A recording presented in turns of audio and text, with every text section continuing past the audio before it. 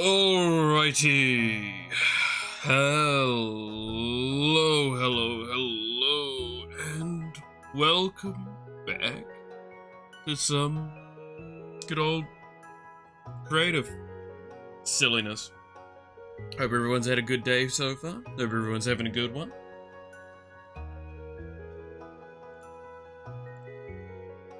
Alright, let me just finish sorting out some stuffs, and we'll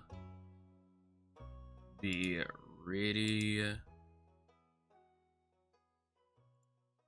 to go. I swear. I've had all sorts of random technical issues over the last few days on like stuff in the background as well. And that has driven me more than insane. It has been fun. Alright. I also did something today, so there is potentially more funny tools to experiment with, even though I don't know what they are. So I realized that, like, I had not updated Clip Studio Paint in, like, potentially years.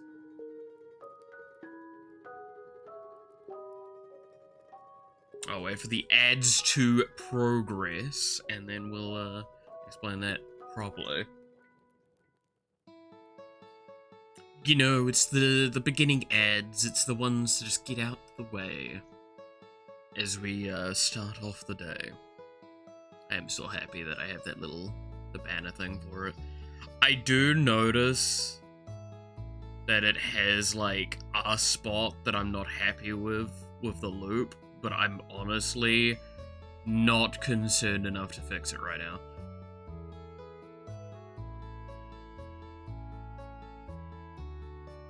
Yeah, I see, like, a couple spots where the looping doesn't look right. Oh well. I did what I could with it, alright?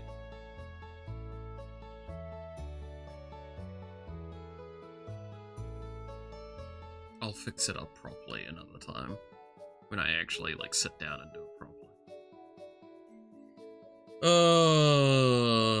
Alright. That's a good point. I should sort that out later.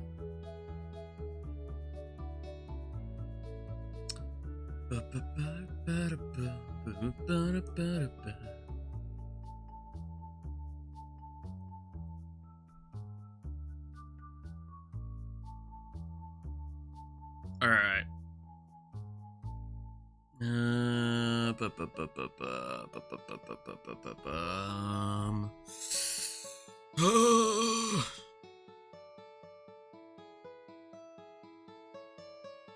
What am I looking at?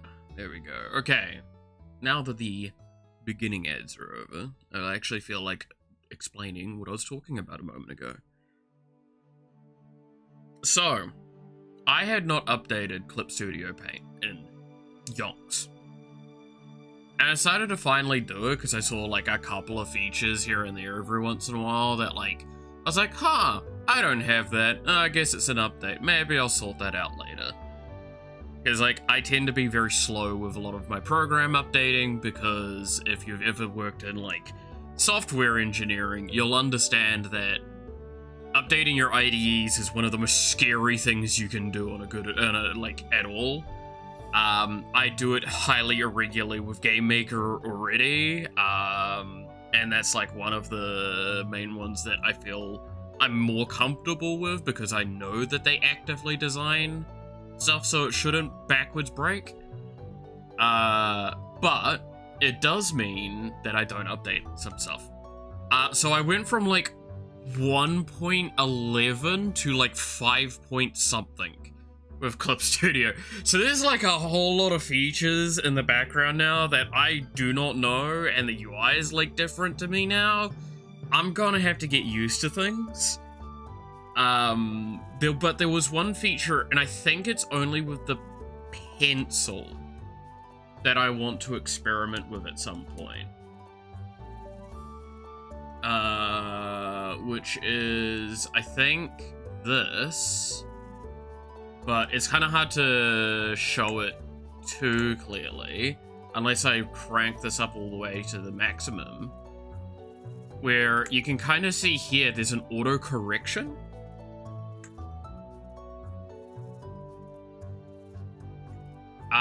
Apparently there's more features like this. I'm not sure how they function,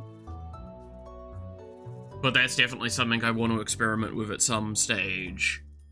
Cause that can help. Because it reminds me of kind of why I liked drawing in vector layers on Illustrator. Is that the auto correction would mean that if I would do like hairlines, they would curve out and be smoother more consistently. But for now, we'll go back to focusing on what we were doing, which was working on this one. So, if anyone knows any tools that the new stuff has, I know that that's probably not the case for most people, but if anyone does know some of those tools, let me know, and I want to try them.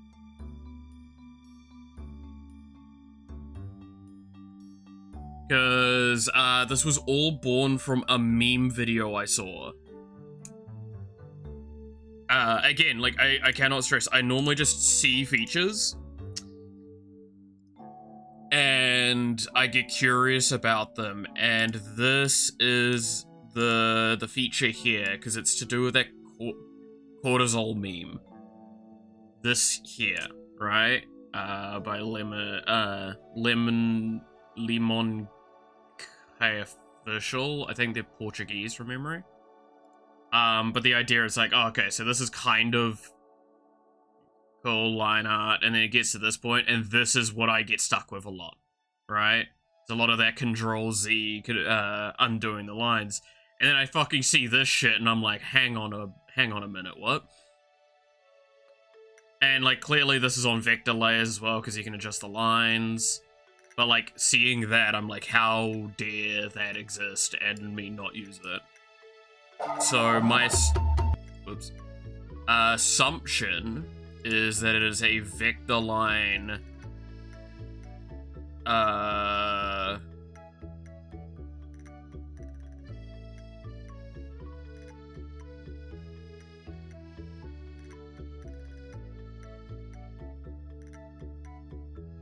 yeah, it's probably like a vector line mix thing.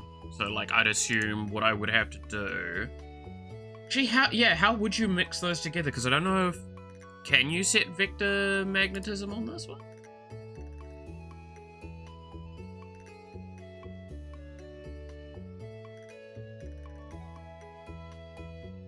Because it's like kind of utilizing that feature there that you just saw. So it'd be like,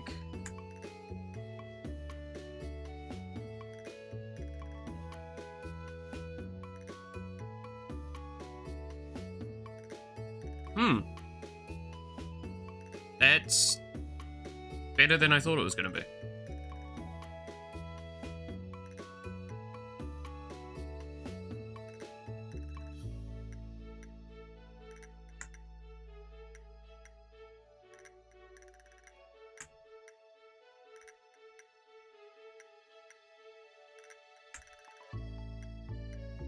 Huh.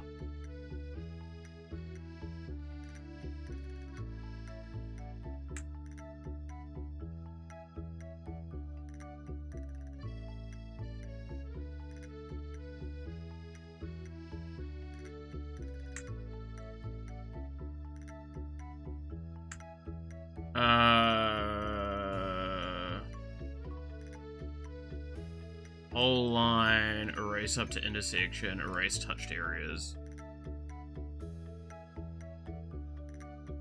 So if I do that, and then it creates new bridging points. Interesting. Okay, that actually does seem quite nice. I'm not gonna lie.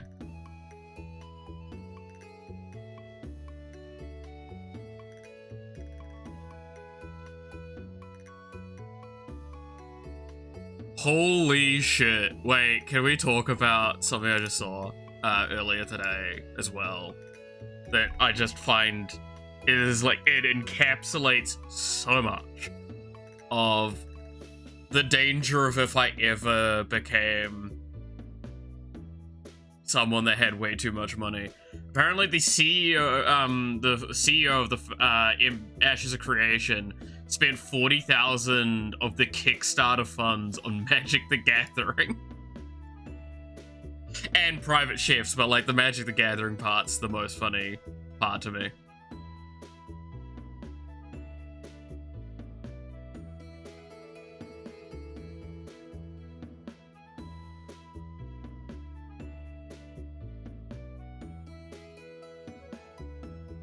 That's actually really funny. I do want to, like, kind of correct a little bit of that philosophy. Is, like, I don't know how those funds were taken, because those could have been the funds that were allocated to his personal amount, or they could have been the funds that weren't, and that would be the problem.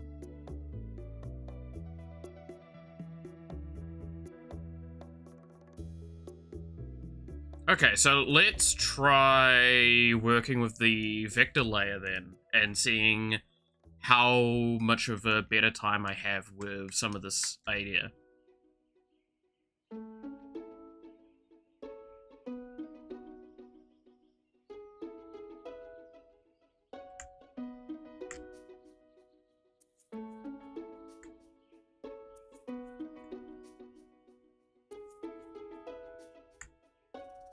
Okay, yeah, this is really reminding me of the stuff I liked about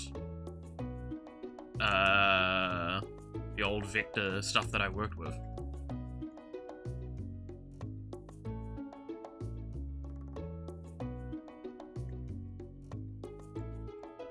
It does mean I'm going to have to do more layers though, because as an example, if I try and do the here over some of this section, it's gonna try and merge into this. So I'm gonna have to do a lot more layers with this. Okay, so Control-Shift-N is a new layer. What is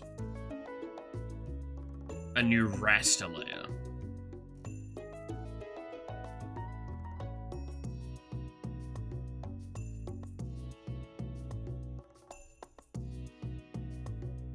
Oh, sorry, a new vector layer.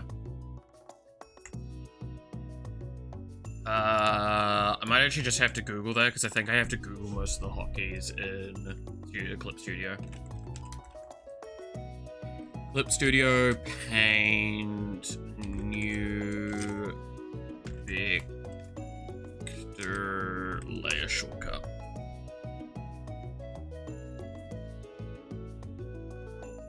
Oh, there isn't one by default? Dude, why does this not have,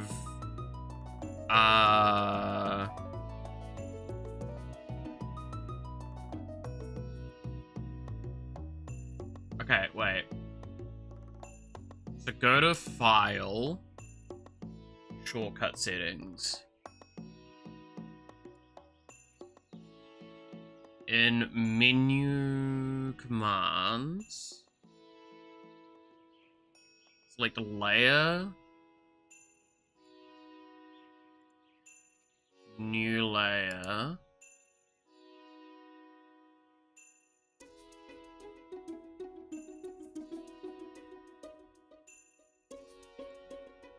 New Vector Layer.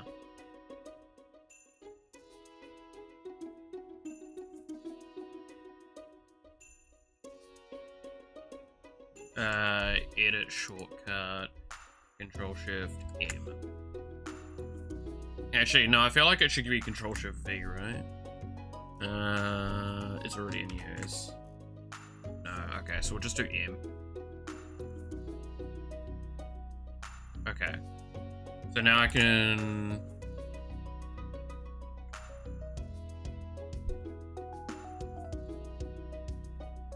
Cool.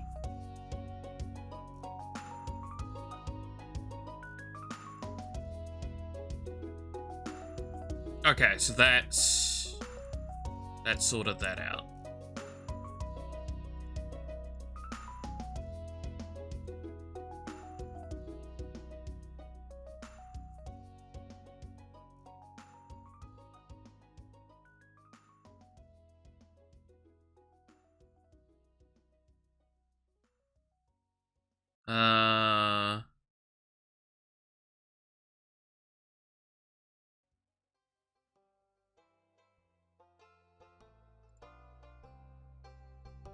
Alright, cool. That works.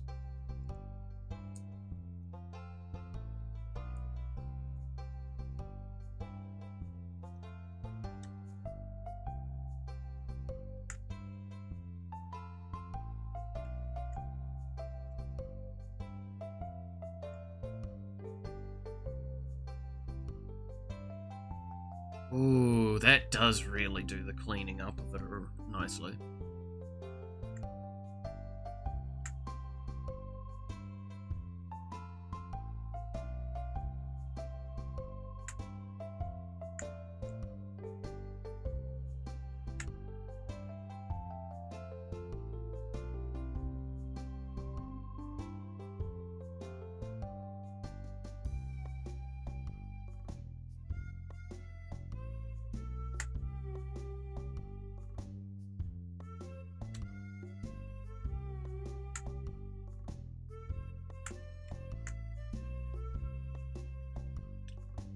And the best part is, as well, like, I believe, no, it's lasso is M.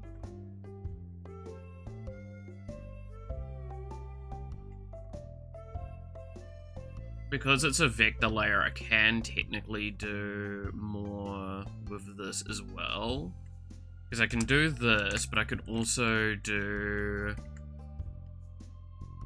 that.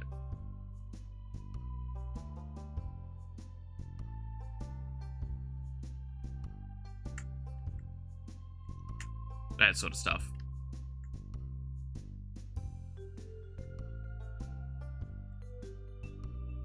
I believe there's also a way to select the whole layer. Yeah, here we go. So I can, like, pinch the...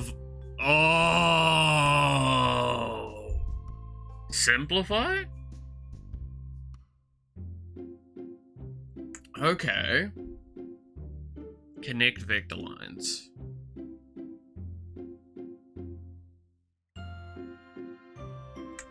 Okay, so that's currently not doing anything, but I assume it's gonna be like, ooh. Oh, and I could just, like, do this to narrow it. Oh.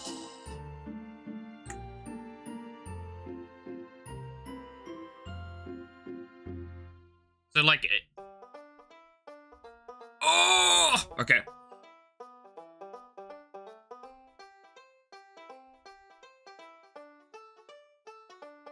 Woo!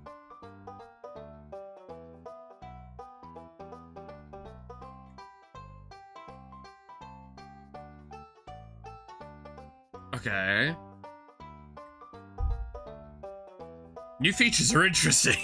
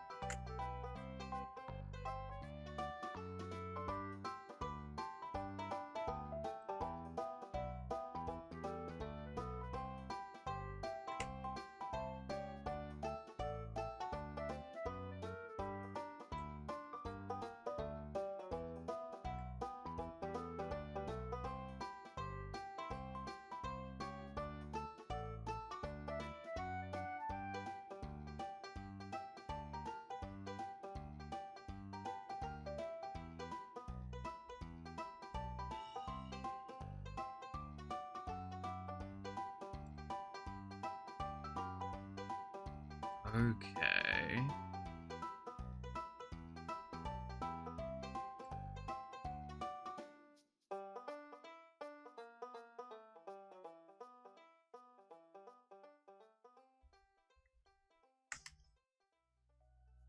Interesting.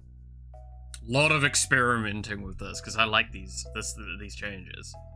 Interesting though. Does mean I need to make sure I'm on pencil most of the time though.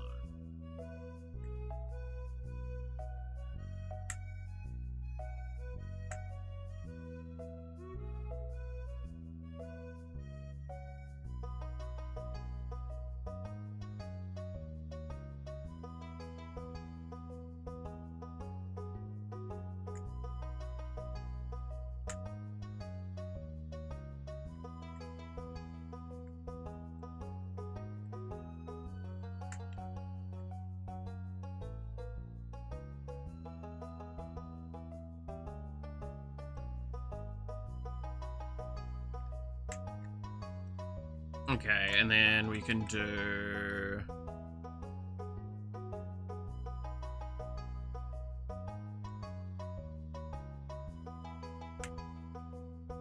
that.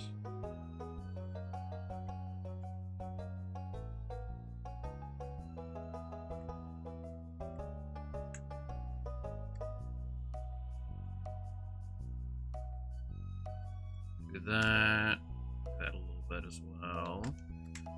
And then we can redraw.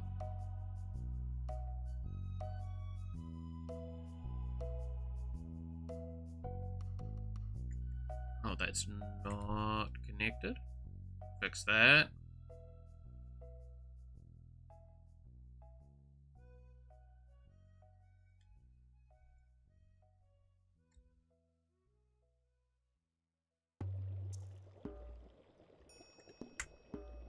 I can, like, narrow it down more.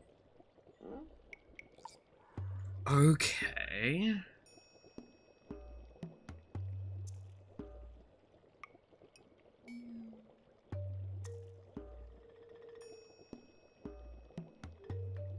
Interesting. And then... can I connect these? No, I can't just do that.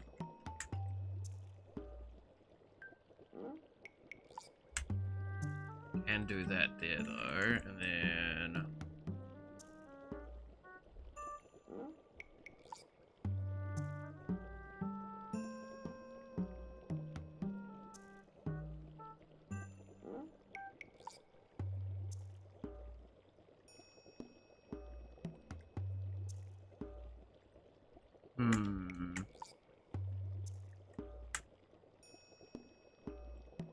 I mean, I've made the face too narrow, I can tell that. Especially with how that is now. Okay. But I can, like, adjust so quickly.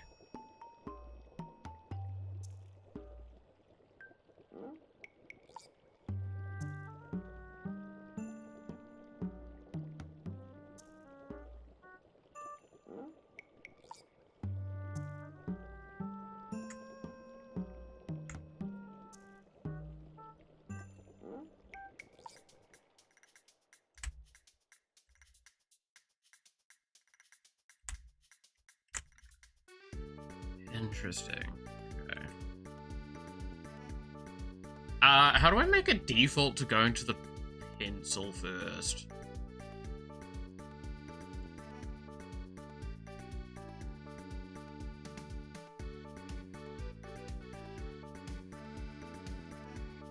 Because I have to double tap P to go to pencil at the moment.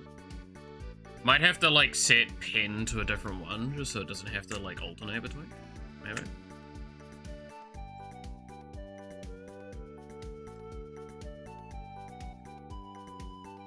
Anyway, I might redraw a fair bit of the face here.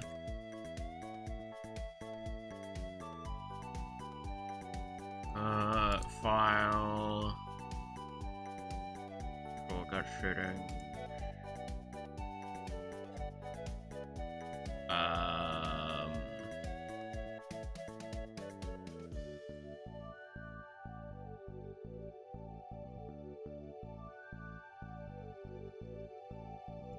No. Oh, wait, no, that would be the right thing, but I have to change to different tools. pin. Change pin to you.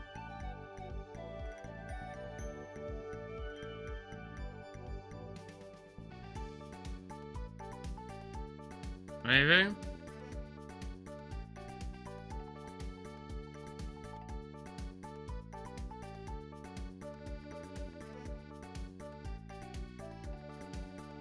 Okay, so if I go to you, it'll do it as the first option, right? Yeah. Okay, so pencil's now isolated.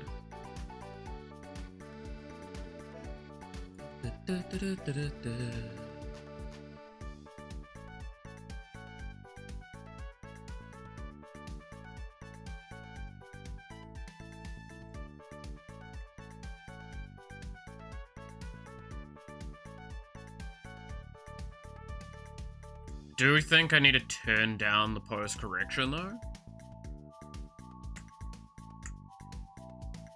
Because I think, like, it's good, but I need it to not be too powerful. Right?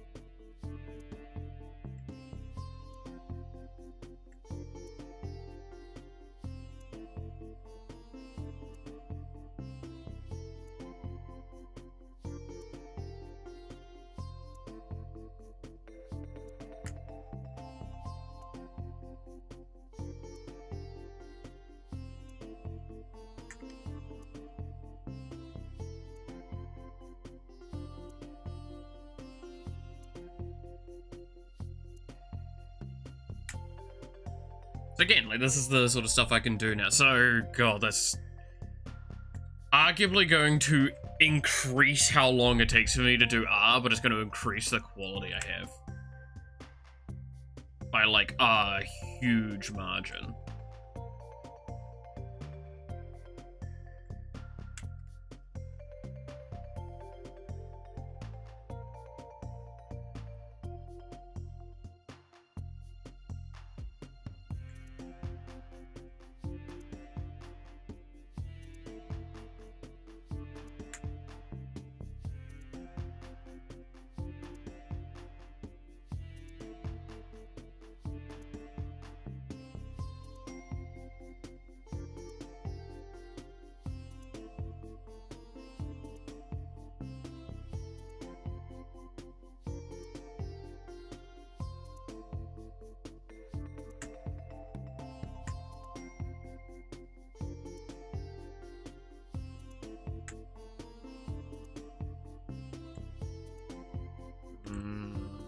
Aggressive.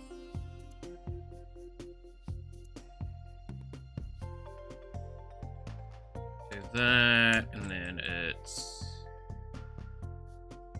adjust this. Actually be adjusting it like that.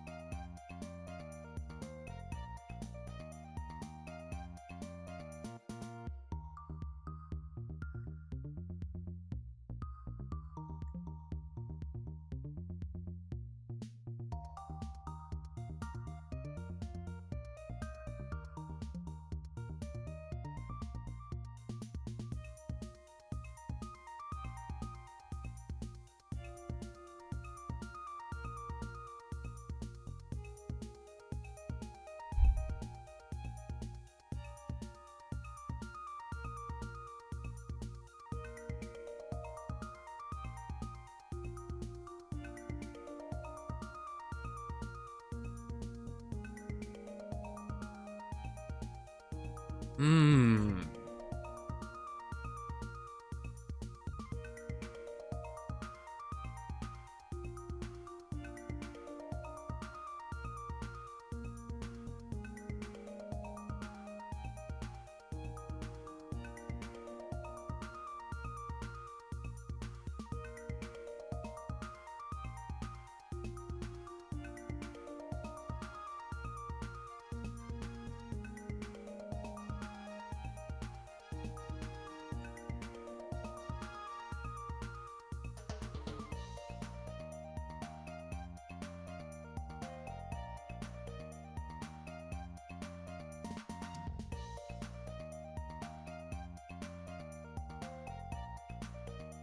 Narrow down the face a bit more.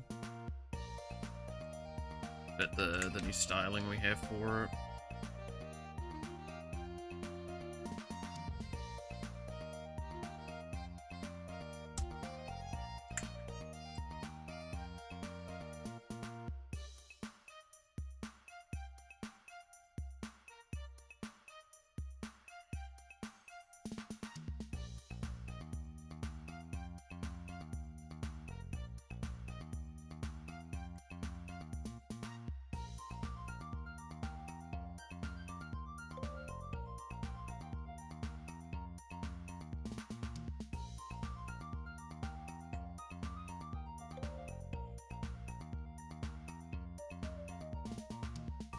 Honestly, with that being the case, how much I've shrunk everything, I can probably also just enlarge it all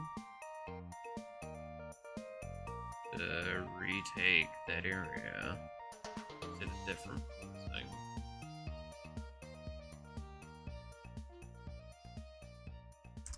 Interesting. So the face is like moved it down, so this section here needs to change. Oh, goodbye.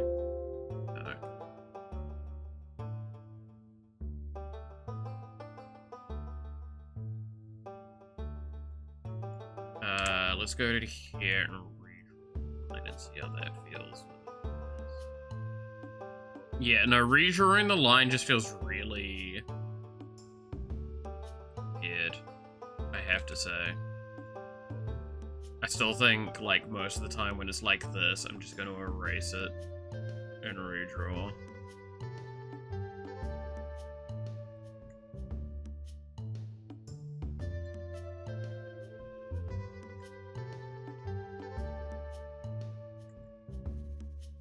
I think I've gone too far off track again.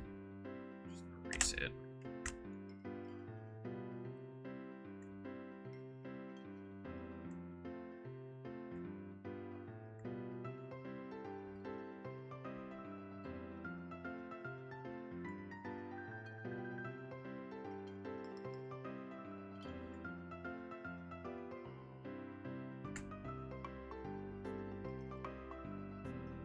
Good God, the fucking weather right now, by the way. I already mentioned this, but there's a cyclone actually happening in New Zealand at the moment.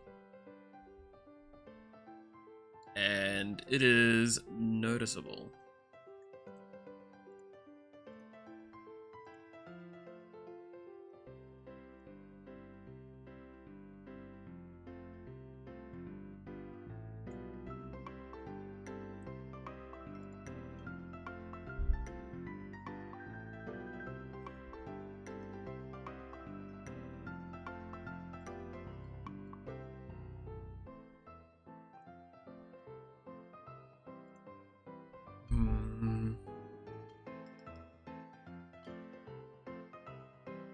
I don't think I'm getting quite the face that I want, right? Like, I'm not getting the posturing of it.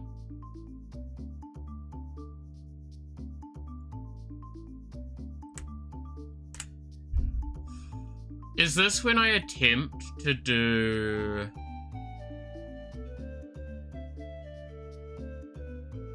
I gotta ask Bug something.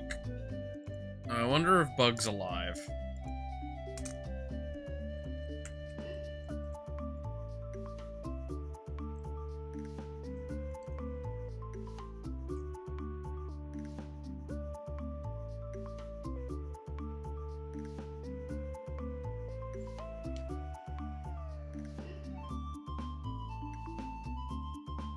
because I know Bug uses the 3D modeling tool in Clip, which is like incredibly useful, because what you can do is you can like set a model to a position and then draw over the top of it. And I'm wondering if like maybe that will save my sanity, because like I knew while drawing it that my the proportions were wrong. I'm curious whether or not I can like do something about that with that now that I have the pose in mind.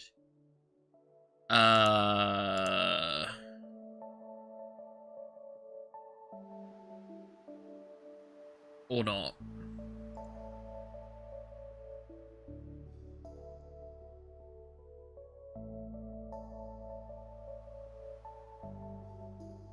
Like, I'm wondering if there's an easier way to do it from thing.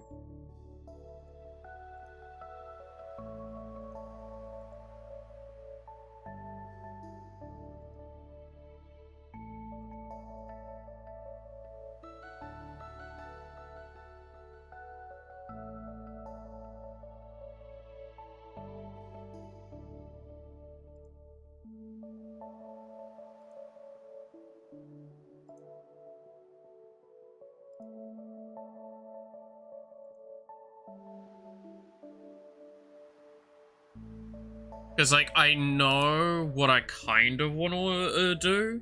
Like, I know exactly the pose I have in my head. I'm just, like, not quite sure I'm gonna be able to get it right.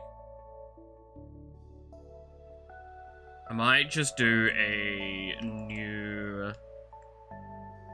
thing layer and try. So, if I still use that, it's like that. Because if we want to do it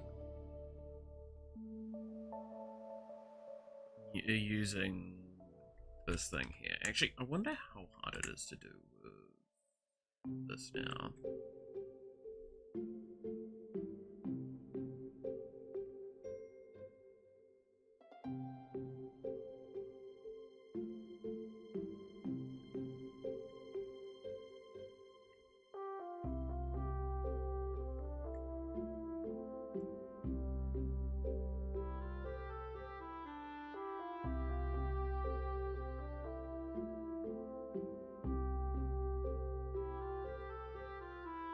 Because of the stabilization, it drags a bit, which makes it weird.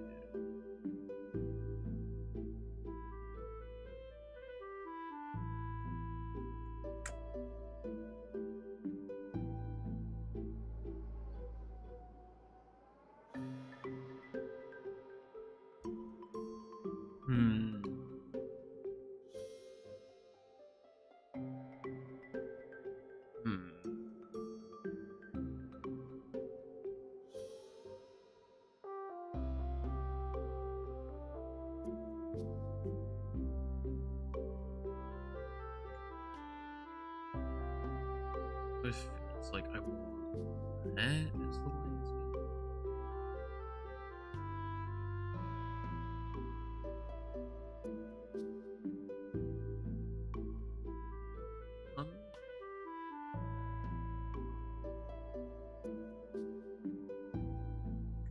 Because it's almost better if I have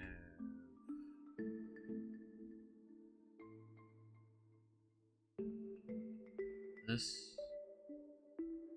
here, and then do like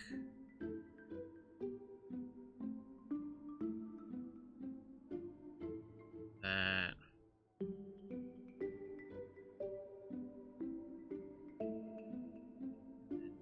That, and the eyes like over here.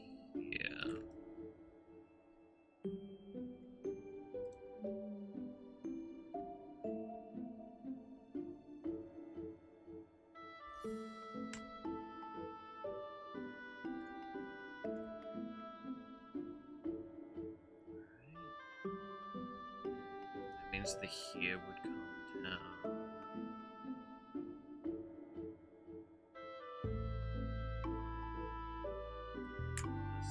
side.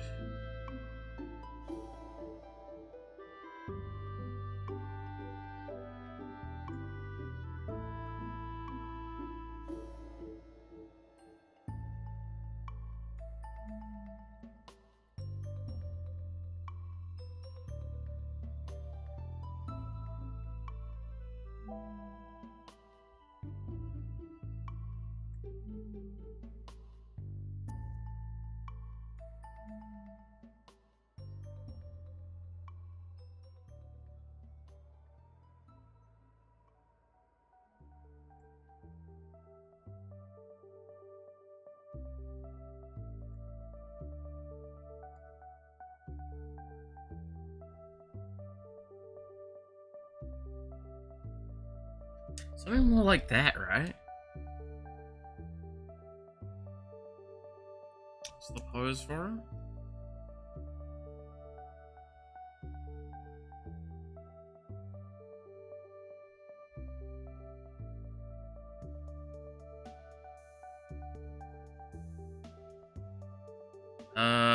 Do I still have a reference? I do not have an Orisa reference up. Orisa Ravencroft. Images. Give me her reference sheet.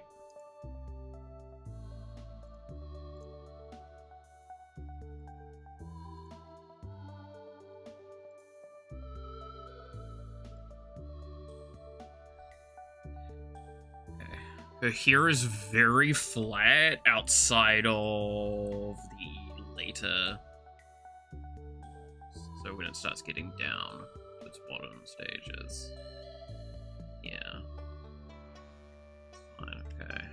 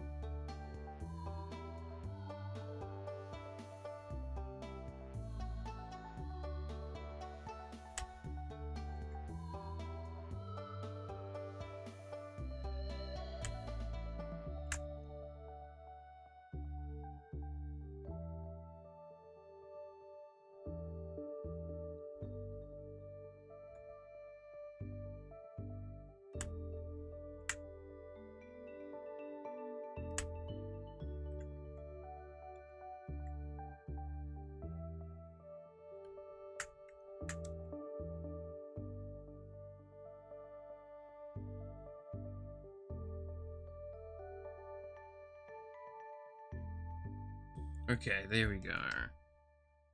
And then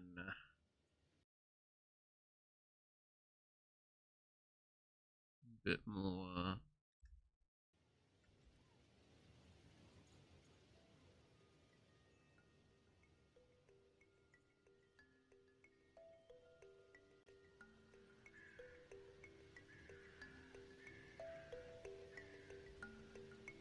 That.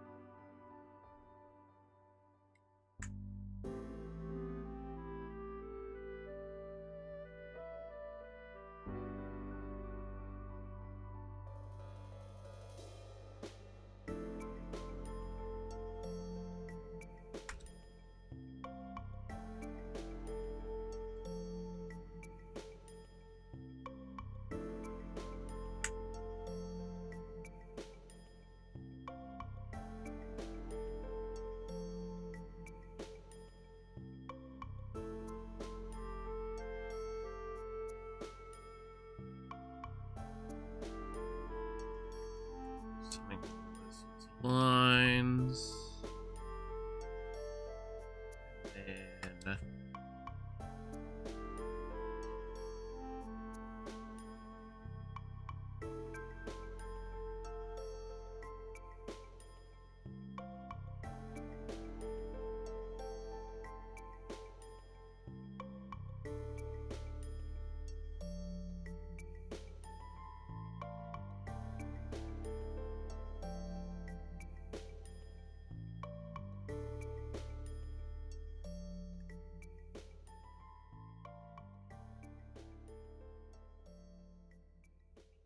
something like that.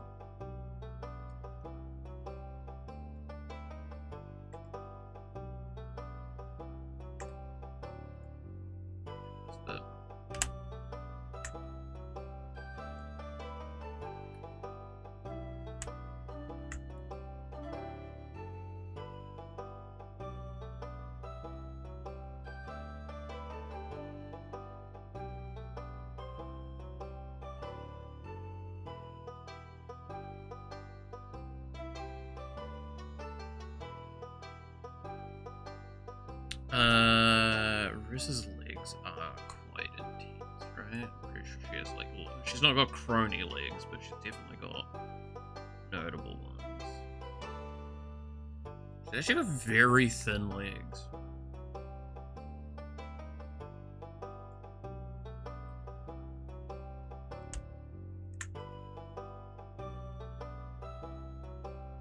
All things considered.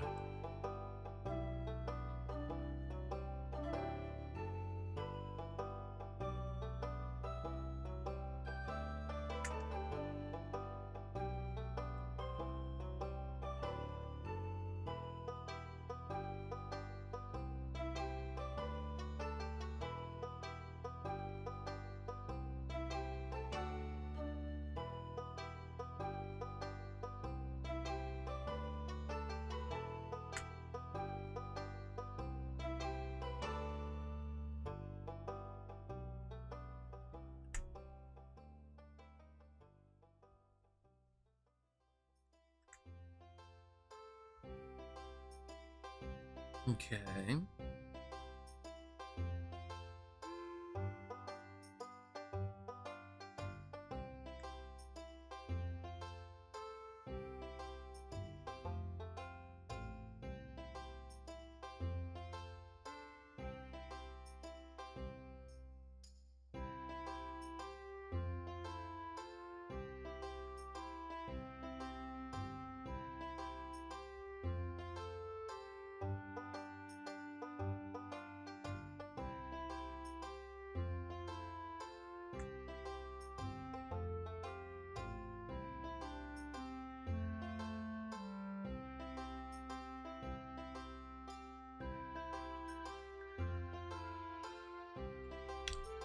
Um,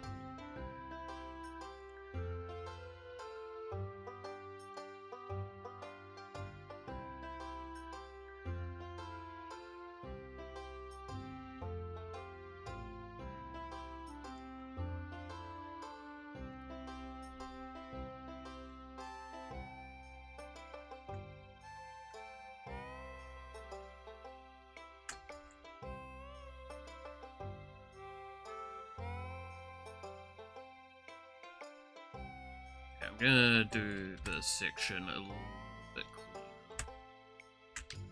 now.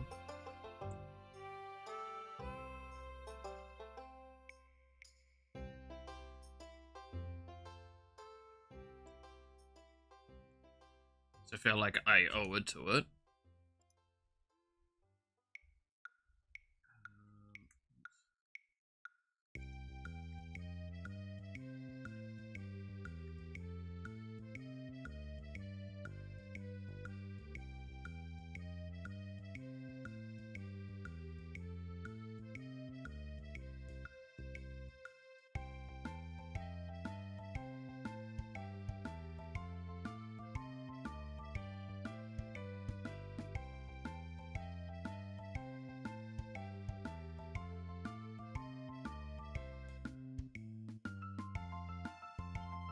Do that.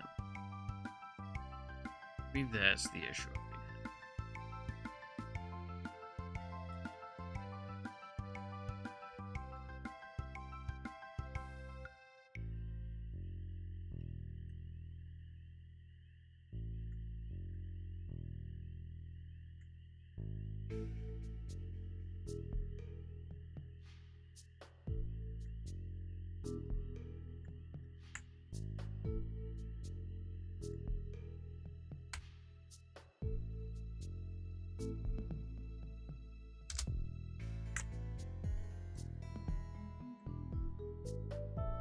Okay, and where's this?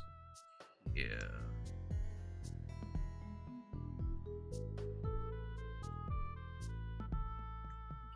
Comes down.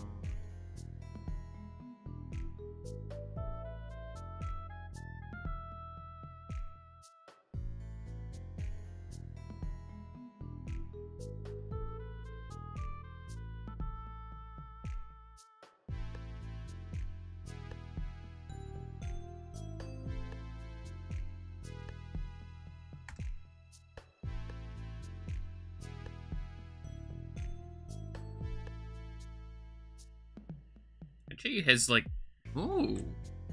I don't think I ever noticed that about Narissa's hair, weirdly. It actually kind of has like a very heavy flow-on effect. Like it actually wraps from the top. I thought it wrapped from the middle point.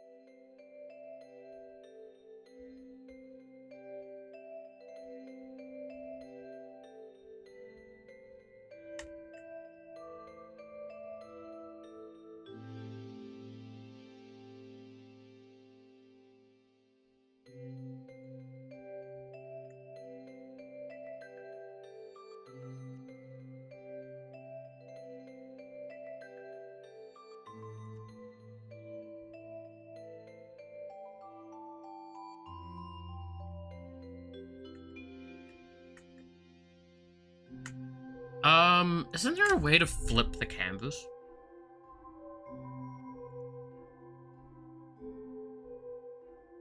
Like swap the side it's on?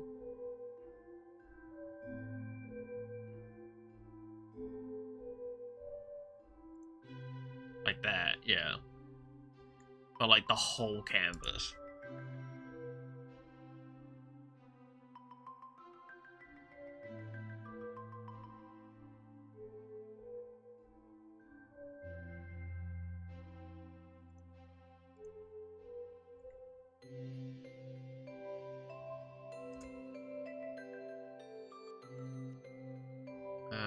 Edit.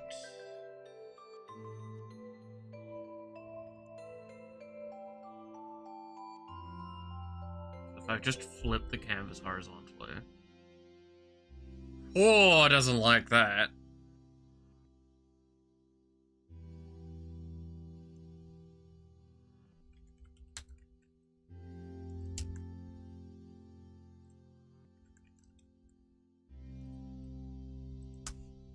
Is there a...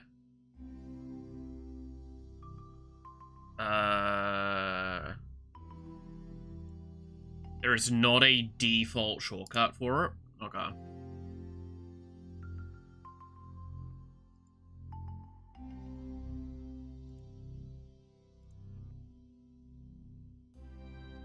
It'd come under... Edit...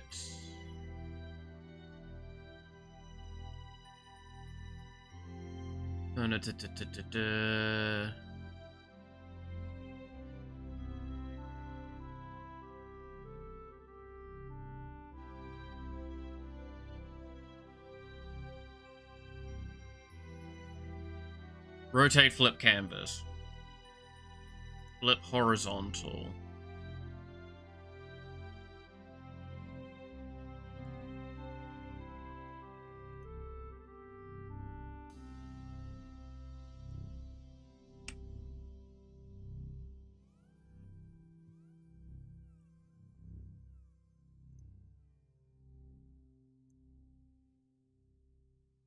Oh, it's very laggy though.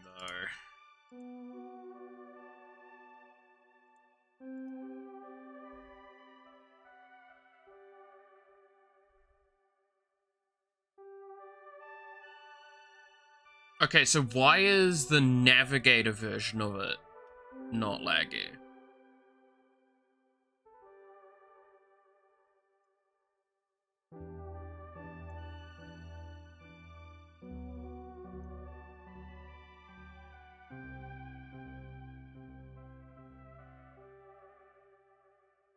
Oh god, is it view instead of the actual canvas I'm supposed to... Oh, okay, that would explain it, because I'm actually... Yeah, with that I'm actually, like, editing the file instead. Okay, wait, no, we need to undo that then. Delete shortcut. No, so that would be under the, view, flip horizontal, numpad 4. Okay. So now, yeah, okay. Cool, that makes that substantially easier.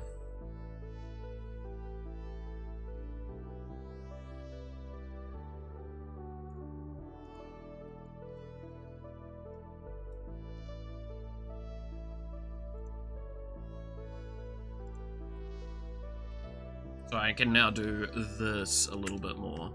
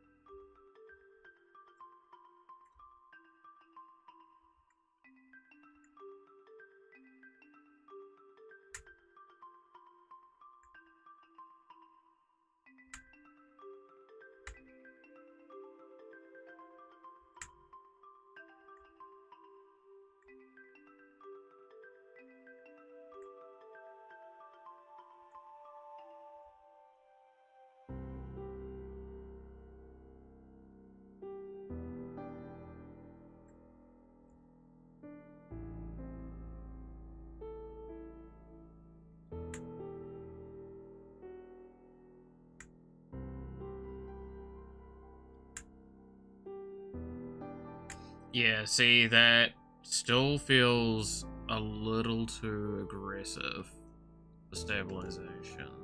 That feels a bit better.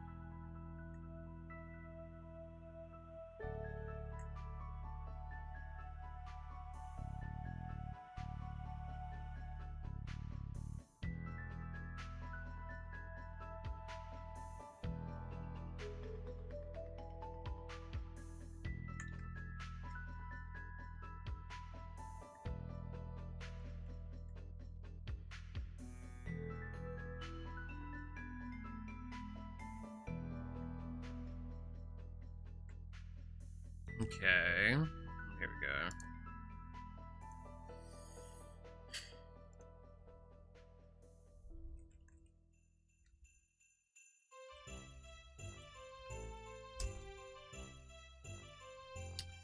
Okay.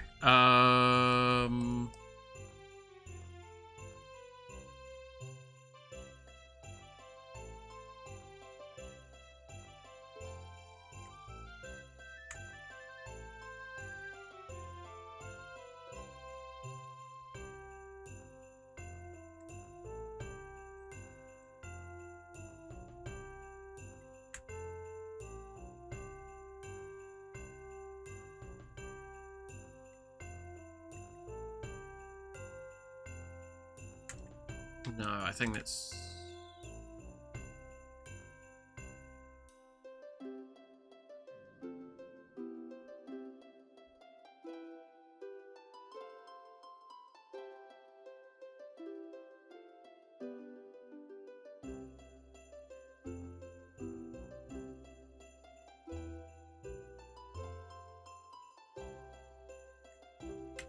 like that.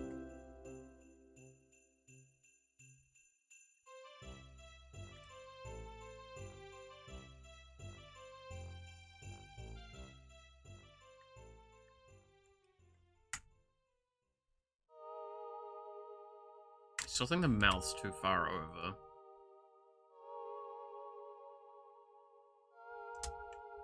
I feel like I'm never getting their mouth position right. What I'm trying to do.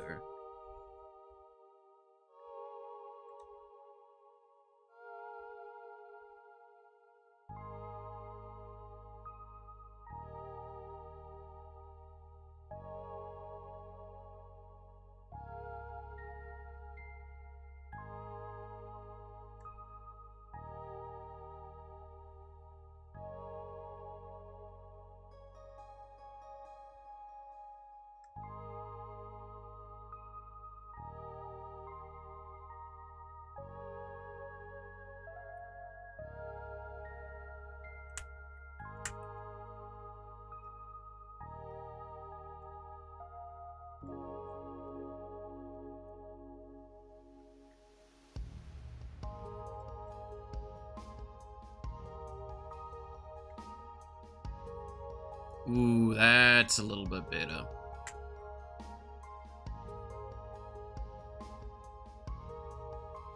So for some reason it reminds me of Yu-Gi-Oh! I don't ask why that's what my brain went to. What? Yu-Gi boy! My brain is...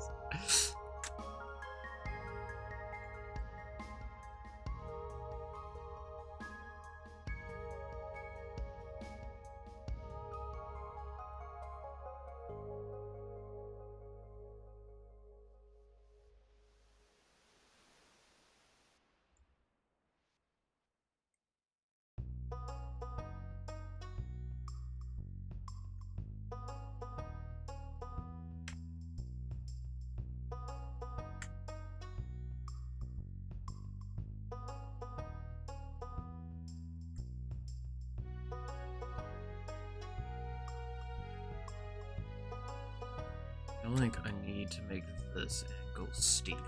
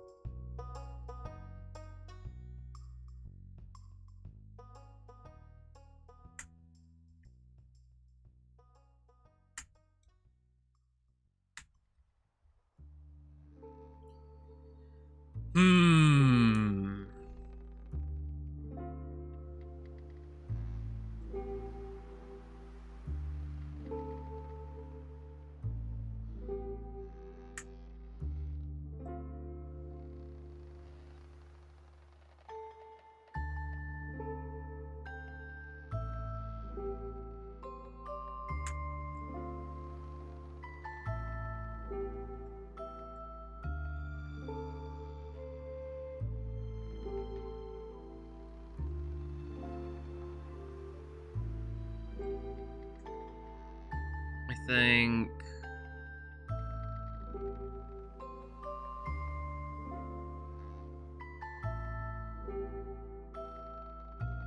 No, this isn't...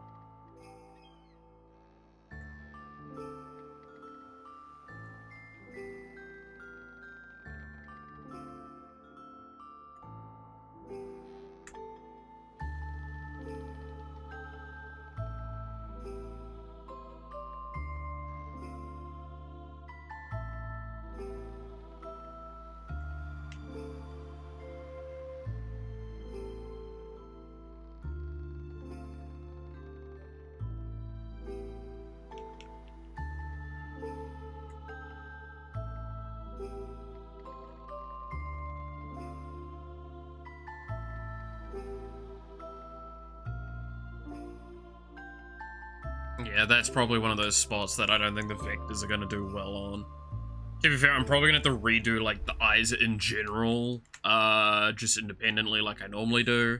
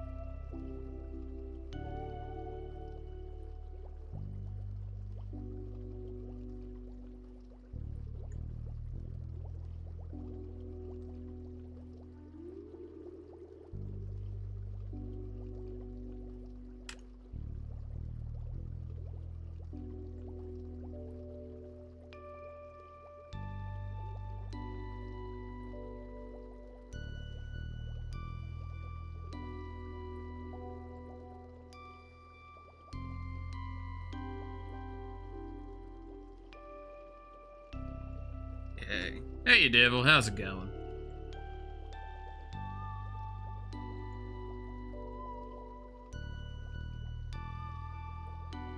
Trying out some new stuff today.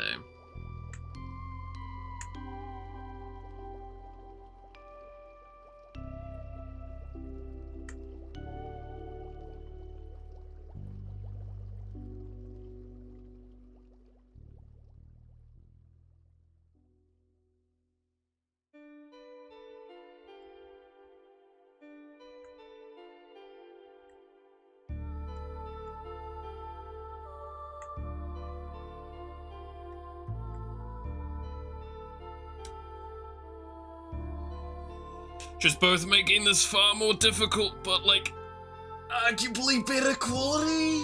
Maybe? We can hope.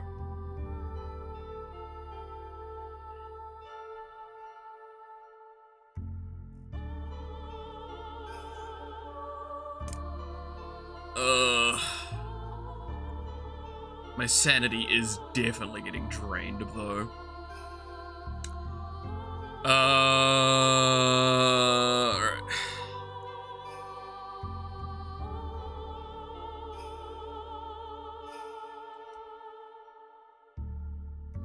Half asleep playing some Kenshin? Nah, fair enough.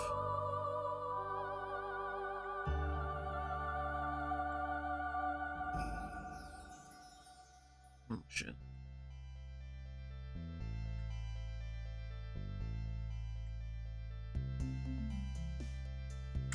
Drone looks good. It's interesting okay, so like, what I was explaining earlier is like, I have not updated Studio Paint in years.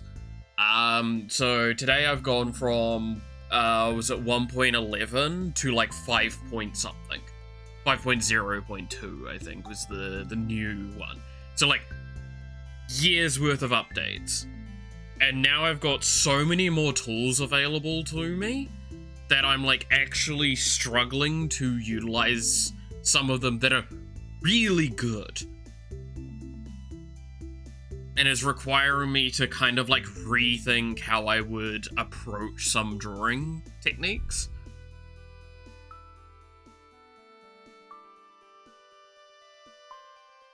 So, at the moment, I'm kind of almost relearning a lot of core techniques. Because one of the things that I've got, and it's more evident when I, like, just ramp this up on setting, is if I say draw this, you can see how it just changes all of a sudden.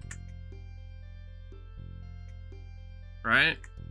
So if I try and draw that 6, it kind of weirdly shapes differently. That is a auto correction on the like after the thing is done, like a post update. Hey, Sweeb, how's it going? That like it changes the ability to draw certain kind of lines, for better or worse.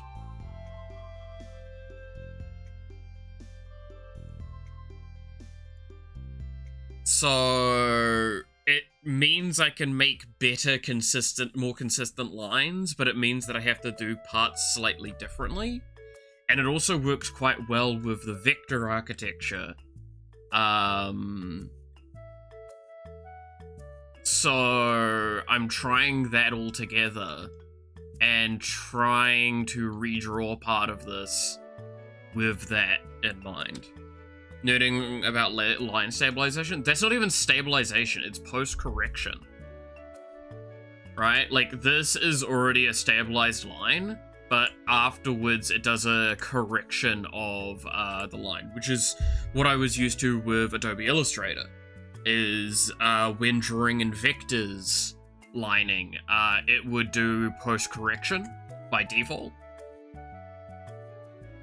So it's good and bad, because like you can see some of these lines don't look quite great, especially like this spot here is a nightmare to try and work with, because if I try and erase anything, it post-corrects a lot to compensate. However, I can adjust a bunch of these lines independently with the vectoring stuff, as well as I can just redraw the line. So say I don't like this, I could just do that.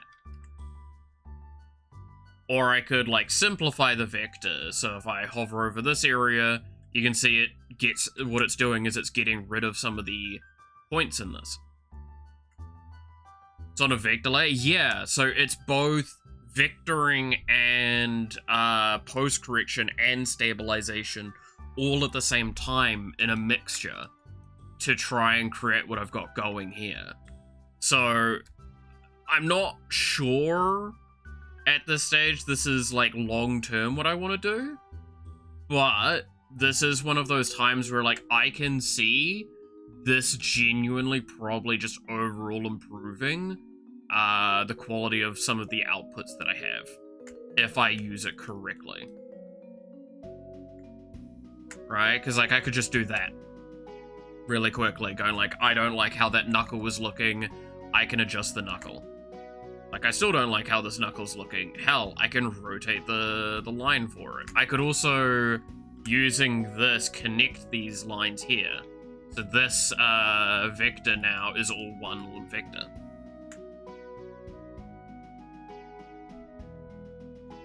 Yeah, I used to use vectors a lot more. Again, when I was using Adobe Illustrator, that's what I was typically using, was a vector layer. Because it tends to give you a really nice output.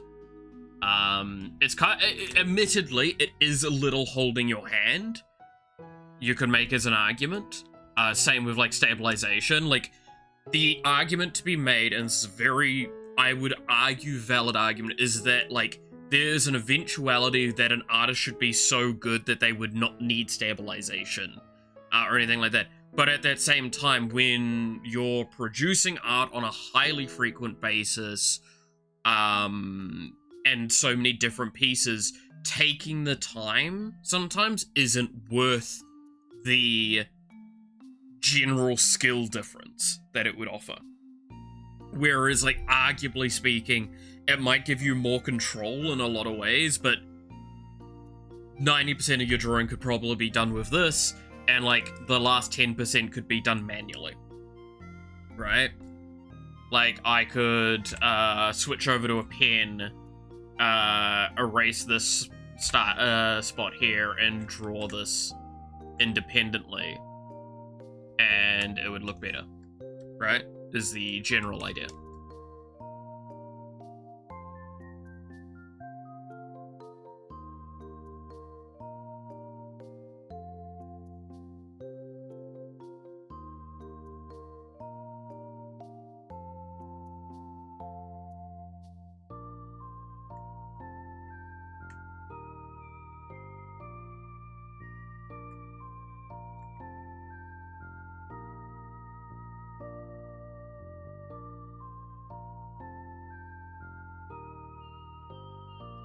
But it does require a lot of weird, finicky stuff to be working for this to work correctly.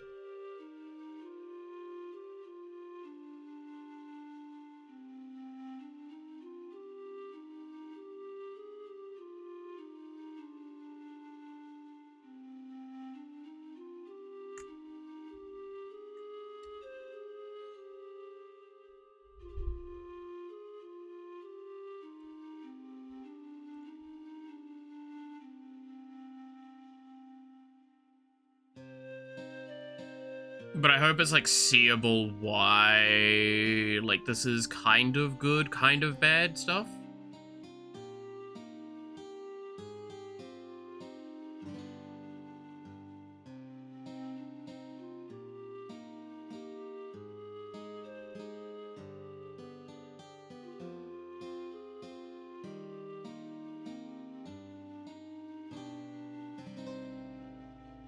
With vector graphics never encouraged me to use... sorry, my thing's slightly in the way. Use it for my doodles, but I certainly thought of the appeal of doing bigger changes in a single step. Yeah, I think it's one of those ones where I would argue it's worth learning if you get the opportunity to. And I learned it for a while with Adobe Illustrator. I stopped using it when I came to Clip Studio because it didn't have something like that. At the time I started using it, or at least the version I used it off, but apparently they added it fairly recently, is the post-correction stuff. So now that I'm using the up-to-date version of it, because again, I just couldn't be arsed updating it, it has changed a lot of my opinions of how, like, I will approach it.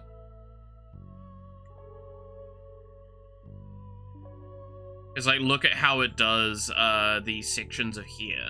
Like, just with really quick flicks, I can accomplish quite a nice bit of detailing.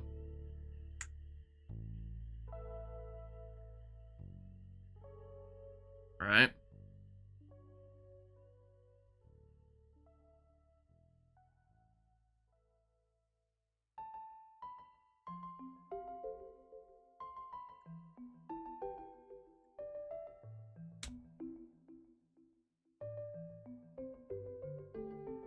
And it all, like, cleanly works together, which is normally something that, if you've seen, again, how I tend to draw this stuff, I have to, like, do that, then undo that, and, like, Control-Z, Control-V a lot. Which is why, when I was talking about this originally, I showcased the meme that got me to finally do this. Because it was a meme that I saw on Twitter that I'm like, because I keep seeing updates for this, and I'm like, oh, that's pretty cool. But there was a meme that I saw that finally got me to look at this, which was a cortisol meme that... Oh, ads are in progress. But yeah, no, it was a cortisol meme. I'll show you this after the ads.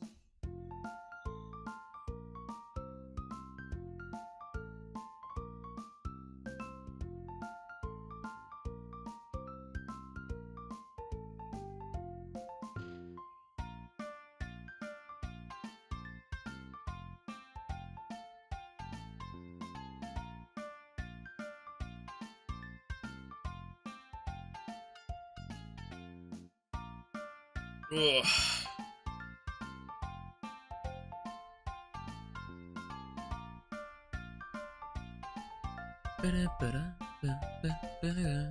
Actually, you know what? I'm gonna go get some water while the ads are in progress.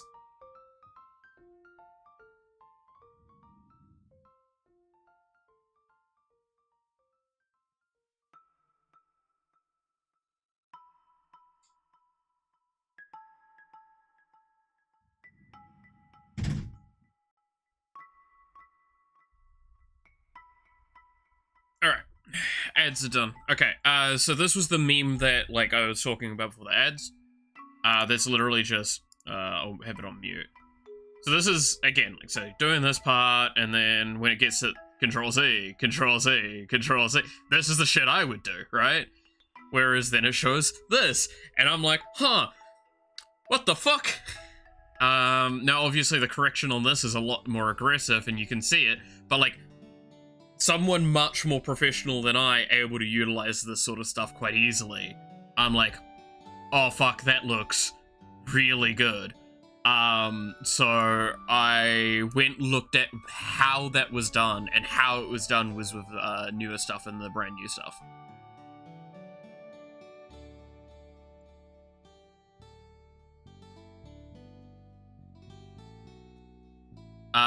So yeah, no, I absolutely love that.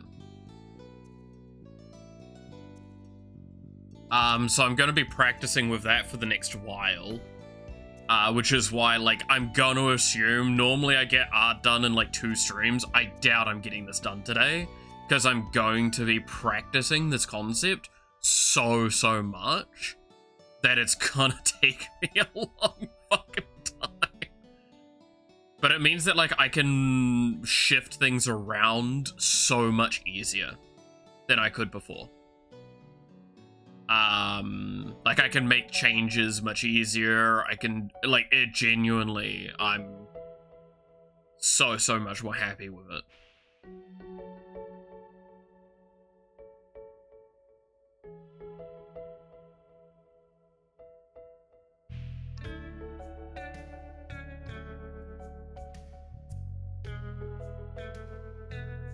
Learning is part of the entertainment. Yeah, I mean, that's why I'm like, I want to showcase this, because, like, I figured I'd set it up today because it would be an interesting thing to learn, to, like, experiment with, right? I fully expect I'm gonna probably redraw this, by the way, from the ground up again. Because, like, I really want to actually make this piece look really nice. Especially now that I have, like, this kind of understanding behind me that I didn't have before.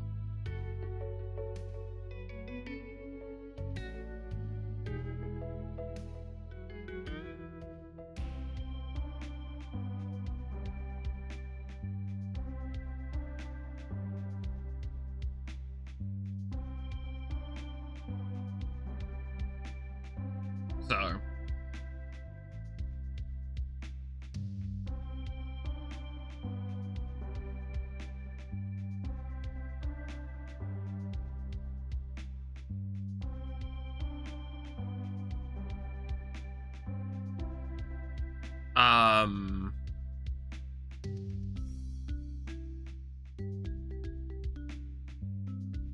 But yeah, no, I thought I'd...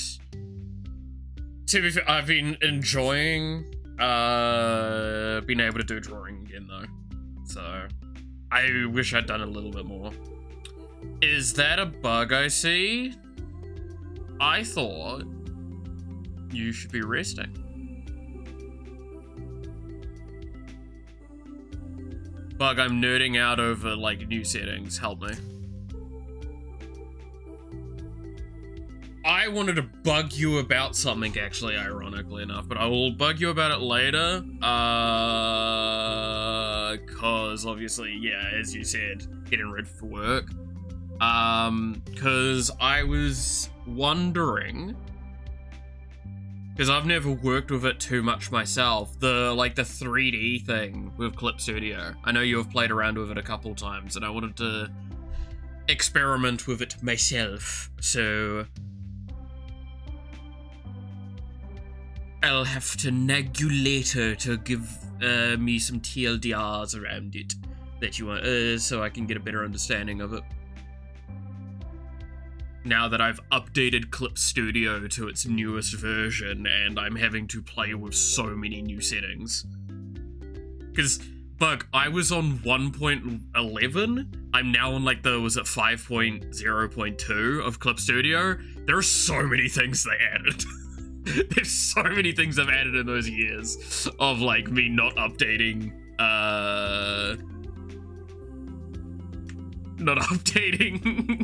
the program. So I'm having to like learn at the moment, which is why I'm like, I'm gonna redraw this a few times. Why would you not update? Because I'm a software person and software people don't like updating their programs.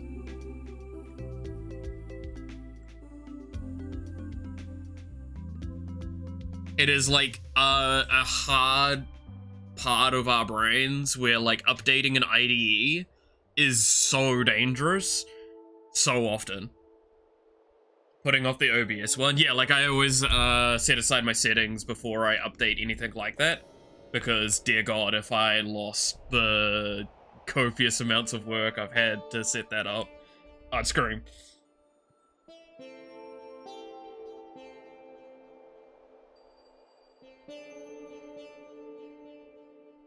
But yeah, no, so now I have like the, was it the post-correction stuff and like the slightly better vector architecture. So now I'm like playing around with both of those.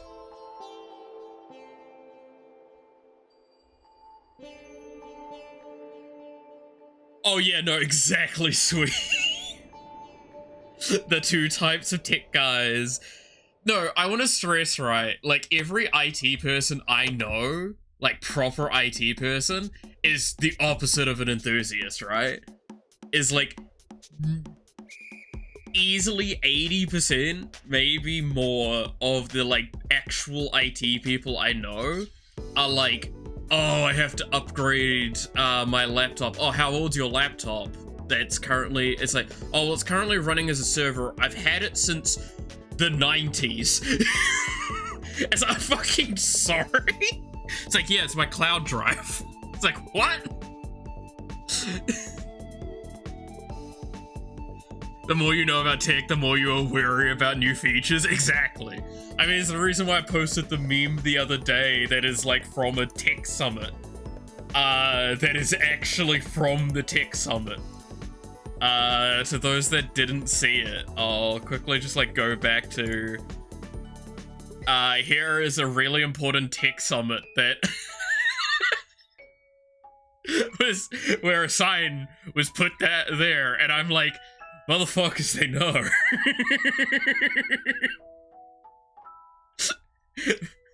Motherfuckers, they know.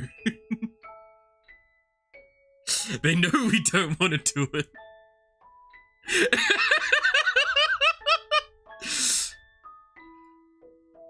We don't want to. We don't want to.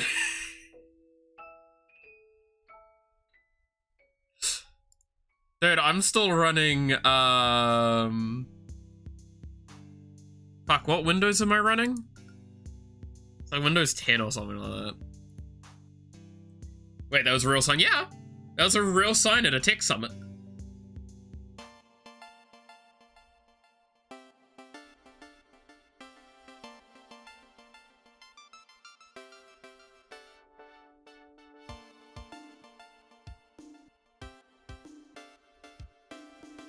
Fucking fair getting your laptop updated.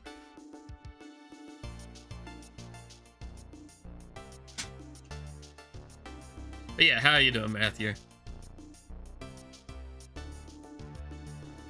No, I mean, I think I'm the only one that I'm like more regular about updating is like Game Maker, because Game Maker, they're pretty good at making it so when an update comes through, it's on a stable enough version that you typically can't lose data. But like, I don't update it very frequently. I'm normally like, at most, like, 5 major updates behind. Right? Like, the only reason I tend to update is because a new feature gets added that I'm like, I really should update for that feature. But they've not added a feature recently that I'm, like, super excited for, and I think I'm, like, a few versions behind last time I checked. It's why, fun fact, we can actually prove it. In case you think I'm kidding about, like, being versions behind, I'm gonna launch Game Maker. So the computer's gonna lag for a moment.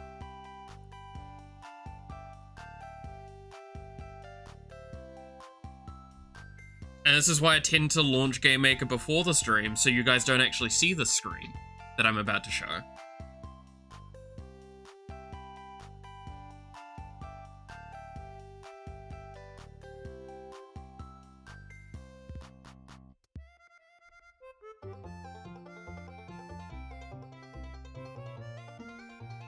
So it's booting up, right? It's pretty normal, pretty standard. It's going to the start page.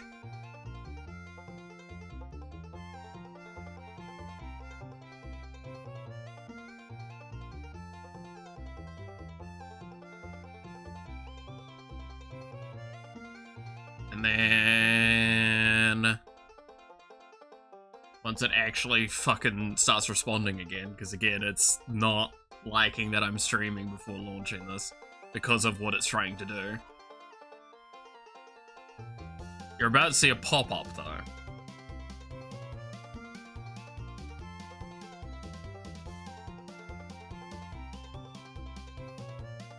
Boom. Immediately a pop-up. Let's see, I'm 2 minor. Let's see, I'm 2024 14.2 is the version I'm on. So this is 0.4. So it's 2 more in this section here. The I'm assuming that's probably my the minor update section.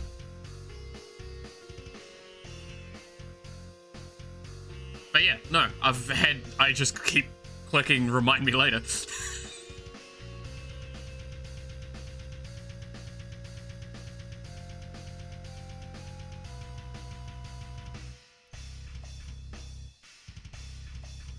I don't update stuff very often when I can get away with not doing it.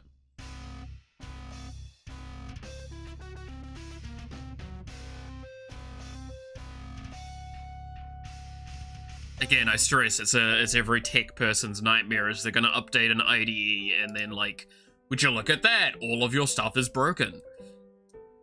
Or corrupted or something like that. And I've had enough of that recently. I would more than happily not have that be the case again.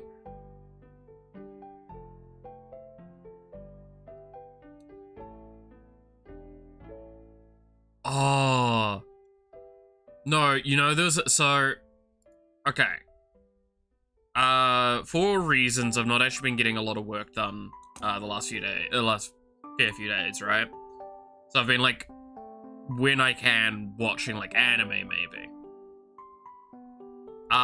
So let me find the one I watched yesterday that, like, I love and hate at the same time.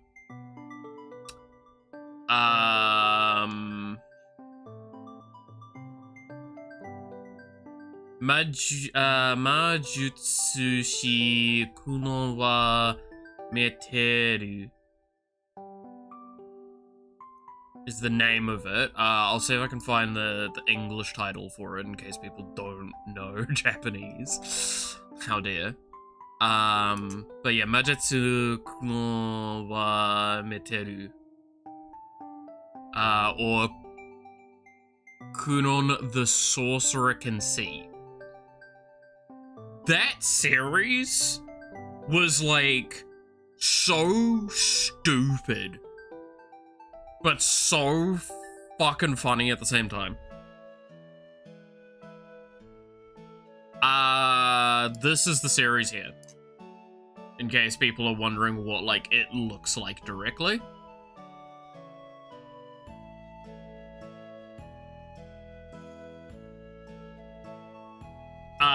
It is fascinating in concept, by the way. Because this is basically a kid is born unable to see due to a kind of family heretical curse. But he ends up being, like, really quite capable with magic, and he eventually gets good enough at water magic to produce something that is equivalent to an eye. So he can kind of see, but he sees different. It's really weird. But, like, he's actually quite ingenious with how he approaches a lot of fights. And I kind of fuck with that. 'Cause... like, everyone has their element that they're got, and that's it, right? So he's only water. And there was, like, a sequence where it's like, okay, we have to fight, I have to fight someone that's substantially better than me. And they're using a really good protective barrier that's actually, like, anti my magic. And everyone's like, how the hell is he gonna do this? And he just does something that is so out of the box, and he's like, cool, I can keep, like, basically, he's fighting advanced magic with weaker magic, very common sort of thing, but he just turns around and goes like, okay, so I assume you cannot hold that for, like, 3 days, because I can hold this for 3 days, so I win by default. So do you want to test that?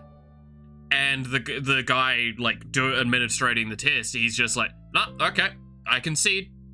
Take down your magic, you win. And I'm like, I love that. Because that's something that's actually quite fascinating. But, God, his character is, like, actually such a dick. He is the... even in the series, they actively, like, talk about how shallow he is. And how, like, constantly he's just... there's even a point in the story where he just stops, like, talking to men. And, when he's invited to, like, join one of the 3 major factions of the area he's in now, like the school, he says yes to all of the factions because women asked him. But then, like, only one of the leaders is actually a woman. So when they're asking him, why did you say yes to all of us? He would say nothing unless the female character said, hey, why did you... it's like, oh, because you're all, like, all of the lovely ladies are dazzling and I can only say yes to them. But of course I would join your faction the most out of these 3 here, is what I would like to say. So, stuff like that. And I'm like, holy shit, I hate you. Like, you're like almost the opposite of dense of a protagonist, and I fucking hate you. I do not think I've actually watched a more womanizing anime protagonist than this guy, and it's wild. Sounds like a joke. He fucking is. And again, so many characters in it call him on his bullshit. And it's so fucking dumb.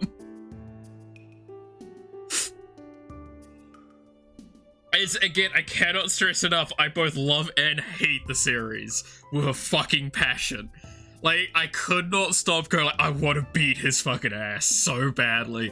It is a series I am constantly, like, incredibly amazed at some of his ingenuity, but God, I am rooting for whoever's fighting him.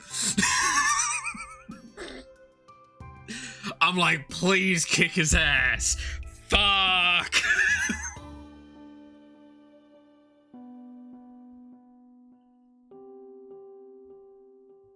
Like, one of the sequences that fucked me up the most was so fucking funny is, again, so all of the factions sent the prettiest girl that they had to try and invite him to their faction. Or the prettiest character that they had, I guess is probably how I should phrase it technically. The third faction sent a character, and he didn't respond at all to them. And... like, this is the other person that's with him's like, this is the cutest girl I've ever seen, yada yada yada yada yada. and he's not responding at all to them and treating them kind of like how he treats everyone else. And I'm like, there's no fucking way that they've added a trap to this, and this is how we find out.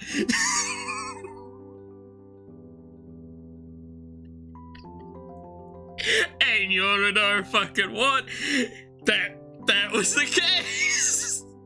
He finds out later, it's like, some people have the heart of a maiden, and now he's got like this conflict in his head of like, wait, they've got the heart of a maiden, but they're not a maiden. Do I treat them like a gentleman or not? And again, reminder, his way of treating everyone like a gentleman is to be the most womanizing asshole you've ever seen. It's like, I fucking hate this dude.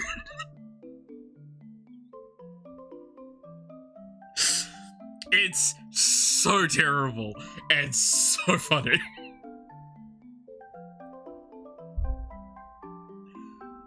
No, but it was genuinely one of those things of like, the moment he didn't respond to her positively, I'm like, oh yeah, no, that's a trap. Like, I know where this is going. I've seen enough anime to know where this is going. But I did quite enjoy, again, like, I actually liked the ingenuity he offered, because, like, he created new magic and spells in a way that, unlike a lot of other anime, actually felt quite natural and, progressive in what was going on, right? So, quite early on, the magic teacher he had kind of realized he was,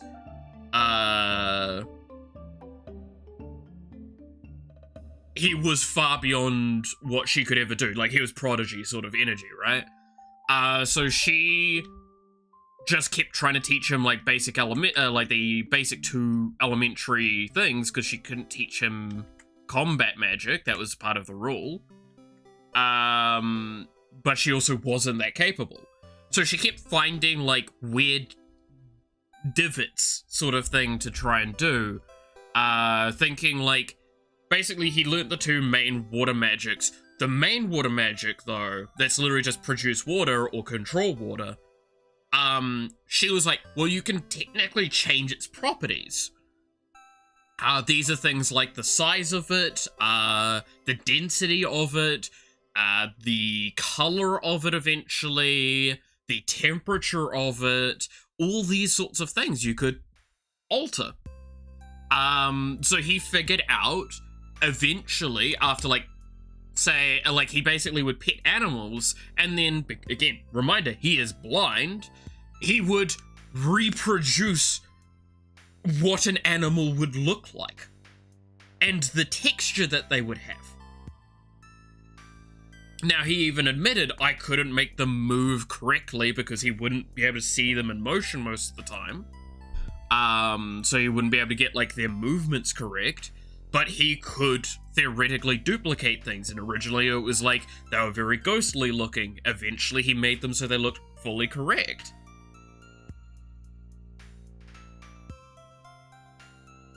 And Scar people of white water, he caught in a lot of trouble because he would keep using red dye, because that was one of the first colors he conceptually was able to get into his head, because he saw it one time with his magic.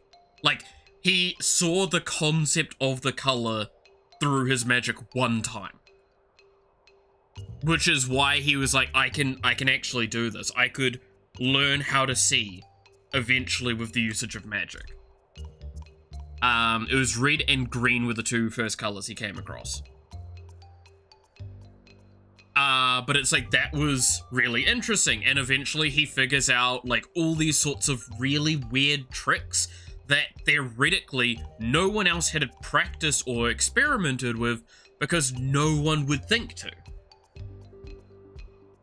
Because it's, like, so minor of a concept, it's so outside of the bounds of what you would expect to play around with, So he even figured out how to make water beds that are like perfectly temperatured to make and like perfectly comfortable with a membrane around it that like means that the water would never affect you and it's nice and squishy and all this sort of stuff. And basically people would fall asleep on top of it immediately. And it's like, that is incredibly ingenious. But no one thought to use the magic like that before. So that's why I say, like, it actually utilizes the character being unable to see to make the magic that they're capable of abnormal, instead of just having the character just be like, oh, I can do weird things because I think weirdly. Nothing wrong with that, but this is a really interesting and unique way of approaching that conundrum, right?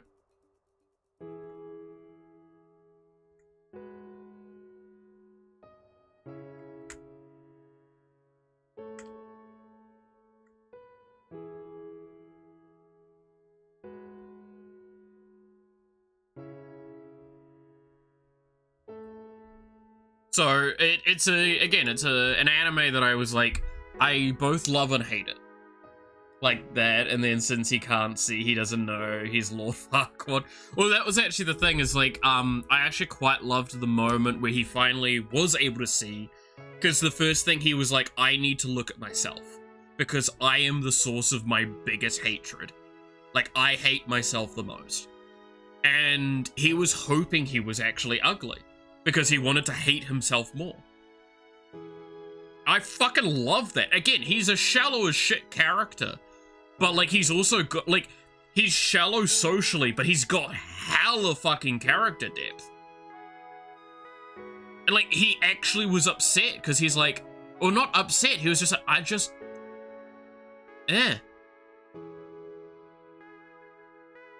Like, his literal reaction is like, I don't see anything special. I don't see anything that I hate about myself. And I'm like, it's so good.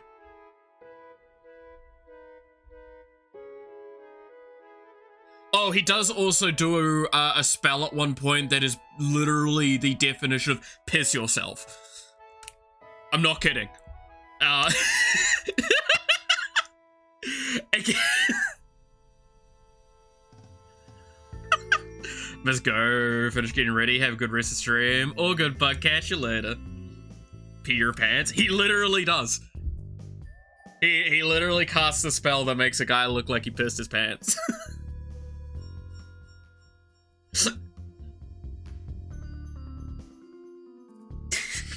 It was so good.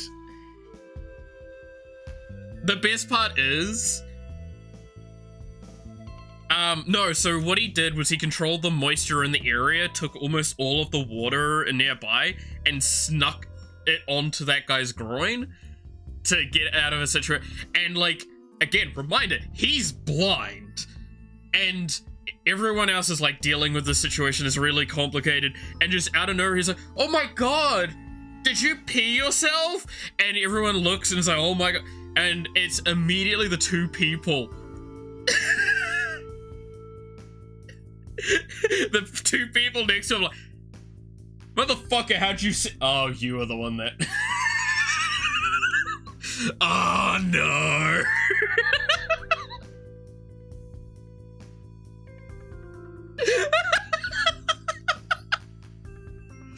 Which was actually really cool, because that was actually before that explained that his basic magic could manipulate water in addition to creating it. You only knew he could create it. So I'm like, that's actually really good, because now I knew that he could manipulate water before you've explained it properly. So when you explain it, it's like, ah, yeah, well, I've seen him do it.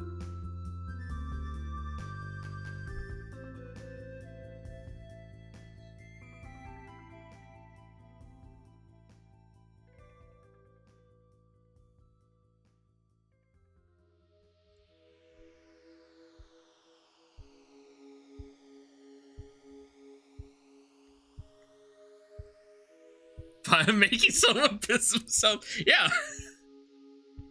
Piss yourself now. No, it was really, again, it is a dumb series that I don't know if I would recommend, but I would definitely say is a lot more fun going into it than I was expecting, right?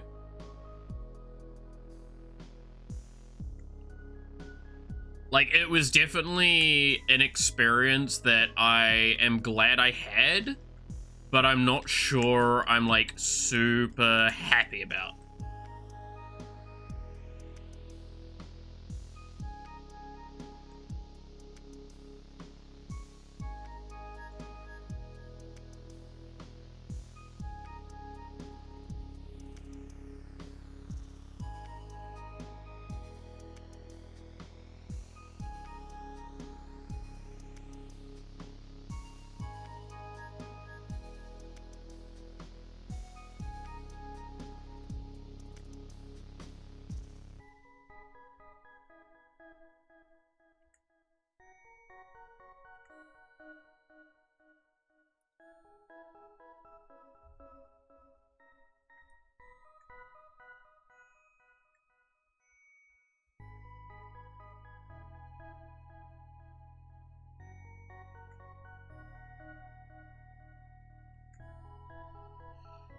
Gonna assume so. Gonna get some rest, have a good one. Fair enough, Sweep. Have a good rest, especially after all that flying around you did over Easter. Yikes. Make sure you get a good bit of rest, and hopefully you didn't end up too sick of it all as well. That's always the worry with flying around so much.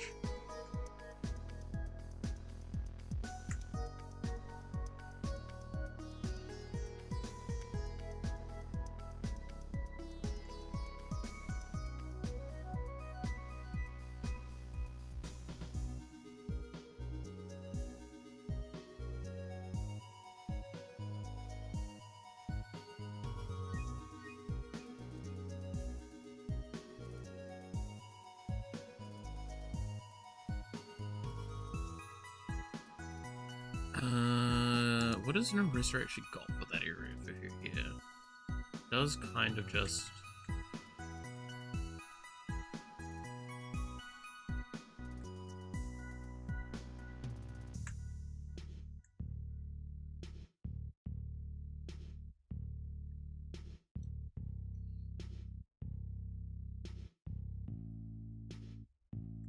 do something like that? Yeah. Oh yeah, Matthew, so my friends are gonna be doing some Strixhaven stuff. And I'm like, again, I talked a little bit yesterday with Snakers about it all, because like basically he was originally not too excited about the set. I knew this was probably the set of the year that I was the most interested in. Now he's like, oh no, I can see, I'm actually super excited. So I know he's at least buying a box, because like we both agree that the bonus sheet alone is super tempting. I'm still just upset that I'm not getting a box myself, because it would have been amazing, because I think the idea is with the boys is everyone's buying a box, and normally what we did, I think it was with Edge of Eternity, is what we did this with, I know we did this with Avatars, I definitely remember, is we cracked boxes open and we would build like the like decks from that for Commander. So it was, I think, 60 card decks with a Commander chosen, with cards from the selection from your box, with potential trading allowed. I'm still just gonna be upset because, like, if I join in, I'll have to do what I did last time, which was use like stuff from Snaker's box, and I don't really want to do that.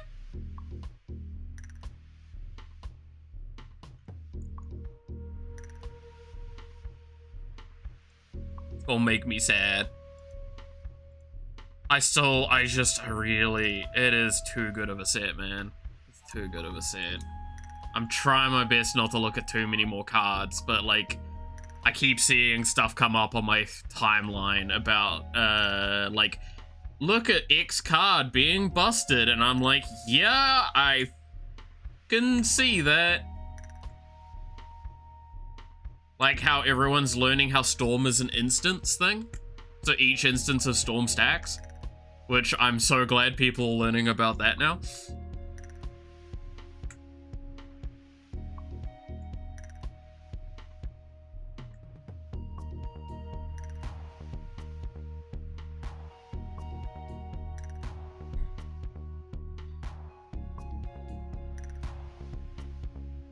I did say before, I'm 100% getting a box. Yeah, no, like, it's...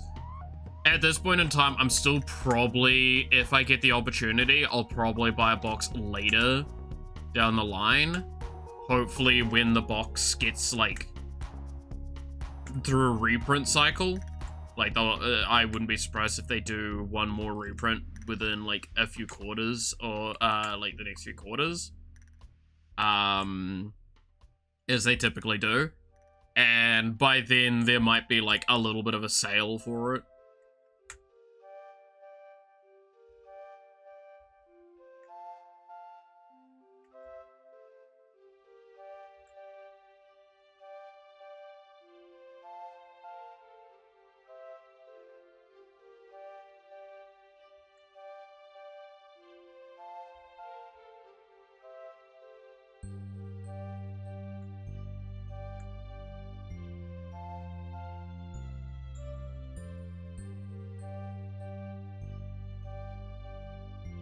That's kind of like where my brain's at this point with it.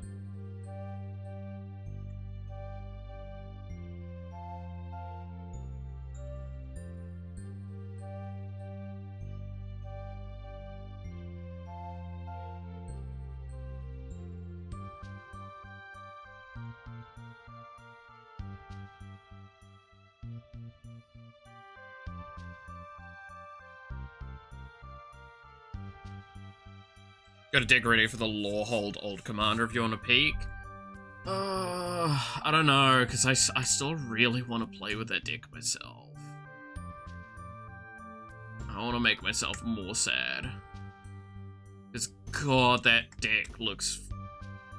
I don't know, I just really like the idea of the weirdness that, like, Boros color identity has with that weird, like, fill your graveyard and exile your shit stuff.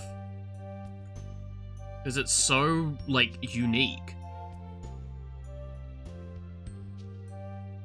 Is because it's like, it's partial spell slinger, but it's not, but it's so weird, and I like it. I like weird.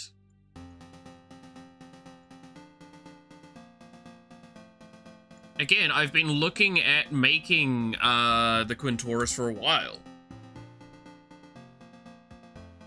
Because I've talked before about how I have a copy of, was it Quintoris Lawemaster, right? Strifle.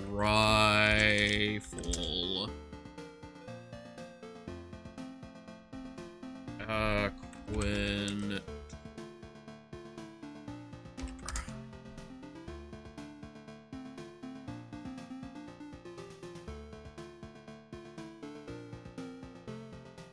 Oh, ads, yeah.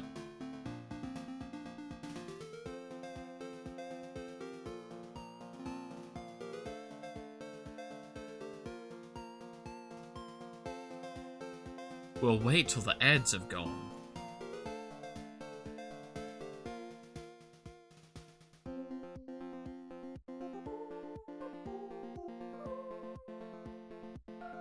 Ba ba ba ba.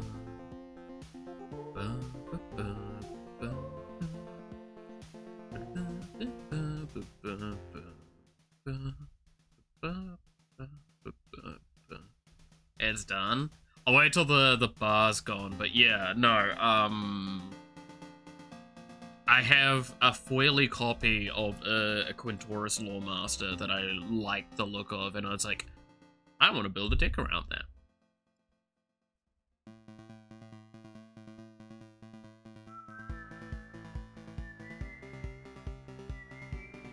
Like, it just looks cool to me.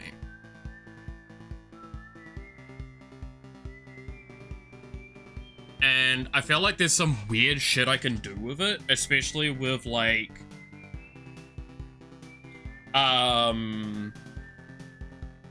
him and, what is his name? The Boros Phoenix character from Final Fantasy. But yeah, this is the Quintoris I have. Quintoris Lawmaster with this art. And, like, it just looks really fucking pretty! I really fucking like this! Again, you can tell that, like, there's also a reason why I'm looking at the Strixhaven art, and I'm like, I really like these stylings with, like, the stained glassy sort of weirdness and all that. So yeah, I got this, and I'm like, I would build a deck around this guy. And then seeing that the precon had him as a commander, I'm like, well, there's a chance they're gonna have him in the deck as well, but I still want to build around that concept.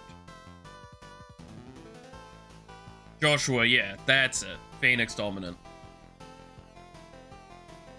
Yeah, like, I like the idea of playing around this kind of, like, weird exile, sort of, like, reanimator, spell slinger. I don't know what I want to do. I like the idea that it is produce, like, a bunch of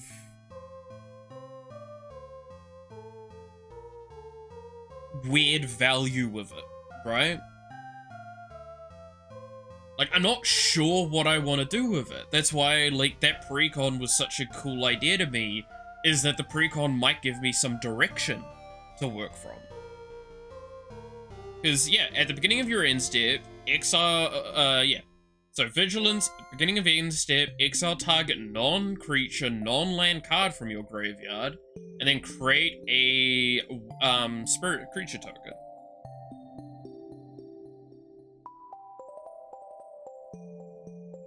Then you can pay 1, a red and a white, tap, sacrifice a spirit, choose target card, exile with Quintoris. You may cast that card this turn without paying its mana cost. If that spell would be put in your graveyard, put it in the bottom of its owner's library instead. Like, I really like the idea of it.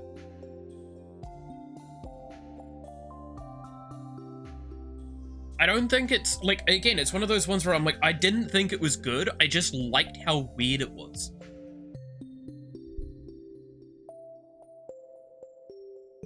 Like, it felt unique.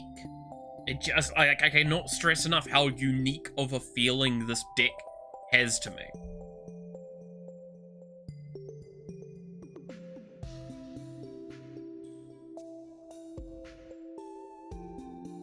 And I love that, like, yeah, I also saw apparently people are saying that the precon sucks. And I'm like, I don't care. I will make it work.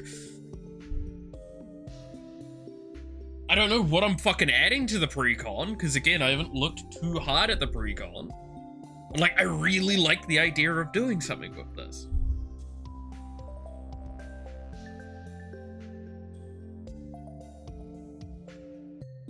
Now I kind of want to look at the precon again. I shouldn't be doing this, because I know if I look at the precon, I'm going to be, like, depresso, because I'm not going to be able to get it.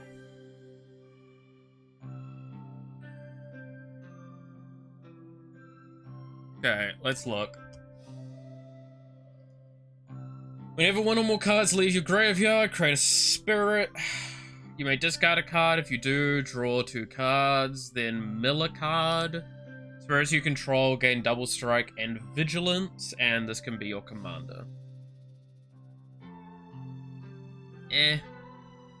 Fucking, yep, sure. Yep, sure.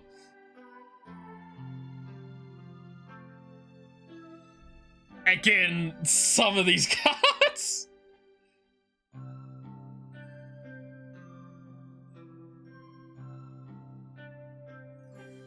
Yeah, like, this is, I know, one of the worst cards in the deck, just because it's, yeah.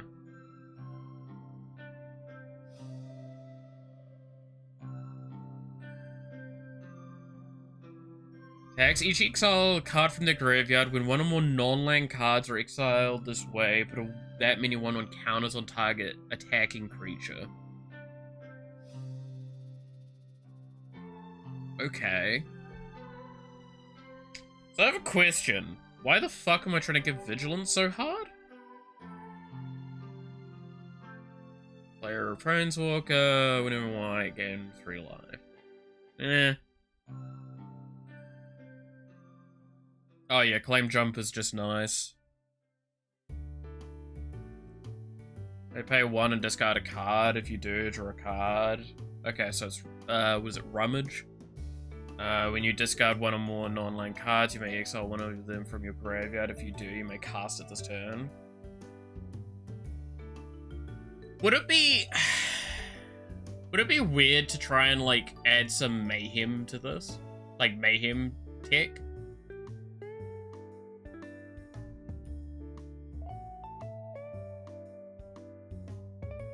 Like, Monologue Tax is nice as well.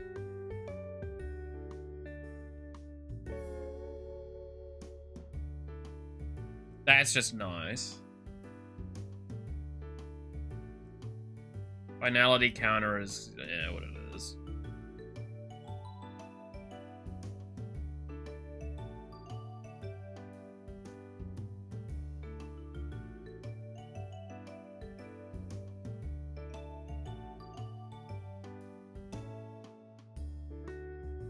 Trample on Haste. See, now these are ones that I actually think are good.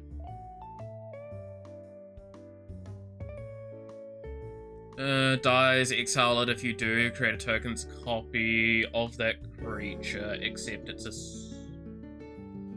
spirit in addition to it, so the types, and it has when this token leaves the battlefield, return the exiled card to its owner's graveyard. That feels really good with this.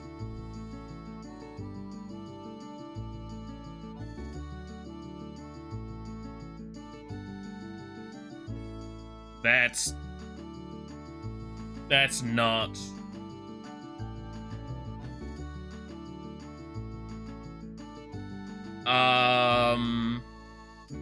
Whenever 1 or more cards leave, prepare, and then pack a punch. Mill a card, put 2 counters on a creature, it gains trample. It's sorcery though. Target artifact thing from your graveyard, create a token that's a copy. Okay, that's not too bad. But yeah, here you get your 2 Quintauruses. Which I argue... I still think Lawmaster is the best Quintaurus of this deck. Just personally. I feel like I would take out, like, so many of these creatures, though. Right? Like, again, if I want to build around Lawmaster, you would probably put in a lot more instant sorcery and enchantment stuff.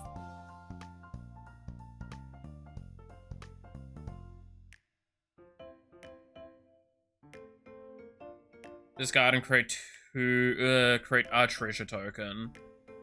Does this not have... Really? They didn't put in the other discard and get treasure tokens. Weird.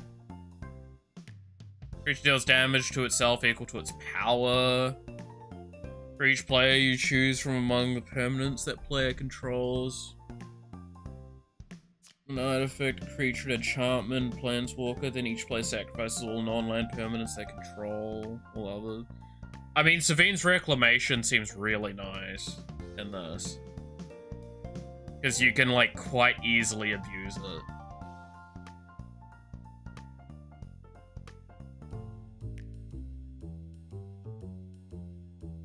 Careless Conflict seems kind of nice. Yeah, I feel like I'd do so much to this deck.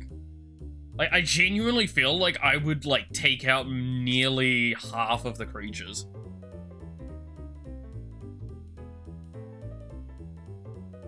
right?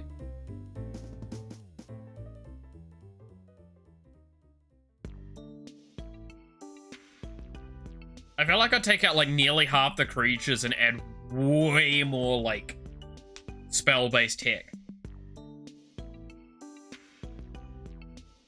Spell and enchantment stuff, right? Like instant sorcery enchantments. I feel like I might add a little bit more to the artifact category as well, because just for ramp purposes. Like, I'd probably take out Patchwork Banner, I'm gonna be honest.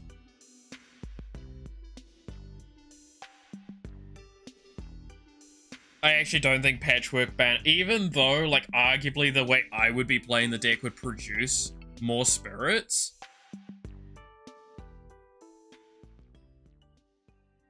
I feel like it doesn't fit what I would be trying to do as much. Like, it's a decent mana rock. I'm actually more surprised they put this in and not, like, Commander Sphere. Like, they normally keep putting in fucking Commander Sphere, but they put in Patchwork Banner, which is substantially better in most decks that people play and thing. Like, Perpetual Timepiece is also actually quite good in this deck, because you get to mill, and you also get to shuffle, so it means you're taking things out of your graveyard, which is, like, what the deck is kind of wanting to do. Is it's like, again, I like the idea of this deck being a lot of graveyard manipulation. I think that's probably the thing that I'm liking the most conceptually with how this would play for me.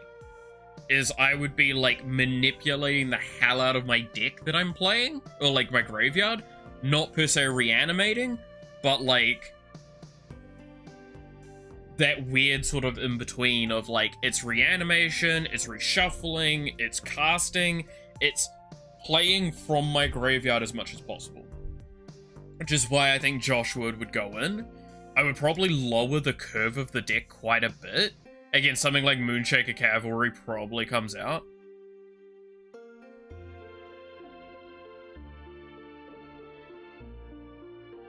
I don't know. I mean, Moonshaker Cavalry is, I guess, Craterhoof Behemoth, right? So maybe it stays.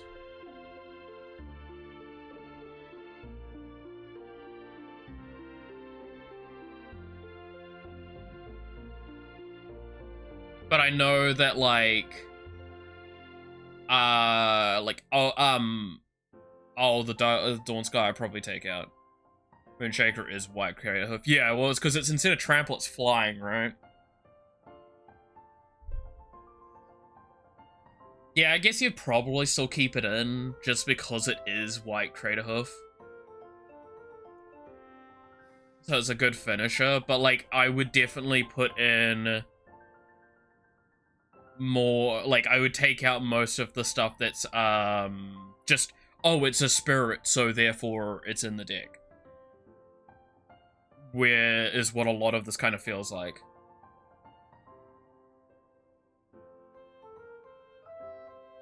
Yeah, this feels good. This feels incredibly good in this deck, right? I feel like I could abuse this quite a bit. Sun Titan as well, like, just feels very good in this deck for what I'd do.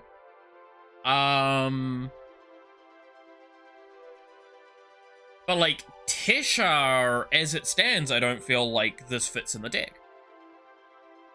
Because this is asking for Historics to come back. It's not. There's actually not that many Historics that meet its condition.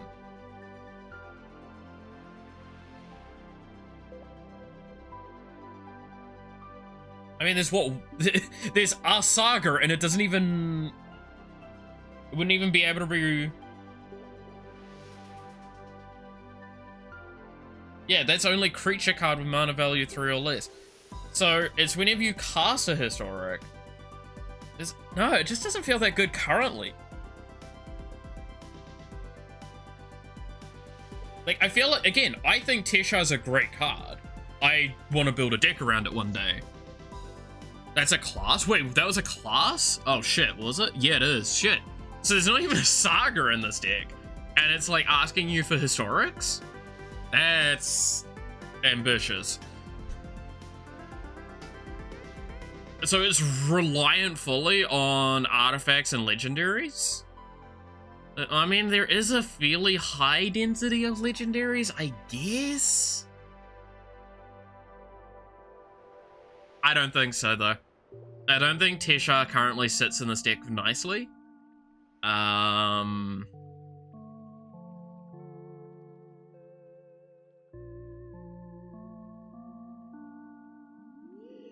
This one, I would probably be, like, weighing up whether or not I think it's good in this deck. I think this is an incredibly strong card. Being able to put a 3 mana 2/2 out that's like ALML, however many like whenever you bring back a spirit, you can bring back more spirits, and you can bring back more spirits, and you can bring back more spirits, right? Like you could theoretically, once you get to the later stages of the game, this could bring back your graveyard. Well, it brings it back, I should say, is like the idea, right? Is like it keeps coming back. Again, it's restless. But I'm still like so. This feels very tempo good, but I don't know if it would fit into the final version of what I'd be wanting for the deck. Buff itself. I mean, is it all spirit? Yeah, spirits you control. Okay, so that is an important aspect, I guess. Because normally those effects are, like, other spirits you control. So, admittedly, that was a misinterpretation on my end. But, like, okay. Realistically, most games, this is probably only giving you 2/2. Right? Because, especially if I'm playing with, like, Lawmaster, that's a 5 mana in Boros, which is... ouch! Even if I'm playing with the base one, that's still a 4 mana commander in Boros. Unless I'm running some of the red rituals, which obviously I don't have any, so that's not likely to happen. I'm not getting those commanders out very often. So, like, again, it's... if I see it die its second time, it's like, okay, cool, well, it's not coming back.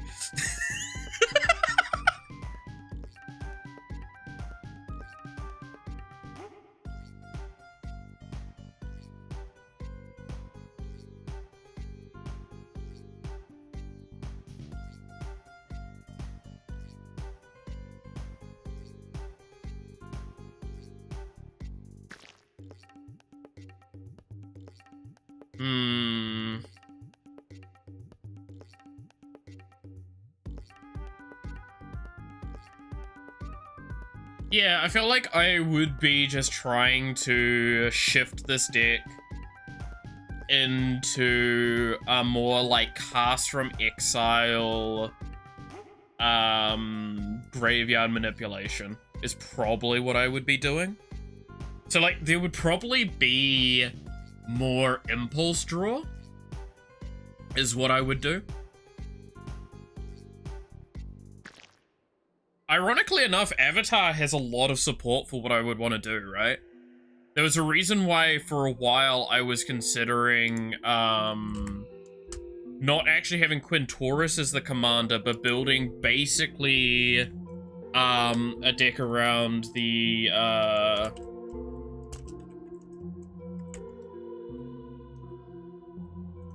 Fire Lord Zuko, right?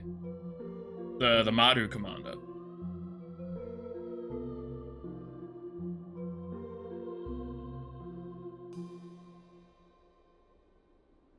Like that was my idea for quite some time, was to kind of do the Quintaurus deck, but it was Fire Lord Zuko as the commander for it. But I feel like I would probably just do Quintaurus instead at this stage.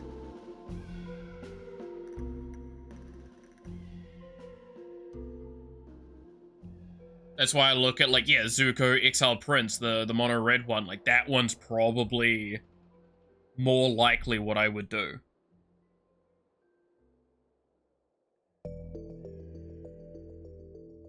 With it.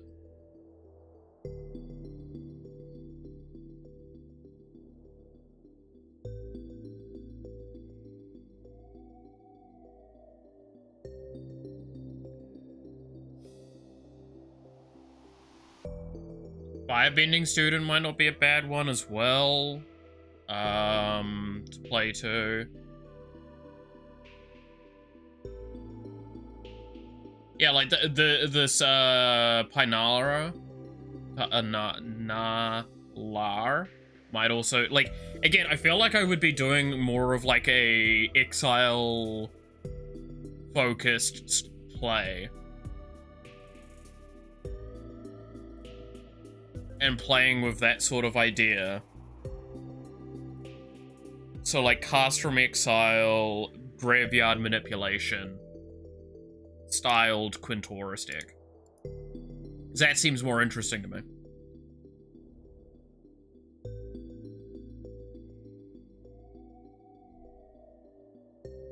So yeah, more impulse draw, less spirit synergy. And abuse the fact that, like,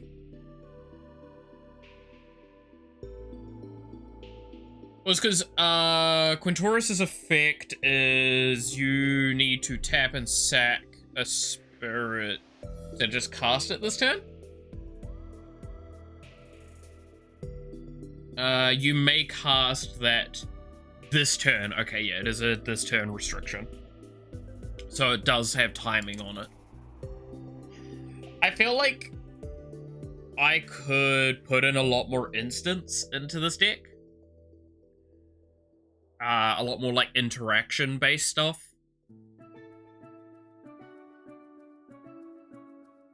And just hold up Quintoris as like a way to protect my things. Like, imagine... Actually, wait, how is this phrase again? It would be put into a graveyard, put it into the bottom instead. Teferi's exiles itself, right?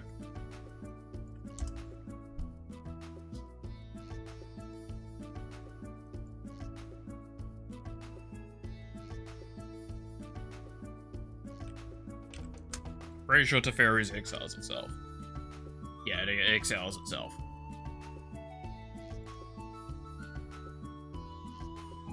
Would there be an abusable thing there? Really? There's so many protection effects, though, that I could abuse with that. Like, there is still, like, give your board indestructible constantly. That I could definitely use with that effect.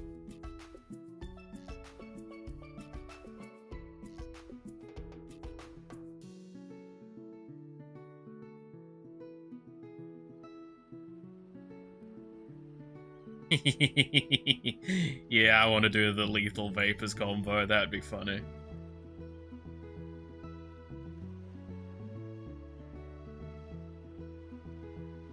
Bad for trying to be immortal. Well, it's not even that I want to be immortal, it's that I want to, like, play around with the idea of, like, weird, wacky things I can try and accomplish. Right?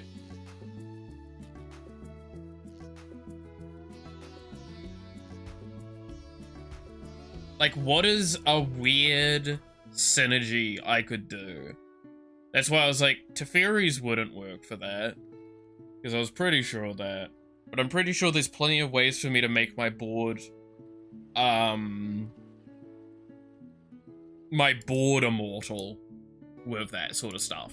Well, not immortal, because keep in mind, I would only be able to do this shit like once every turn rotation.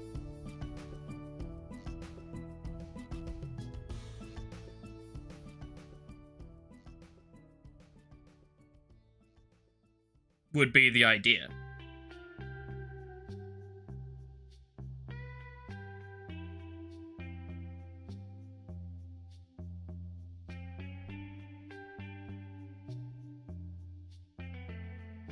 Was it? And also keep in mind that, like, this shuffles it into your deck. It doesn't put it into your graveyard to, like, re-grab it.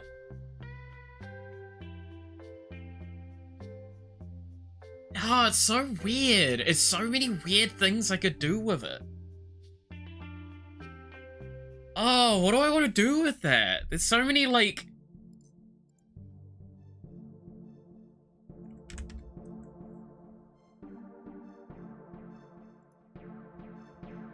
Like, the more I think about it, the more I'm like, there's just so many dumb things to do with it that, like, don't make normal sense.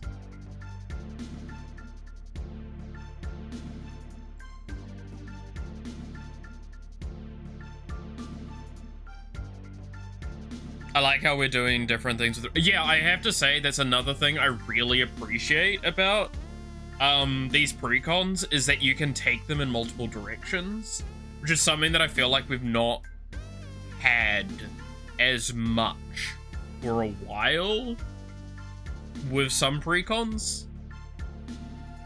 Like, you could theoretically take them in different directions, but like there's a very clear thing you're doing with the precons most of the time nowadays. These ones, it feels like you can, there's a lot more flexibility on how you want to approach it.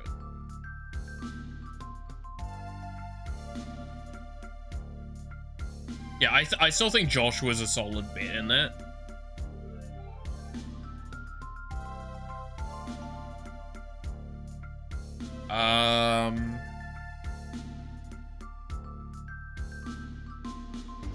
I mean, deflecting palms, always a choice. Right, if you want to have, like, a way of making it hard to kill you. Stuff like that.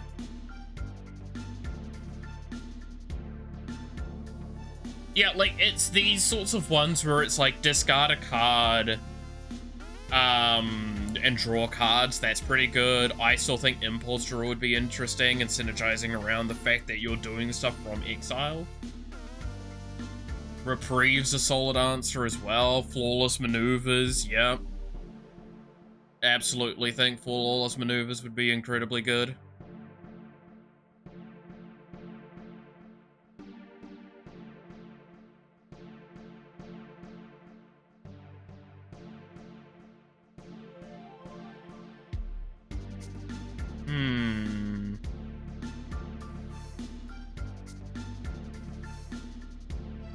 Pull from Eternity. Okay, so this is Pull from Exile, right? Put target face-up creature that's removed from the game into its owner's graveyard. This is Pull from Exile. It's just old enough that that's not what it says, right?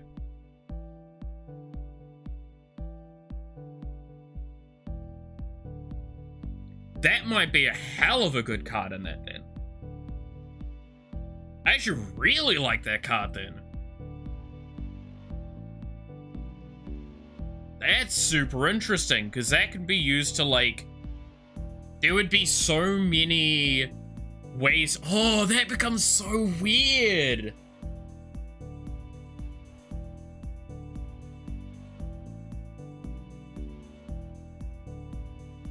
I can click on it for Oracle. Well, I mean, I can't click on it for Oracle in here, right? Because this is, EDH rig. EDH rig doesn't have that. I'm pretty sure.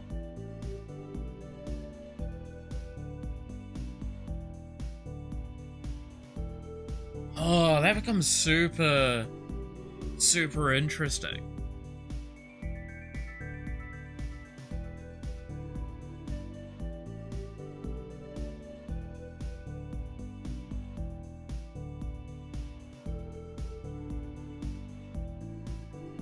That becomes super interesting. Oh, dude, I like that.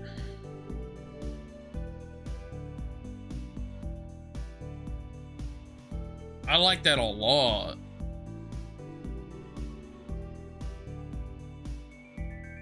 I like that a lot.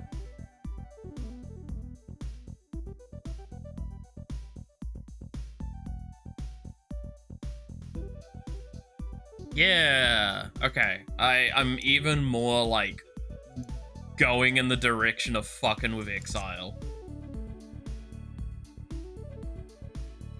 I stand by. This is the commander I want to use, though. This Quintaurus. Because I have it, I have the pretty version of it. It's sitting in my drawer somewhere. I know it's not worth shit, but, like, it looks pretty.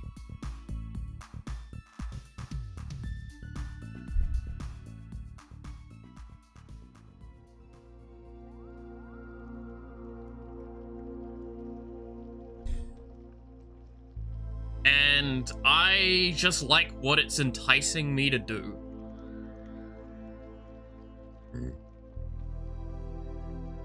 Right? Like, it's asking me to do something... It's asking me to do something with the deck that just doesn't... Like, it's asking me to do something with Magic that I don't normally interact with as much. Like, I don't tend to play as much with, like, Impulse Draw and these sorts of things because, like, the weakness Impulse Draw tends to have in Magic, and this is something that most people can agree to, but it's normally fine, is that it is dependent on the curve of your deck, right? I tend to build some fairly irregular curves, but I do like to try and keep my tempo good. Because of that, I tend to I favor draw more than I favor impulse. Because,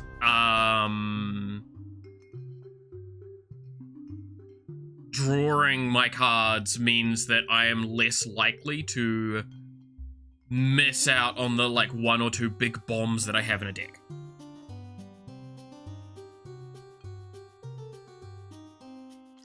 Because I do like adding my, like, 1 or 2 cards that are, like, 10 mana cards. That it's like, okay, well, if I play this, I can probably win the game from this. My Rise of the Dark Realms, or whatever.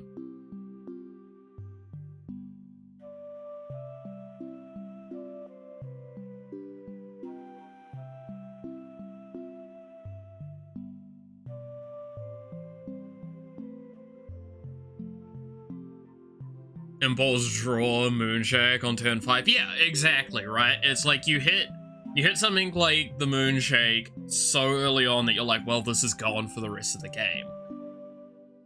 That's fine, because, like, there's a very good chance that what you've done is you've thinned your deck to get to cards that are more likely to be playable, more likely to actually get you to a later stage in the game. I just like the idea of doing weird shit, which is why the main decks I've looked at with exiling are an Orzhov deck that will be able to pull from exile or cast from exile cards that have been put into exile that I own, just full stop, but have that one god as the commander, so, like, I can abuse getting stuff into exile quickly. Or something like Wintoris, where I'm like, I'm putting stuff into exile, but I'm pulling stuff out of exile, but I'm putting it either, like, I'm casting from exile, or I'm like, shuffling back into my deck, or, like, I'd probably put Rebound in there a bunch as well. Like, all sorts of weird cards. Like, Rebound effects, I like the idea of. Because, like, don't get me wrong, one of the correct things to do with that deck would be to immediately add a bunch of, like, extra combats. Right? Turn it into a soft Spellslinger deck. Put in, like, was it Young Pyromancer and stuff like that. So I create a shitload of tokens, have ways of giving my creatures haste, and just do a bunch of extra combat turns, and I'm like, cool, that wins me the game. Congratulations. But that's a lot less interesting to me. I already have decks that are kind of gonna move in that direction as it is. The main deck for that will be my Teamer Iroh deck that I wanted to do. And I felt like that fit more, because it is all the lessons, and I just was like, well, if I'm putting in a fuckload of instants and sorceries that are all, like, kind of ass, I better get some fucking value out of them, because they're pretty bad. Again, 5 mana, exile a fucking non-land permanent, I think it is. Kinda terrible. Have to say. You'd be surprised.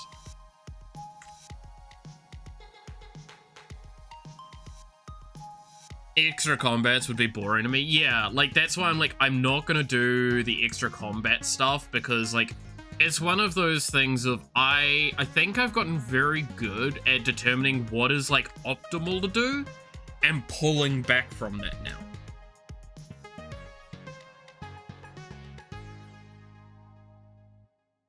Right?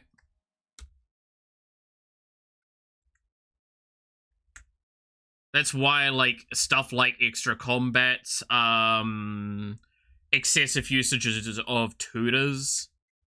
Like, I tend to only use tutors in decks that are, like, very combo-focused or have, like, incredibly important tools in them that, without the usage of tutors, the deck feels too clunky.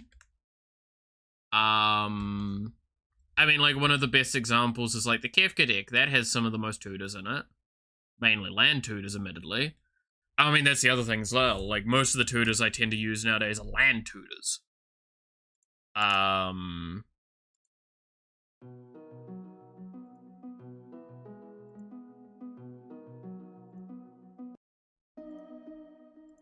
Because, like, I stand by my biggest thing I've worked at and I've understood about Magic, and I kind of appreciate this as the best thing I will always say to, like, players that are getting to that stage in Magic where they're like, I want to get better at the game or better at deck building. The most important thing to learn is how to build your mana base. It's not to actually build a good deck, it's to build a good mana base to support your deck and learn how fun your deck is from there. I don't count land tutor as tutor, more along the lines of ramp. Yeah, I mean, that's that kind of idea, right? Is that it is officially considered ramp. But, like, that's the thing that I've learnt the most, is finding ways to ramp, finding ways to consistently have enough mana to just play the cards you want to is more important than building a cohesive deck. Because the best deck in the format is efficient at doing what it wants to do because it can. Like, Magic lives and dies by its mana. It's why CEDH decks, like, can mulligan so far down to in numbers, because they have so many tutors, but they need, like, 1 or 2 lands, and their lands are fucking tens.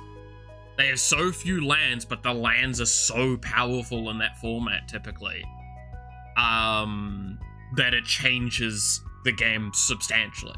Again, like, I don't think anyone's going to dispute a Gaia's Cradle changes the game a lot.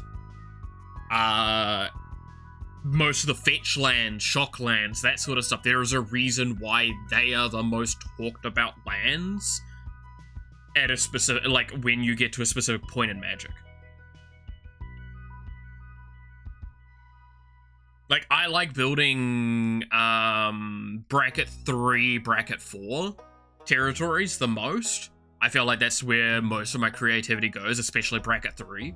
CEDH have about 20-ish lands. Yeah, they have sub 30 lands most of the time, but, like, their lands are potent. And they only need, like, 2 lands, typically, in there, like, 2 lands to get going. Because they'll have enough other ramp as well. Like, in CEDH, you're dealing with a lot more rituals, you're dealing with a lot more burst mana, than you are dealing with lands. Because that's the biggest difference between CEDH. CEDH is a game that, like, getting to 3 turns is mid-game. Whereas, like, I would hazard to say turn 5 to 7 is mid-game in normal Commander.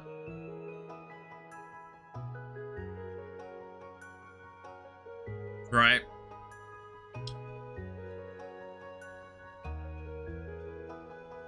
Like, most people aren't doing things a lot until they're at, like, 3 to 5 lands. And that's kind of something I've realized with Magic is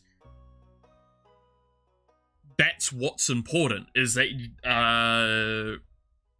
it's why you want a deck to be able to get to kind of like the 3 to 5 land, threshold relatively easily, and also be able to play from there. Green has the advantage and disadvantage that, like, they can get to that number faster, but in the process also make it harder because some of their best stuff is so much more expensive than that. Which is why green tends to get worse and worse the further up the chain you get.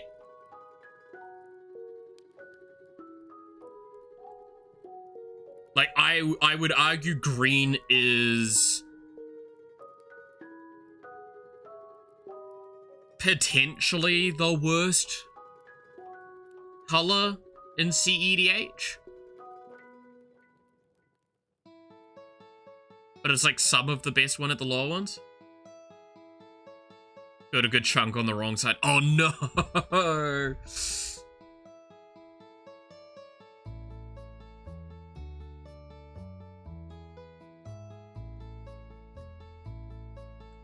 I know that feeling, yeah.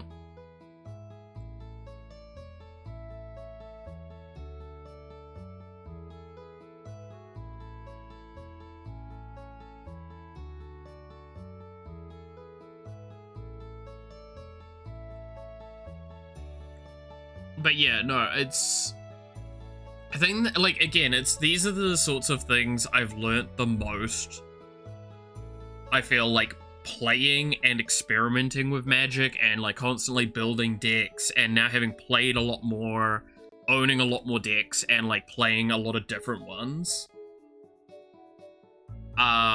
Is that I've learnt my older decks and a lot of pre-con decks, the biggest struggle earlier on was the mana bases, and now I'm able to comprehend what that is. Because I think the biggest good and bad part,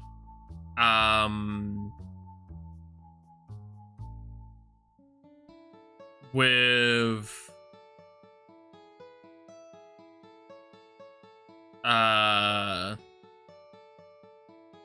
coming along, posted a picture earlier today. Oh, I do see that one, yes. But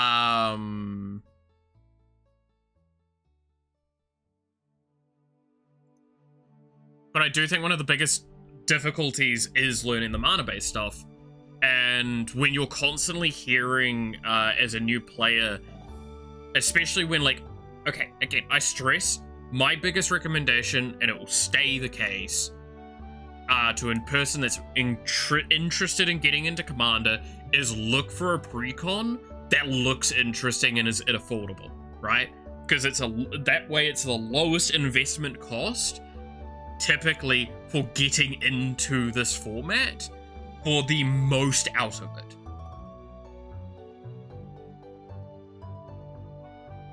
Like, I know people that have been given precons, like, or been given commander decks from other people that have been pre-built, like, by that person. That's fine. But, like, the most consistent way I'll find that I would suggest is get a precon. Because they are more typically designed in a way that makes it easier to learn from. Not always. Precons are fucking hard to play sometimes. I say from being a person that bought the Stellar Lee precon as my second deck and the deck that I learnt the most of my early Magic playing. Dear God. Fucking terrible idea. Still tempted to put Stellar Lee back together, by the way. But, like, I feel like how I would play an Izzet deck nowadays is so much more cancerous than if I had played it back then.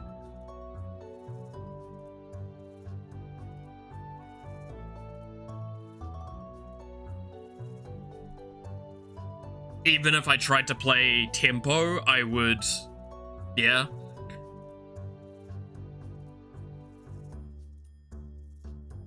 Like, my true first deck was Kadur. The standard Kadur, like the starter Kadur deck. That was my first precon I ever bought. And I learned fairly early on I didn't like that deck. Like, I knew people told me it was powerful, but like, especially with how it was as a precon, I knew I didn't like how the deck played. Now, fully, I feel like I could build Kadur nowadays and it would be fine. I wouldn't have too much of an issue with it, but like, there's a reason why I said if I'm building a Rakdos deck anytime soon, it would be the Master.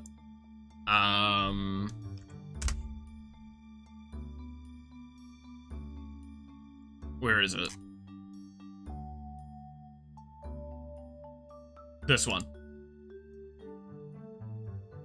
Right? Like, this is the most likely Rakdos deck I would do, and it has Kadur in it. Because I think Kadur is absolutely hysterical in this deck.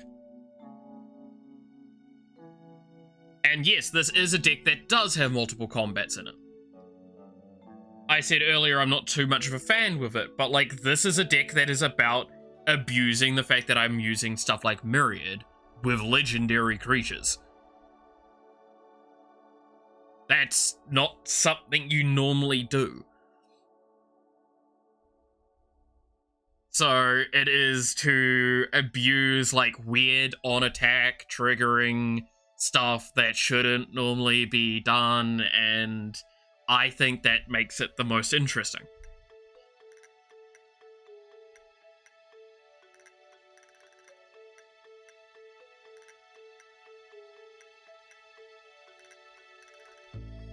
Like, do I think this deck potentially is a little too strong in some ways? Yeah, probably.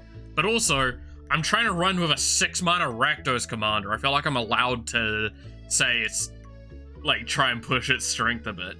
I mean, I talked about it at the time when I built it, how, like, I put Gaius in here. He wasn't a very highly suggested card for this deck. I still don't understand fucking why.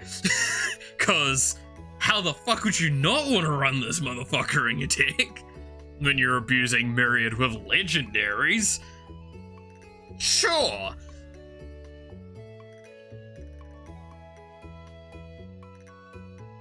There's so many abusable fucking parts of this card.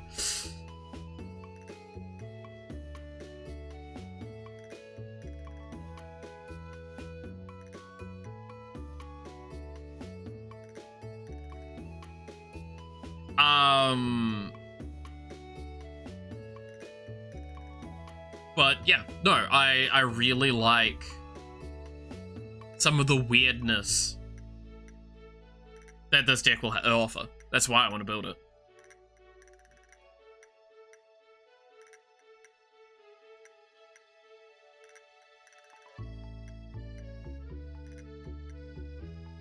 Yeah, I don't know what I would... If I was to do a modern day...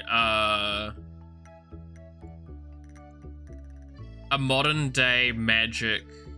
Or like, if I was to do a Kadur deck from ground up, I know what I'd probably do with it. Like, there's a couple of ways to take Kadur, right? Is it, a massive goading, abusable combats, more combat tricks, stuff like that. It's always a chance. I don't know. Another bit of advice I always have is when you build your first deck from scratch, try to go tribal. Tribal is the easier decks to build, admittedly. They also, you have to be careful with that though, because you know what my immediate response is? You also have to be cautious that they're not gonna like look at the expensive cards.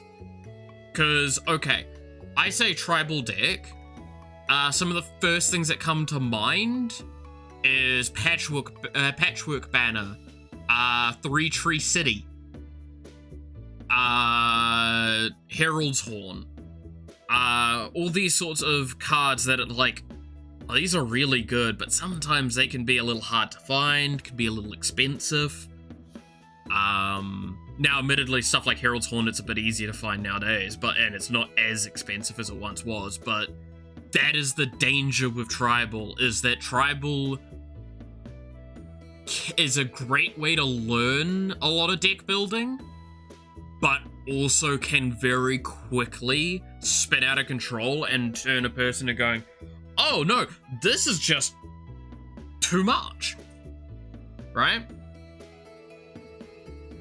Like, I'm not going to get into this hobby. It costs me thousands of dollars, which is exactly what you hear all the time with stuff like Magic. Is it's like, I don't want to get into, like, I literally heard it the other day. Was it literally yesterday while I was on Yawa's stream? Is someone was like, yeah, money. Money is the reason I don't get into Magic. And it's like, you don't have to spend that much money to get into Magic. In fact, you could spend nothing if you want to play online. Or with proxies, you can pay even, like, a pittance.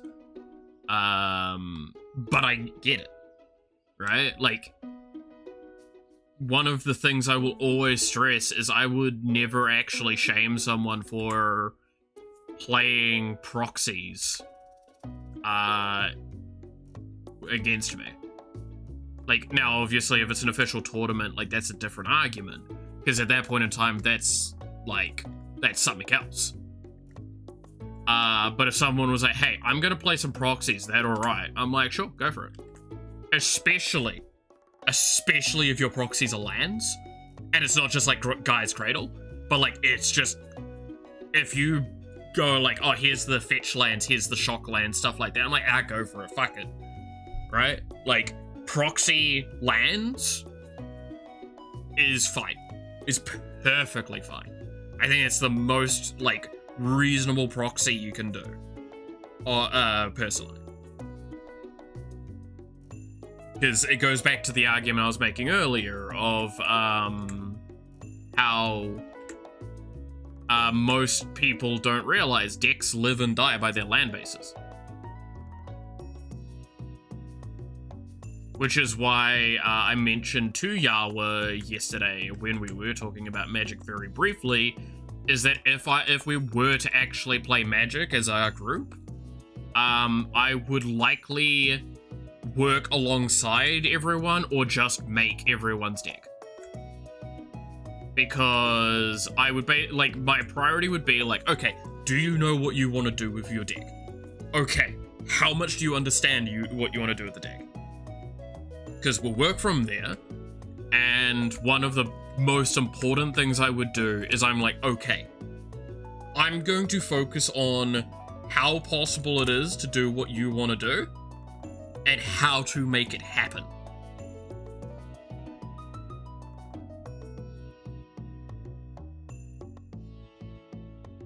Like, you want to just do tribal stuff? Great, that's super easy.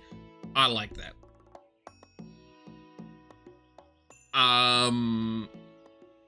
But like, if you're going like, oh, I want to have a synergy around like a thing, like, okay, let's see how to do that.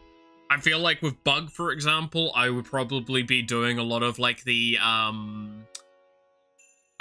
D&D cards.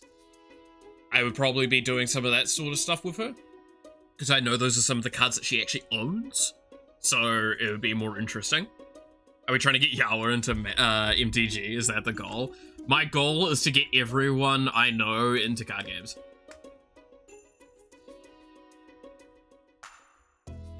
That's like a soft goal of mine, is to have everyone play card games with me. Because I believe everyone can enjoy card games in some capacity.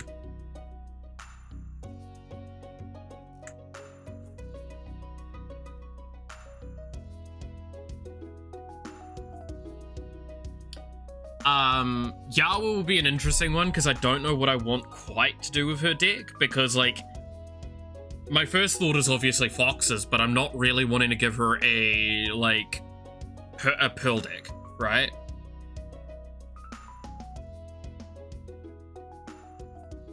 Like, a Pearlier deck would probably not be the right kind of deck to give someone like Yawa.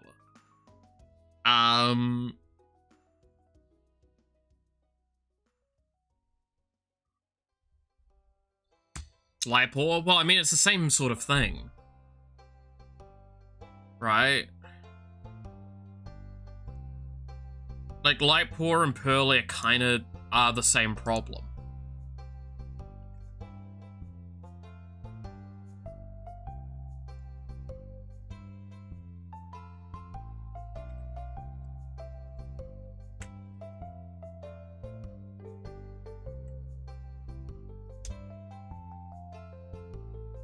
In fact, I would actually argue Lightpaws is probably the more egregious of the two. For that, right?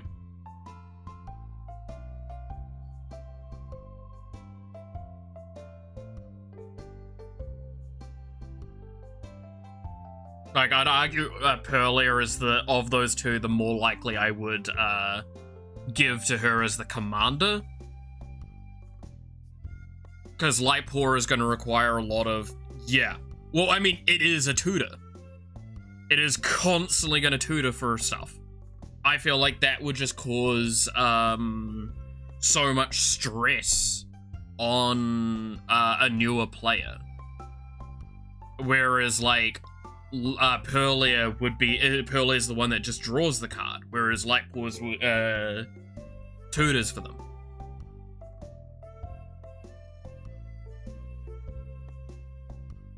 I feel like drawing cards is a little bit more acceptable. But I'm not sure if I look at foxes, there's really that many commanders that I feel like would work.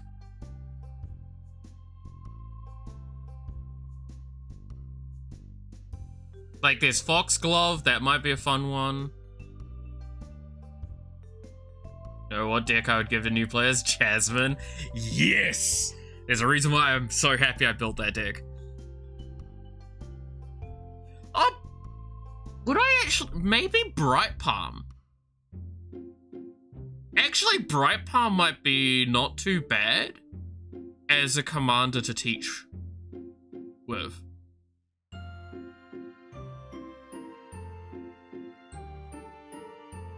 Like, unjokingly. I actually think I could do a Bright Palm deck. That wouldn't be too obscene.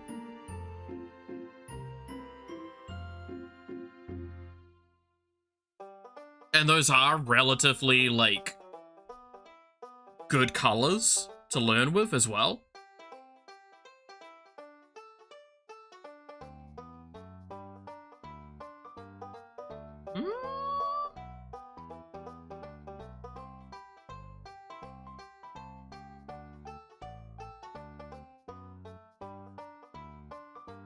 Yeah, maybe.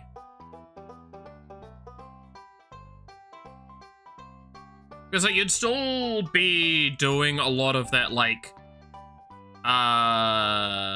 mono white foxes, aura synergies, right? Like, you'd primarily be doing that with it. But I feel like, yeah, counters are a little bit easier to understand. And then I can just, like, work to modify creatures a little bit more.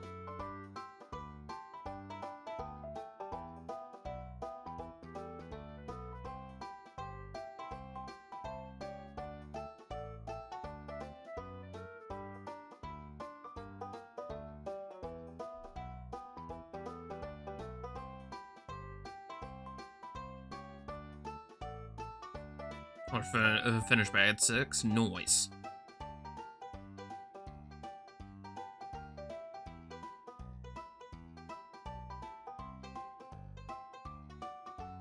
Yeah. Yeah, I genuinely feel like I could do that.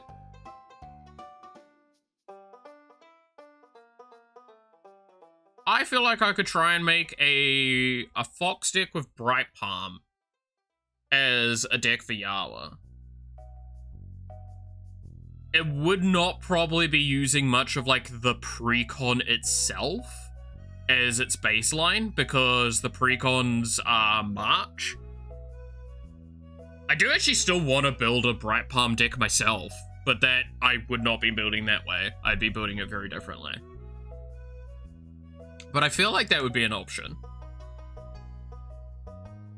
Because I feel like some of the other ones that I remember, like Patron of the Kitsune, I don't feel like is right, because that one, while it is, I think, a very interesting commander personally, I don't think it would go down well that you have to sacrifice a fox. And it also technically isn't a fox itself. Runetail as well, like that one's just, hey, do you want to break the game?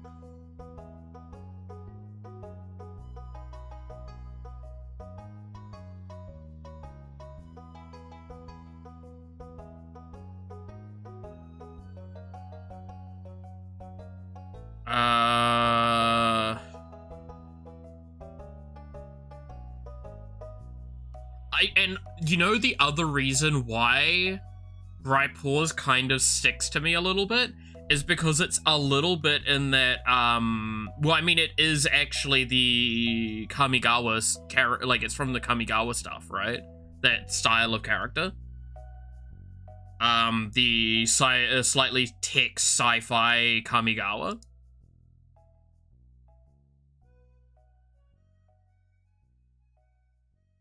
Which I know Yawa likes that aesthetic.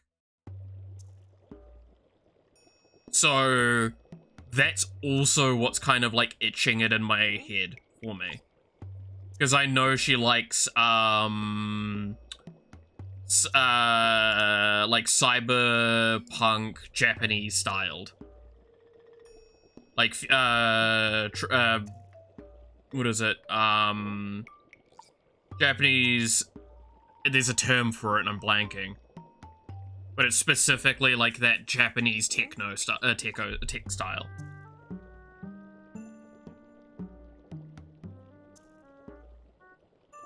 So like I could probably sell her on Kamigawa stuff alone.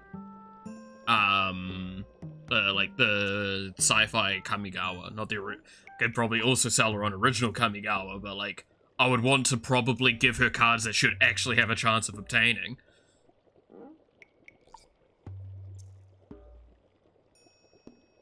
Oh, would you look at that? There's a person that just turned up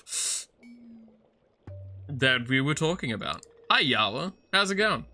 Why am I streaming? Because today's a stream time. No stream's been sick? Who says I'm sick? I haven't said that I'm sick. I would never. I would.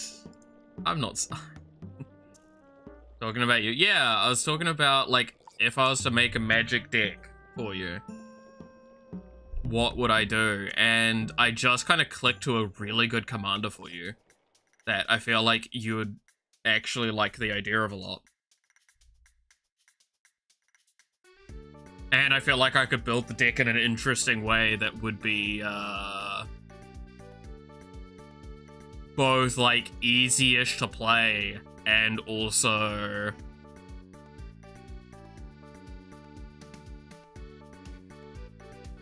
Is it a fox? Yep. The commander of the deck would be this character here.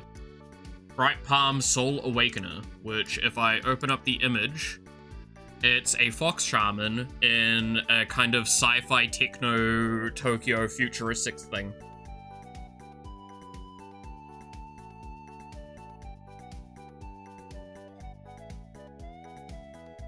Bright Palm Soul Awakener. It's also in really good colors to learn magic in, so... Because it's not got, like, black or blue colors, which means that you're not playing too much on the stack. You're more likely to play kind of a more linear game. Kind of do your thing and also that. It's also a con commander, yeah. Rainbow Palm Tea Awakener. Hell yeah. But I do think that this is, Probably the one I would pick if I was to make a commander for you.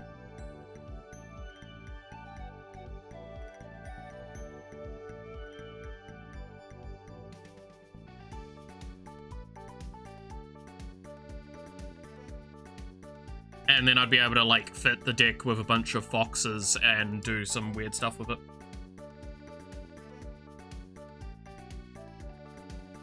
Activate 100% gacha luck ability. I mean, we were talking about, like, how there is a specific... The more famous fox decks that are out there are so much worse to play.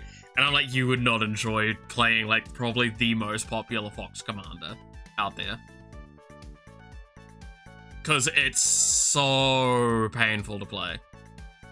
Even I don't like it because it's so frustrating. Because it's so much like you pull cards out of your deck constantly. So it's like you have to know which cards you're pulling out. You need to know what's good, right for what situation and all these other things. And then you just... It's so much work that it would actually cause you... Like, it would cause me to have a fucking breakdown. I doubt anyone that's new to the game would enjoy it. It's either Aura Storm or Tutor for each Aura you cast. Yeah, pretty much.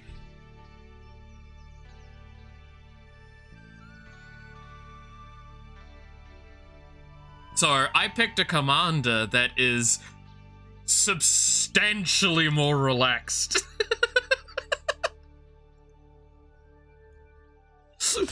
Substantially more relaxed to try and play. Also, weren't you streaming earlier? Why are you here? Why are you not resting?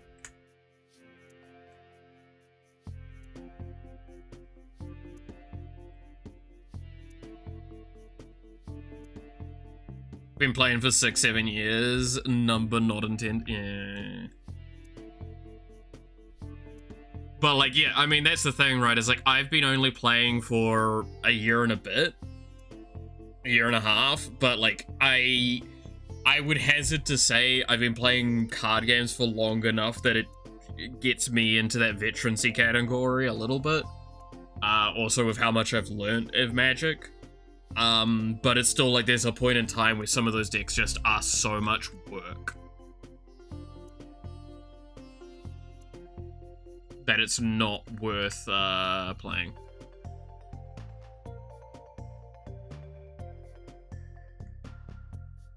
Yeah, I do love that Yawa comes in to yell at me for streaming, even though Yawa should be taking a rest as well.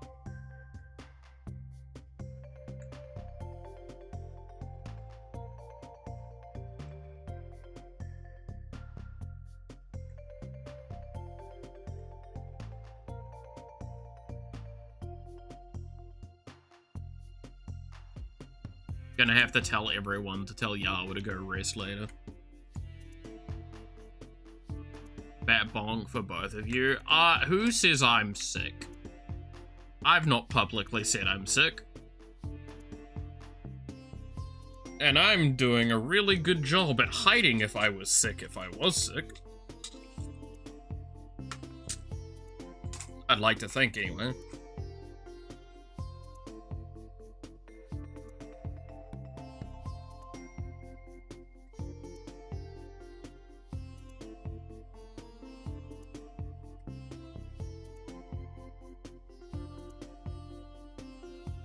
So don't believe the fox. Fox lies.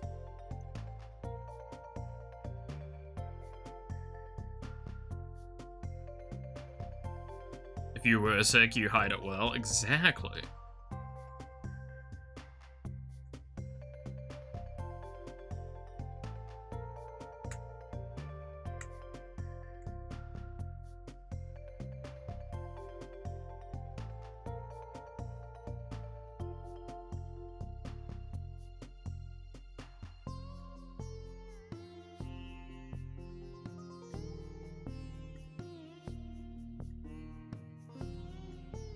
Is the best way to do it.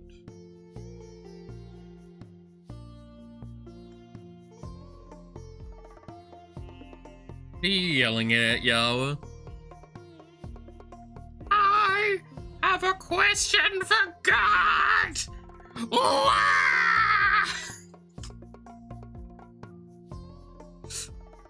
Sorry, that's all that reminded me of.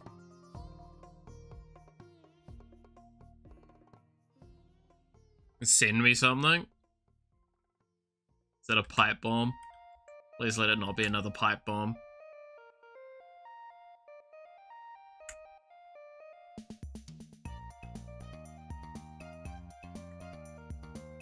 Guys, I think I'm in danger.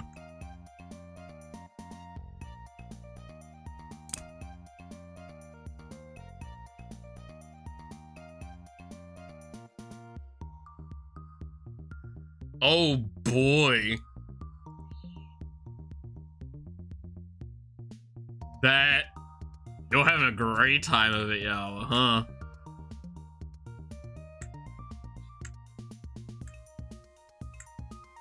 Look at this pro player that we've got.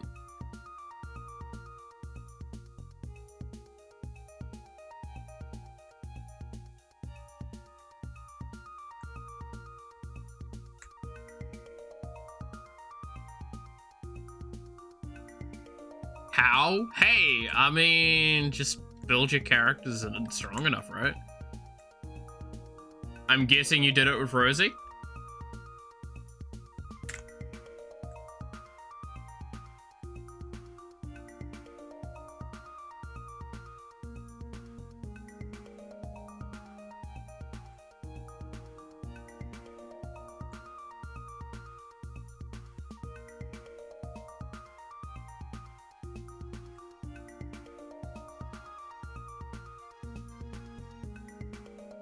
Same team as you did the other one? Nice.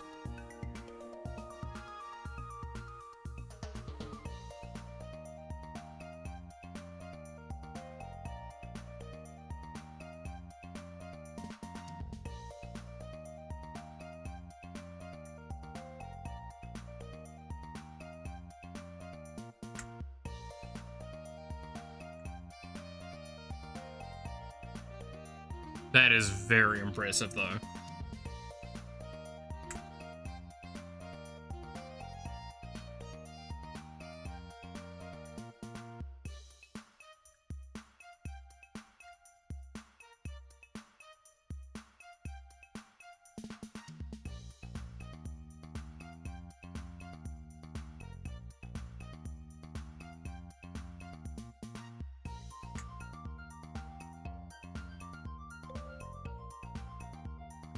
I really should, like, finish leveling up the Rosie team.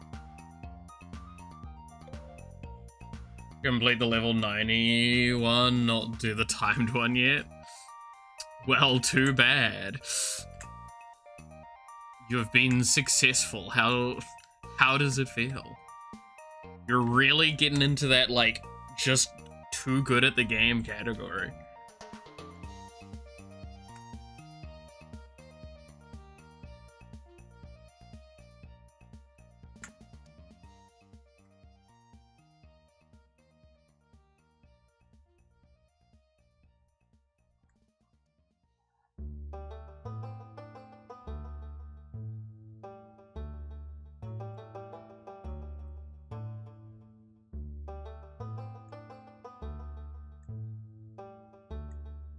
Yeah, how was Planet Crafter today, by the way?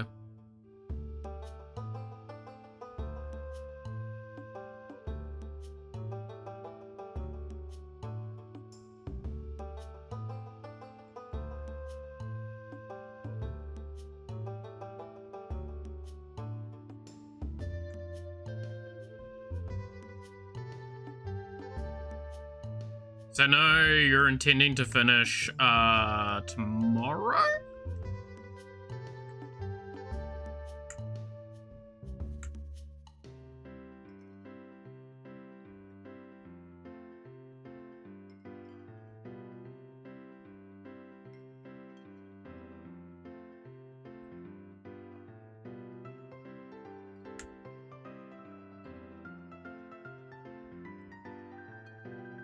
Good, we finish the main planet and we'll look at the moon tomorrow. I think I'll have a break from the game starting tomorrow and return for season 2 later. That's very fair.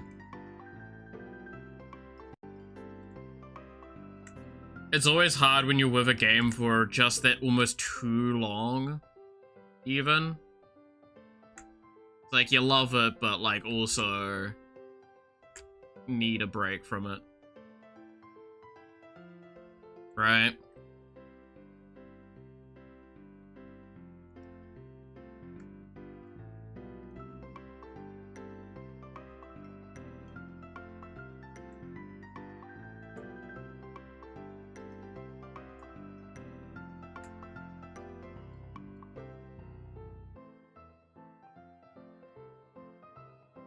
I mean, it would be good, because it's like kind of wait for a major update, and then you can come back, right? There's a couple of games I have like that. I mean, one of the main ones is Holocure, right? I like coming back to that game from time to time, but I tend to wait for an update.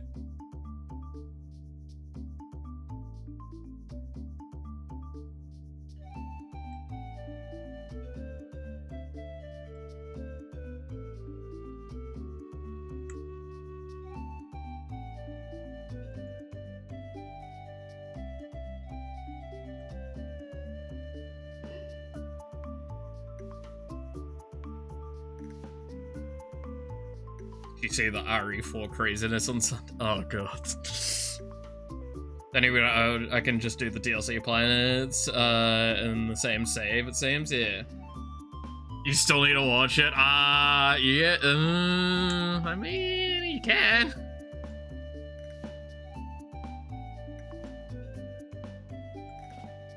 I feel like I'm gonna get in trouble. I don't know what I could possibly get in trouble for, but I feel like I'm gonna get in trouble.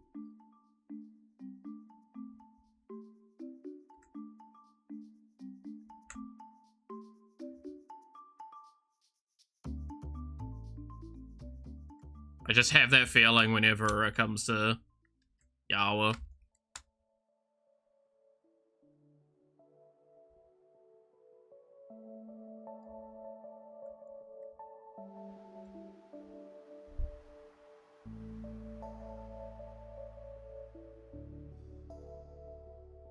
The gut feeling. Yawa just tends to disapprove of me.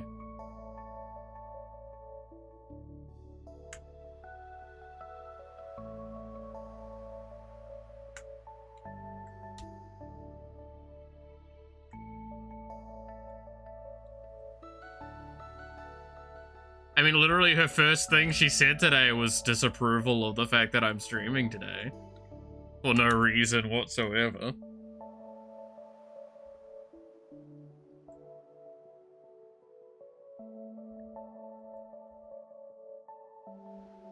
Don't forget to get on the game. There is 3-day pass for the items before that day. I already logged in once for one of the days. I do need to log in for the other 2 ones. I'll do the other one after stream, because my update, my daily update's like a couple of hours ago, I think.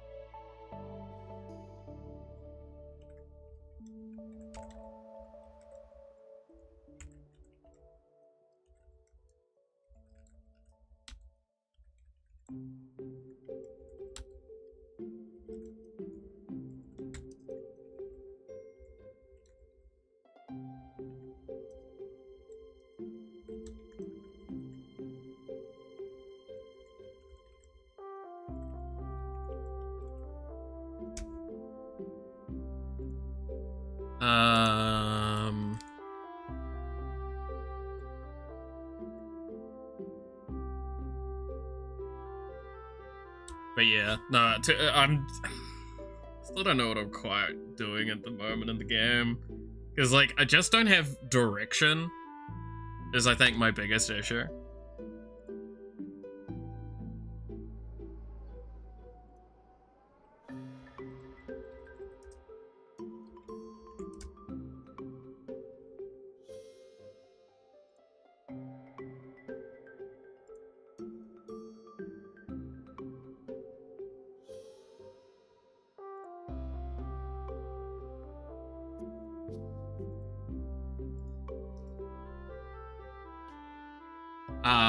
But yeah, no, I think I just need to find, like, what I want to do in the game.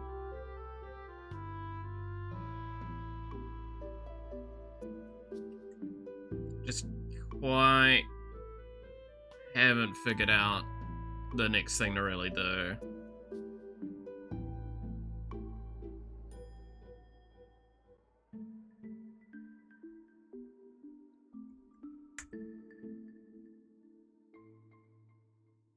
You know all.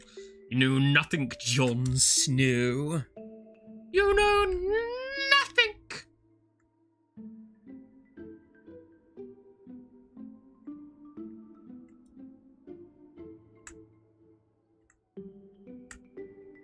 Hey, you threaten me, I'll draw you.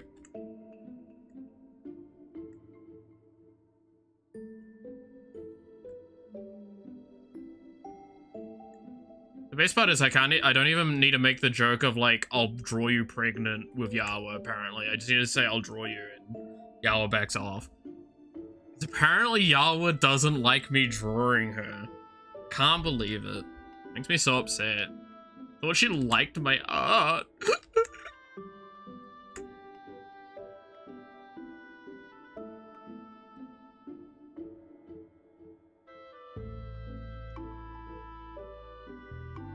To be fair, I don't blame her at the moment. I am literally staring at boobs.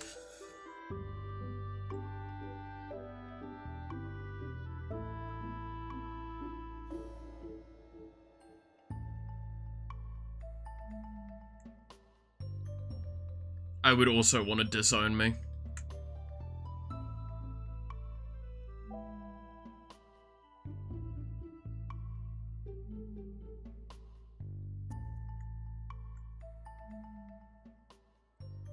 Is that a challenge?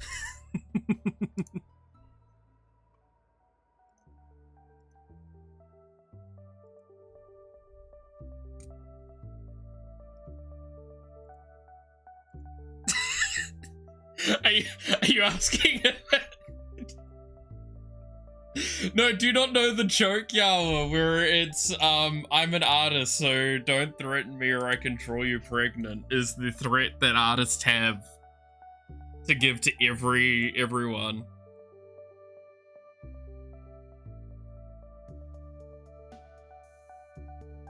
I was saying, I don't have to even bring it that far. I could just threaten with drawing you.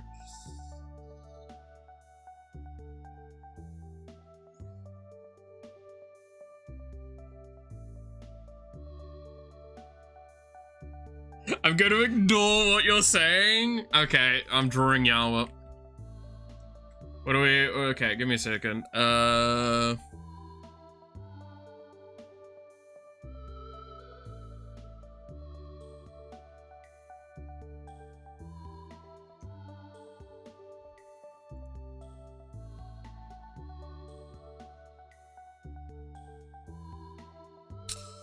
do I want it?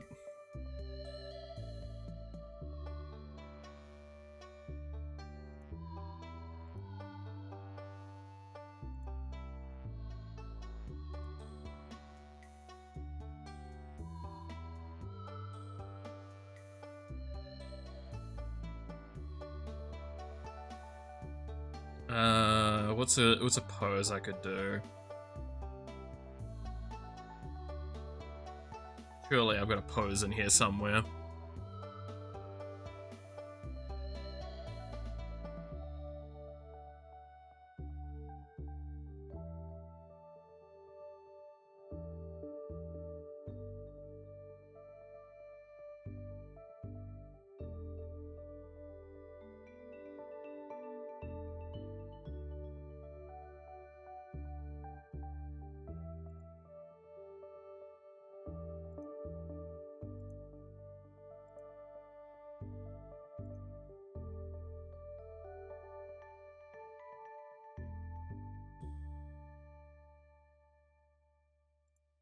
Yeah, I could go with that.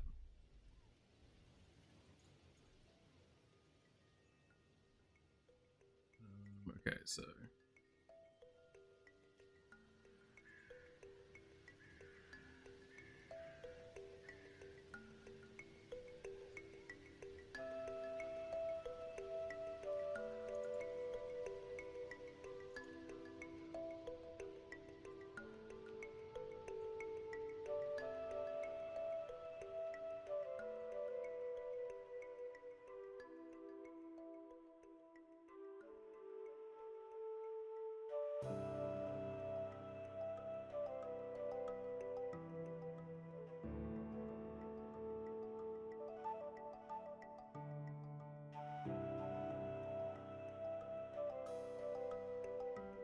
Let's see. So my daily's getting involved and I don't want to know what topic this is and end up getting bullied. You're not getting bullied, you're just getting art thrown over you. Big difference.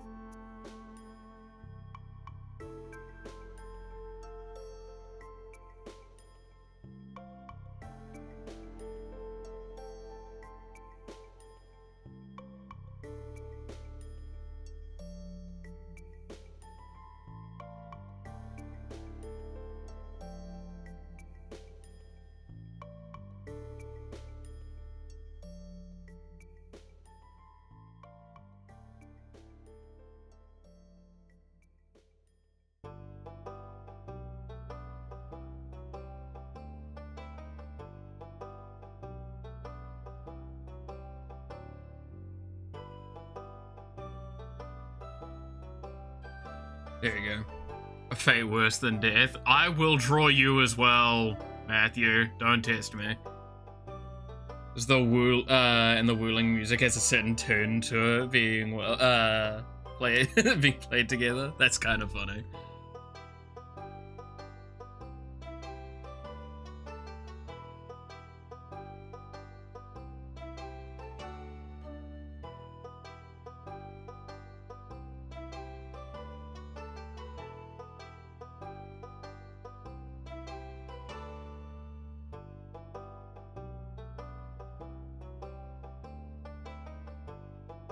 I don't like the feather force. Hold them here. Because not so good.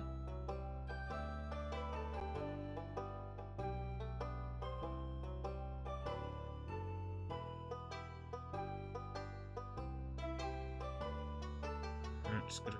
That they probably need to pull up a piece of reference art of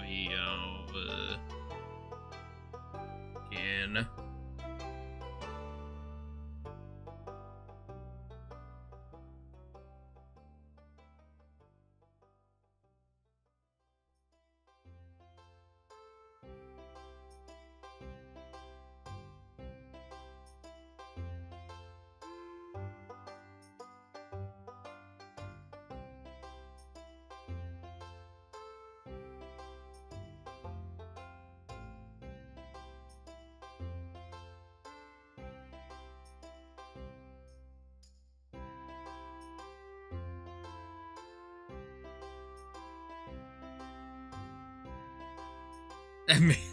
Please don't draw me like one of your French girls. Don't tempt me.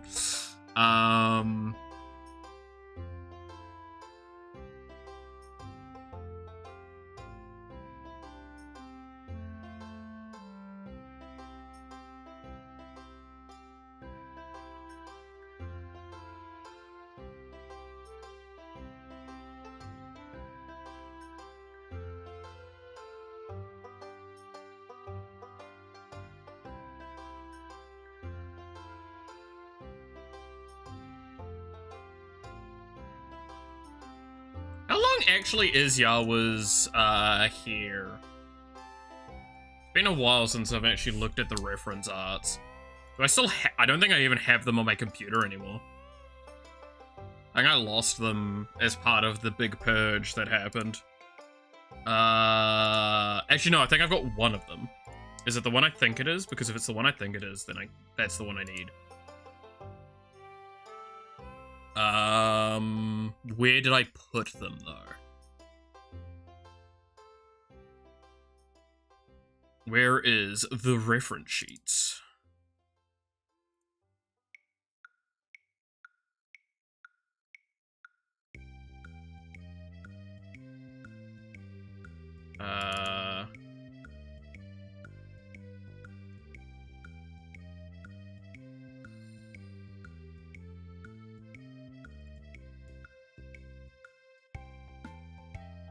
No, it's on there. It might still just be in the lost and found. Yep. Oh no, I have both of her reference arts. Hell yeah!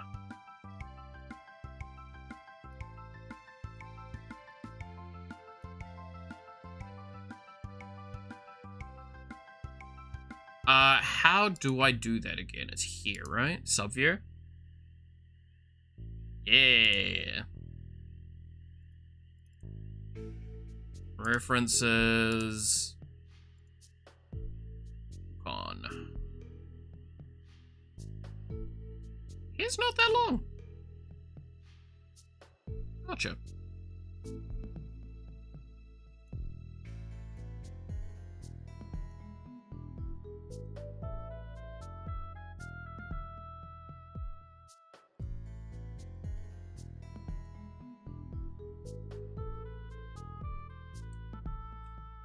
Do need to remember the ponytail properly, though.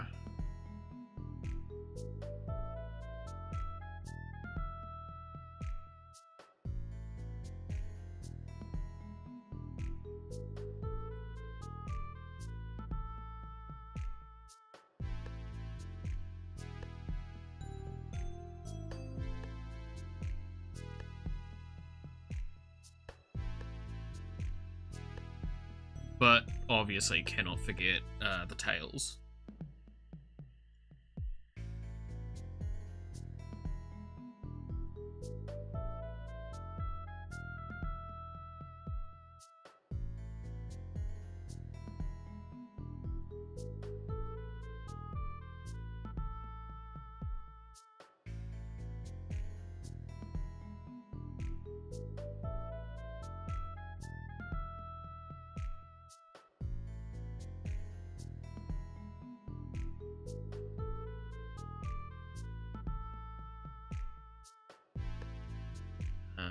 Longer neck.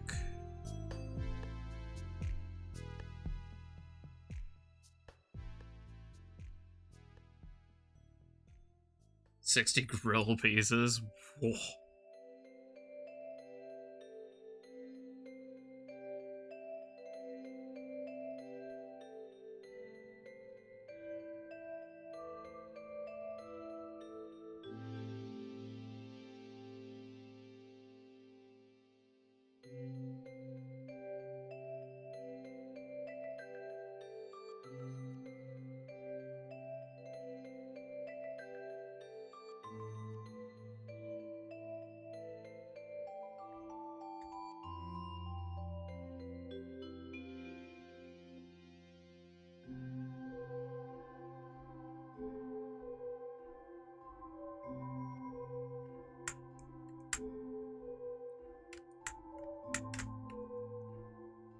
Good God, zooming in on this is a mess. What does this look like? Right, let's turn this into the layer that it deserves to be and start actually sketching this a little bit better now, shall we? Using this new stuff that we've found.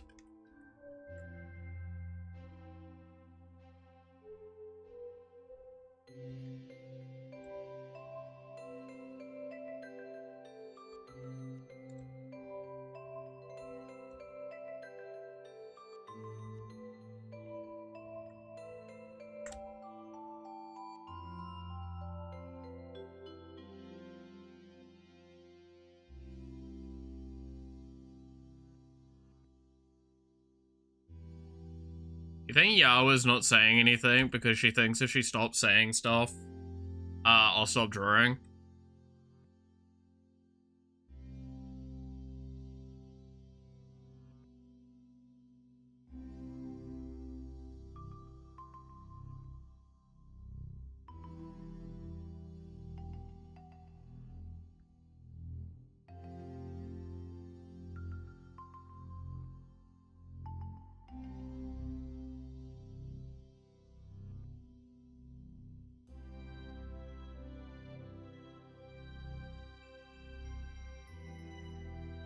Not here? Well, too bad, because even if you weren't, I'm still drawing a new Yawa piece, because you asked for it.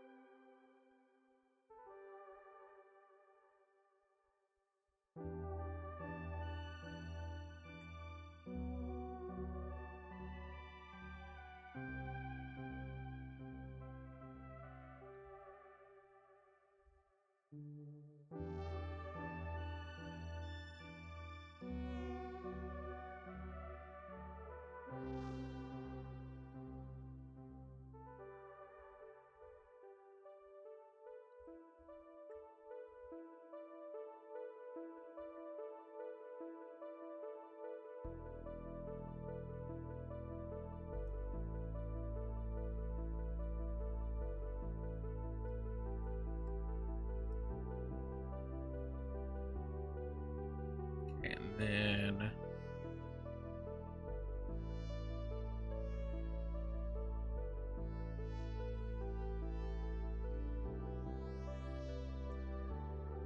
time for bag 8 and 9. Oh, double bagging.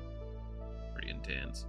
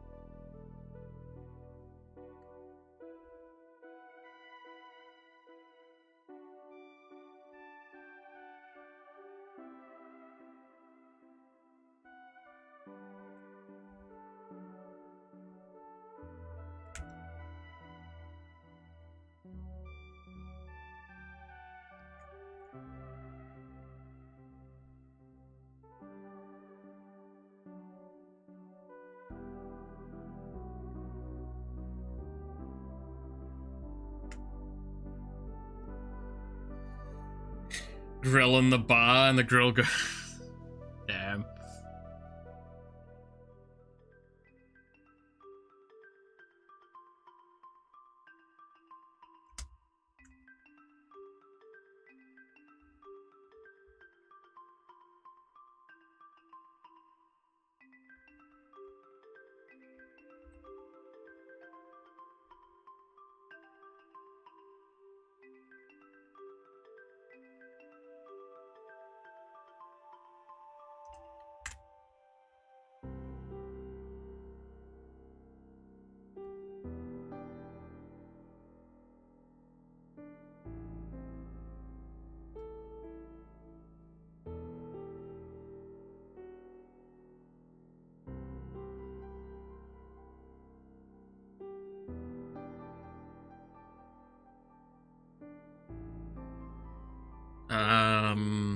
so then we do a bit of this, that. I'm just gonna speed up a bit of this here.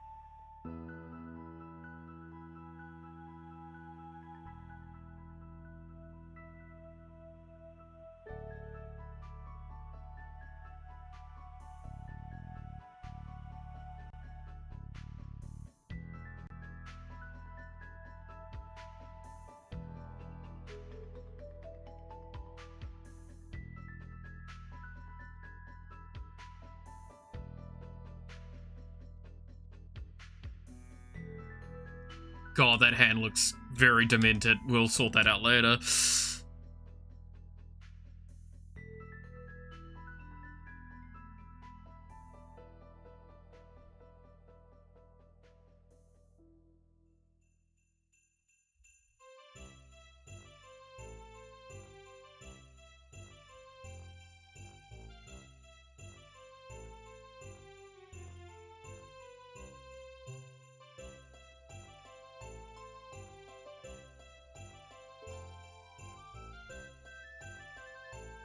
So it's...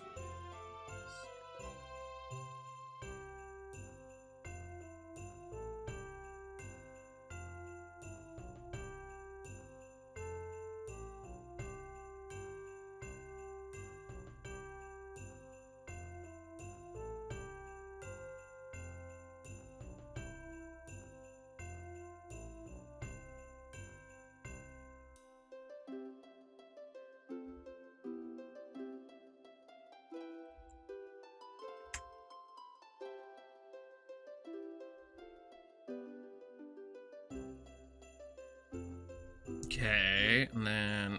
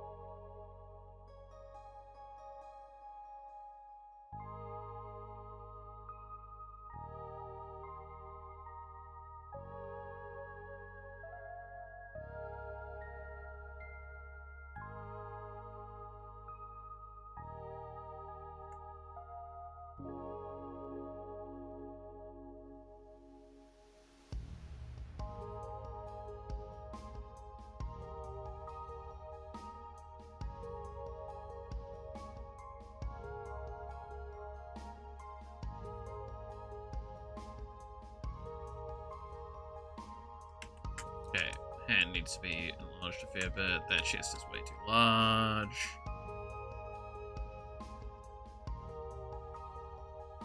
Also, I should just say in general.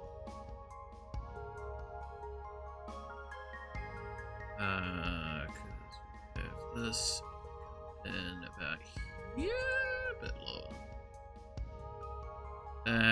Then she has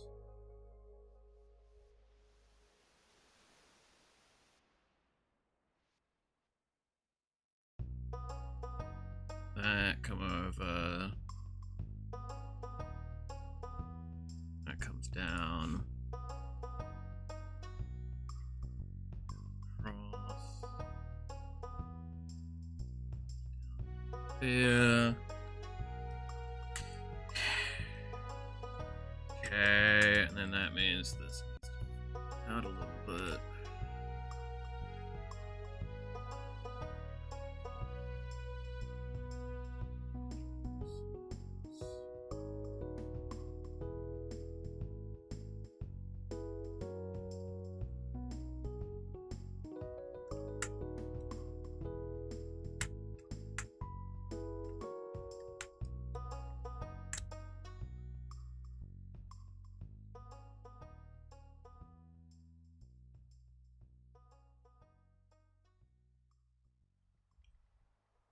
Then do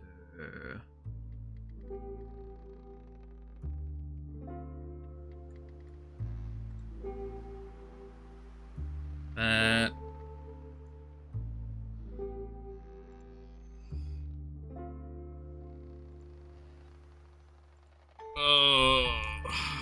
Alright. You know, for a quick mock-up, that's a funny Yawa drawing. This connects probably here better. Need to define the calf better.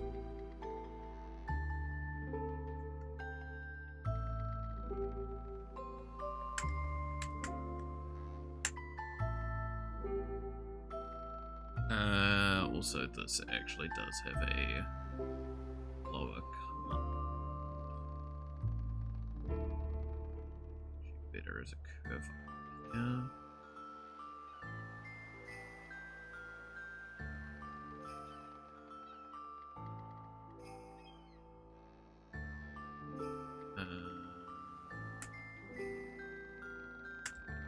There's the flower I'll need to remember to do here.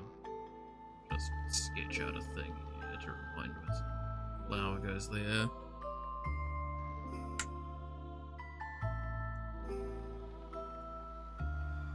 Smile is too big and off-centered.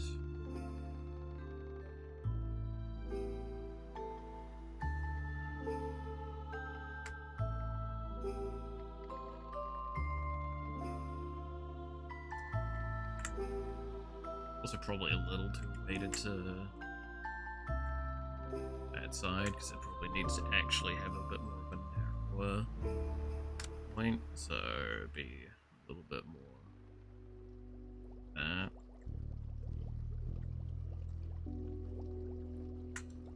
Well, I'll finish that later. I won't finish it right now, but there you go.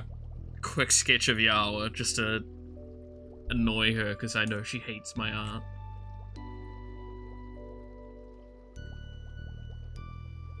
Keeps demanding me to not draw her.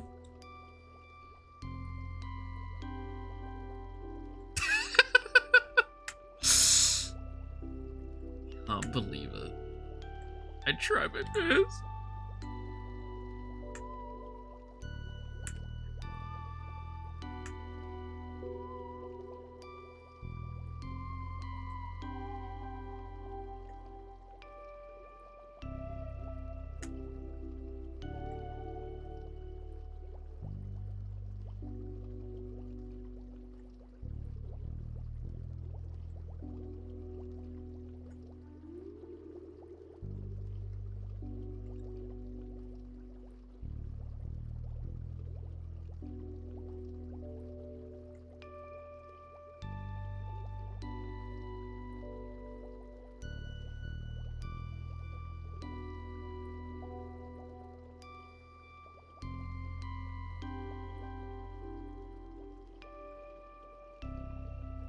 You know, the best part is I don't know if we're at the stage where Yawa's just given up on, like, talking back to me, or if Yawa left.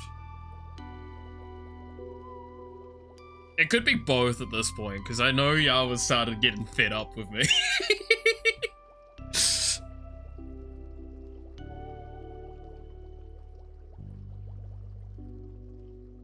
This is the problem with, like, my personality sometimes, is I'm very good at, like, being a silly lad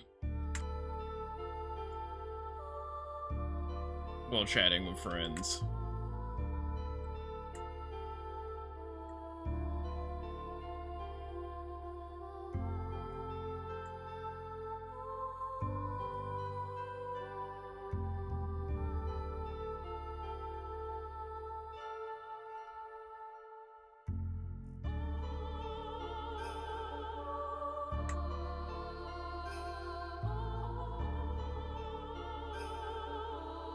Today or in general, you know, I no wonder that.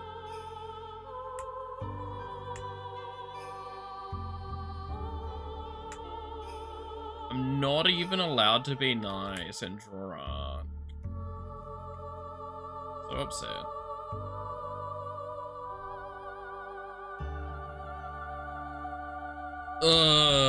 No, I do deserve it though. I am a bit too much of a silly guy.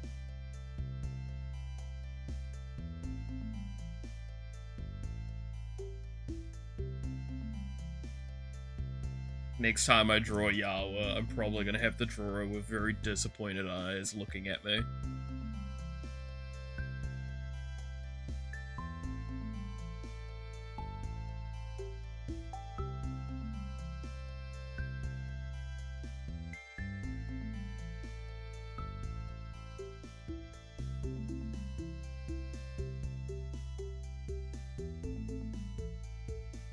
At least in the end, you're still friends. Here's hoping. To be fair, yesterday she did make the joke that that a rock would be a better friend than I. So, you know.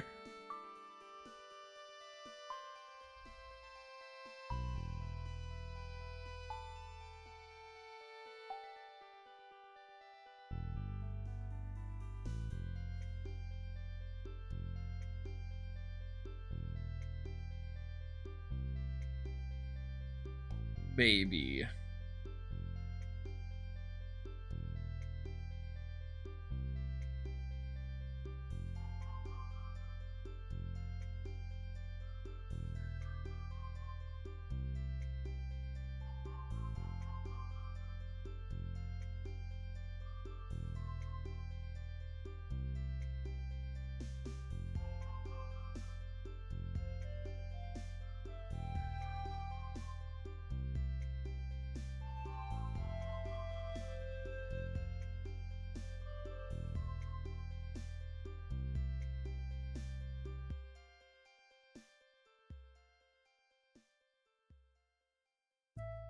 Oh.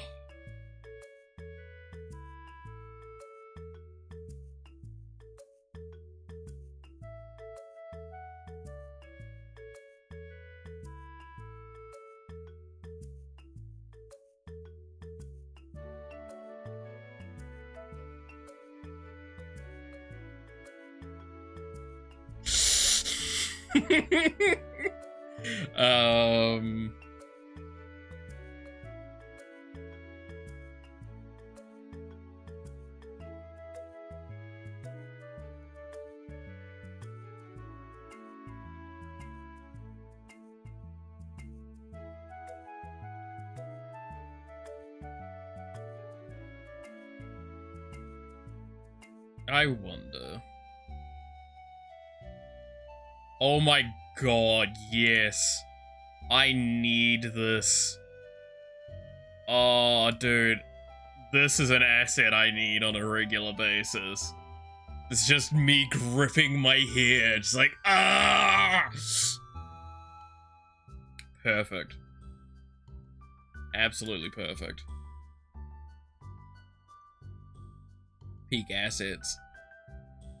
VTubing assets, man. There's some dumb stuff out there.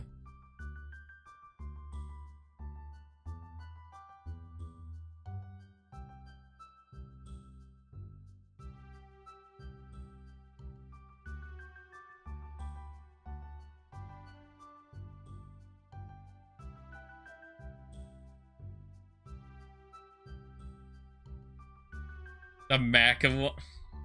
Dude, I stand by. Right. I'm actually pretty sure that we're gonna end up doing a collab with the like fast food sim game now at this point, regardless of my choice in the matter. I'm gonna cry. I'm gonna hate it so much. And I fully expect that, like, it's just gonna be, like, so much of it is me having a PTSD attack. And I want to stress, you know who the one that's wanting that the most is, right? It's Yawa themselves. With who? Yawa, Bug, and Bib. Yawa keeps pushing for it as a threat to me. I'm gonna cry.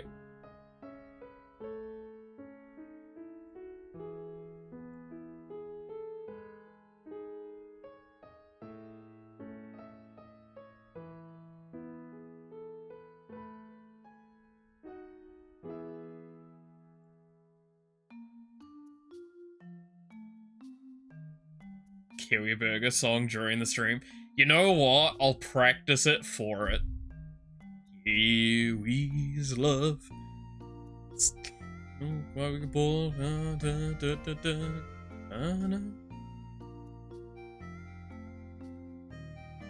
I'm gonna end up.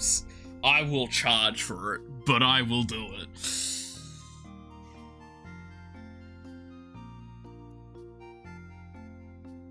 It's gonna turn into a charity stream by the fucking end of it.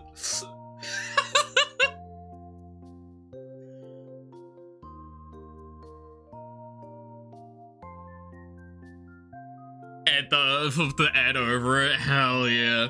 Just an overlay of the ad turning up constantly. That definitely won't give me legal problems. To be fair, the song, I think the song's considered public domain now. Because it's like so thing. No, I should overlay the ad on it. That'd be fucking hysterical. It's just like someone puts in the money, it's immediately the fucking music starts playing. It's like, ah! Kiwis love!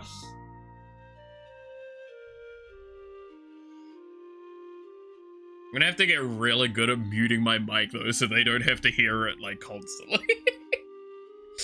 That would be hysterical.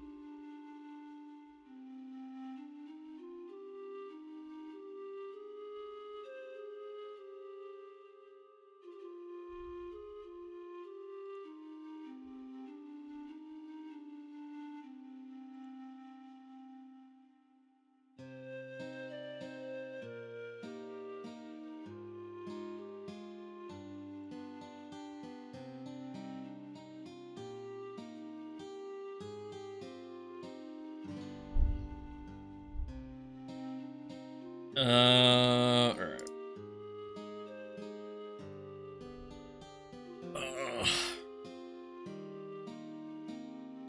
Dude, you know one of the funniest parts about, like, looking at, VTuber, like, their, like, reference sheets? Is you learn really quickly how many colors go into certain things.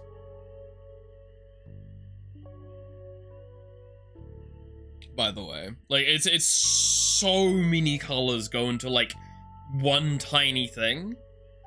So many more than you'd think. It's so common with art. Like, one of the best examples I have is the eyes for Narissa, right? Like, all of these colors just in this eye.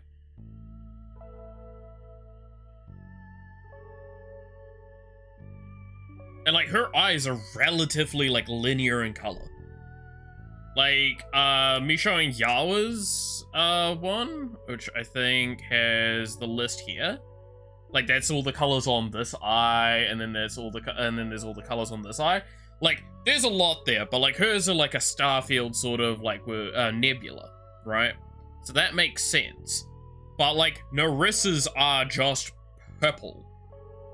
And you've got 1, 2, 3, 4, 5, 6, 7, 8, 9, 10, 11, 12, 13 shades in there? 13 shades? I think.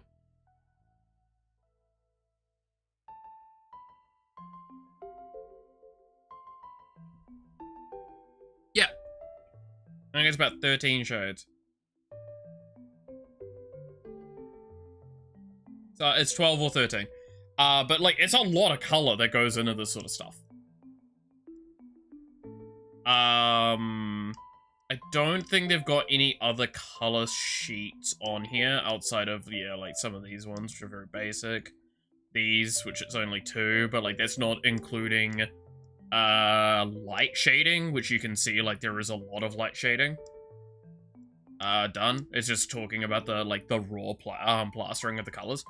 There's a lot of colors that go into these sorts of designs. And you have to remember as well, with like doing a rigged model for a VTuber, each of those like pieces, there are so many parts of them that are like separate layers and separate spots, and all that are just like separated out, which add to like the sheer complexity of rigging. Like, one of my favorite things to look at in my pastime is how riggers do a lot of their stuff, and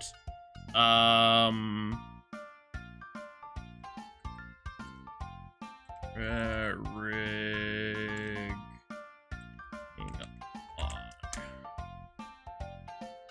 Surely I can find a quick video on this.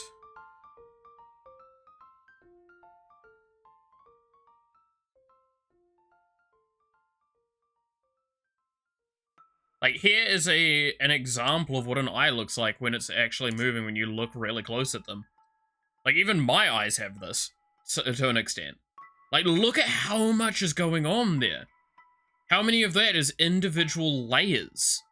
Like, several parts of the lighting alone is a lot of separate layers.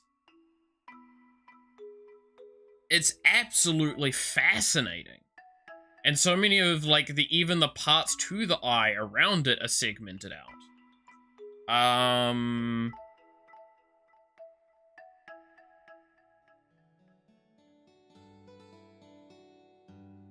See if I can find another, like, I'd love to find an example of one where it's like them actually doing, like, some of the rigging for it all. Because I've looked at that a couple of times. It's absolutely insane. But again, like, to really hammer home the point that I'm making, let's have just a quick moment of zooming in on this character.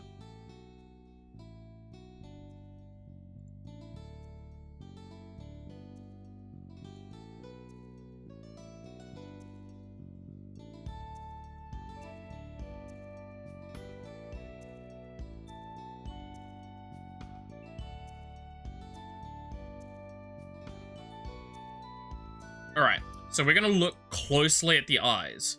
Look at the movement, and this is, again, like a $30 model.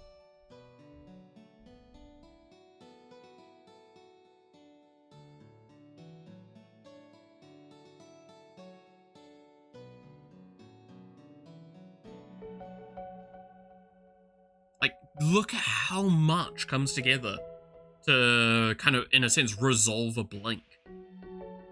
It's insane.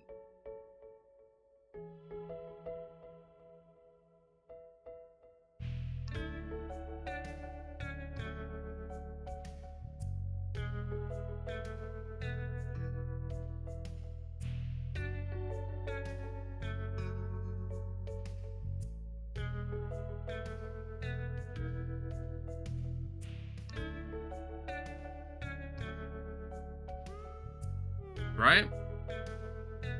Look a bit like jiggle physics. I mean, yeah, there is a jiggle to it all, because, like, that's actually become quite, like, a common practice in my experience, with the blink. I'm not sure I fully get why, but it does look quite nice, especially when you zoom in so far. Again, I can even zoom in more onto the eye. This is where we start seeing, like, things being too close and some of it deteriorating a little bit. But, like, look at those eyes. They're gorgeous. And you can see kind of what's separated in layers. But, like, think about how the fact is that, technically speaking, in my experience with what I've seen, like, multiple parts, sometimes the eyelashes, or, like, the top of the eye, that area, that is, like, 3 or 4 layers alone on a regular basis. Because think about, like, the eyelashes alone being maybe 1 or 2, the skin fold that comes down to do the blink, that's also potentially a layer. The section that is, like, kind of the part to separate where the eyelid and the face is, that's also, like, a separate layer. And it all, like, squeezes together. Then there's also at the bottom, there's a little bit of, like, I don't know, like, there's a bit of eyelash there, but there's also kind of like a coloring there. That also is probably all separated. There's a lot. There's a lot of tiny little bits that come together for these things. It's insane. You gotta love them.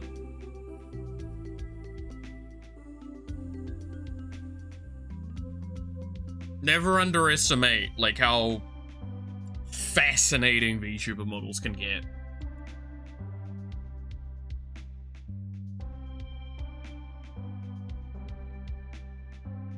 Also, my life is now being threatened by bug.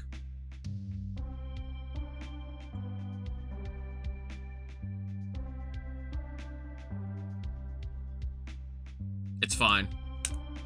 It's only hydrate or dihydrate. I'll hydrate shortly. I did hydrate not that long ago, so I feel like I'm safe technically.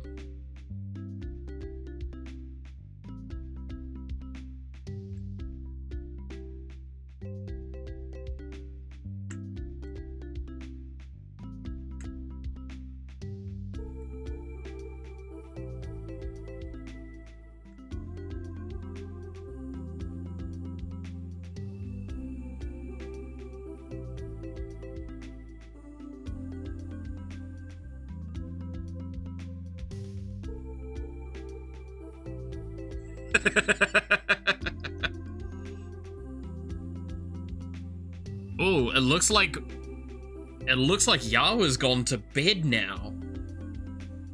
Which means that we can continue doing Yawa's art and not get yelled at. Which is always good. No, I'll do that off stream.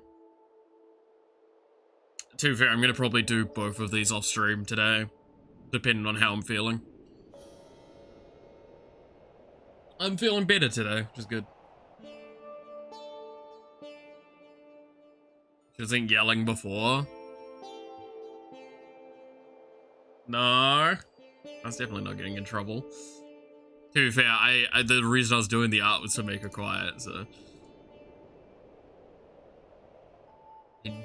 I know how to- oh, shit. I was about to make a cool, witty remark, and then I proceed to minimize my desktop.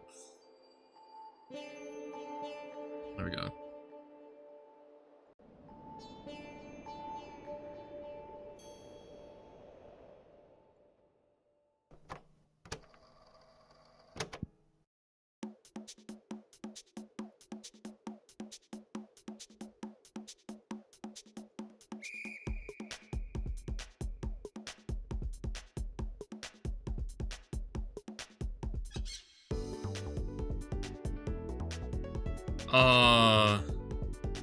She'll have a field day when she watches the RE4 stuff.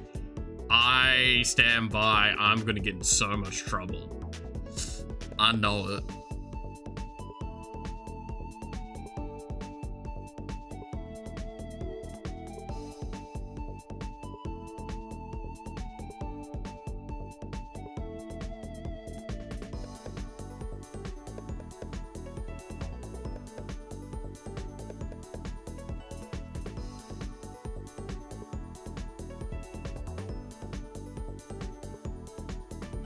I know I'm gonna get in so much trouble.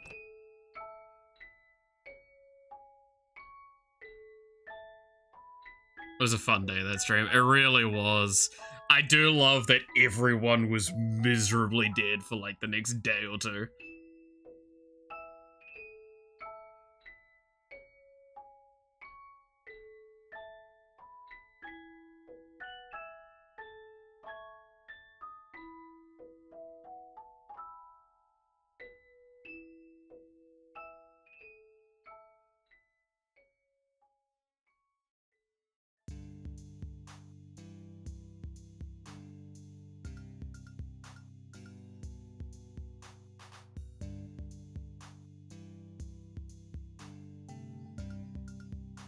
But I am also glad that it's probably going to be quite some time till, we do another one of those, because god, that took it out of me.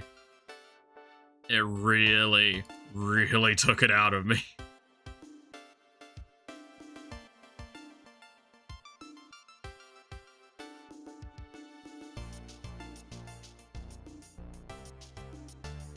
Like, goddamn.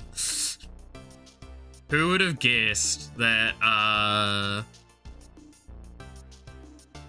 voicing, like, I want to say maybe 60% of the stream saw myself in some capacity somehow.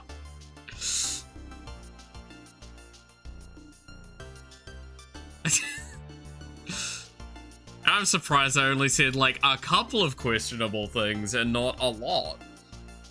I did, by the way, I want to stress yesterday, like, while lying in bed in the afternoon, kind of like get up all of a sudden, cracking up laughing, just remembering the singular line of, I can't call them that anymore.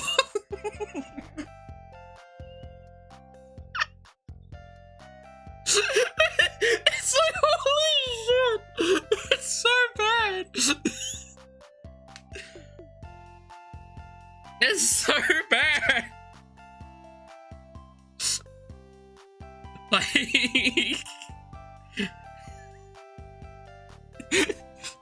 It's because the government outlawed it. It's like, holy shit! Say that.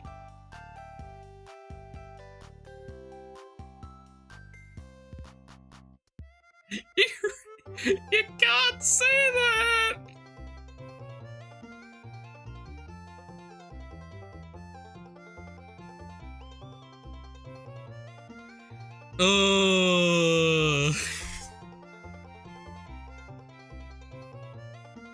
It's not the most cursed thing you heard. There was a couple, but that one was the one that fucked me up the most, I think.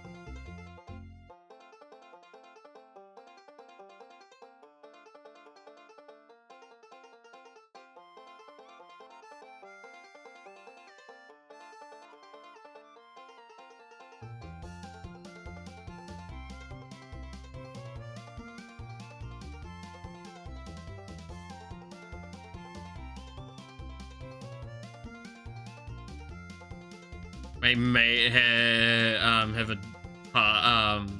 Discord full of curse quotes. Oh god.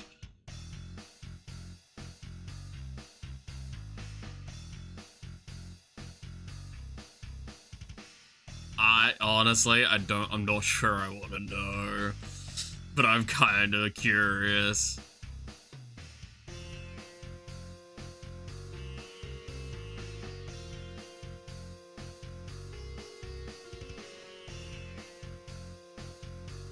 But like, it really do be wild.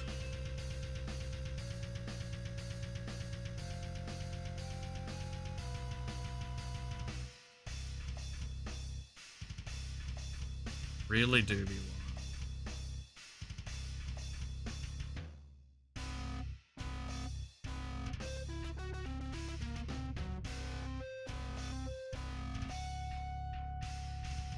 I just sort of oh my god.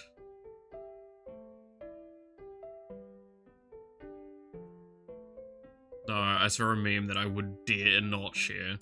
That was terrible. Okay, let me look at this quote. Yeah. Yeah. To be fair, I have a few friends I've said something similar with.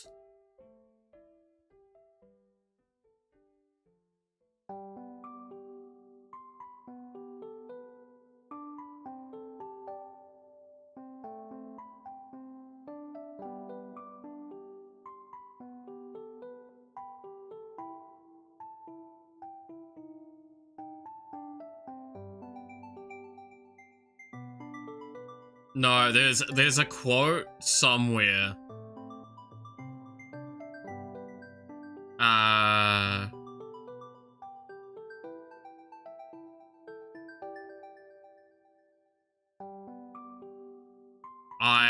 There's a quote somewhere that a friend of mine has that I'm so glad that it will never be public, because it is such a, like, in the moment thing that's still messed up, but, like, was just, again, you're having a bad day, something happens, you respond to it, and you're like, I said something wrong.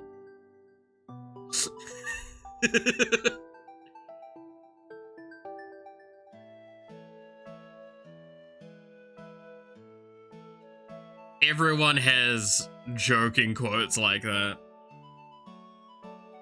The dreaded thing was he f***ing recorded it.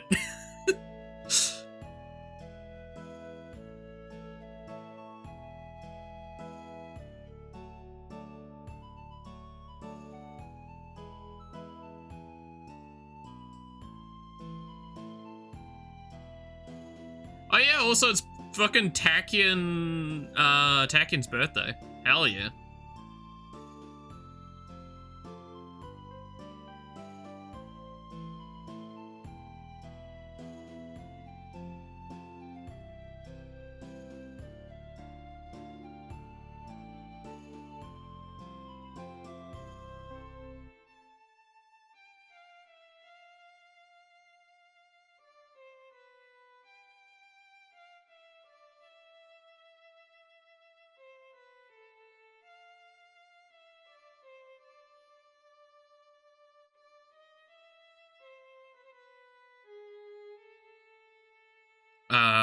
But yeah, no. Sorry, I'm a little distracted by something at the moment.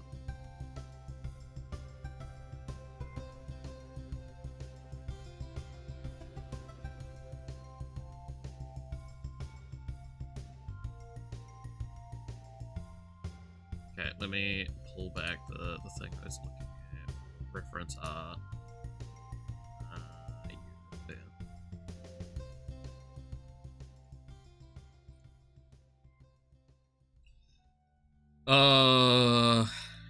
Don't you love, like, conversation with friends that you're like, I'm so glad we don't have FBI agents, that read, like, your conversation, sort of thing?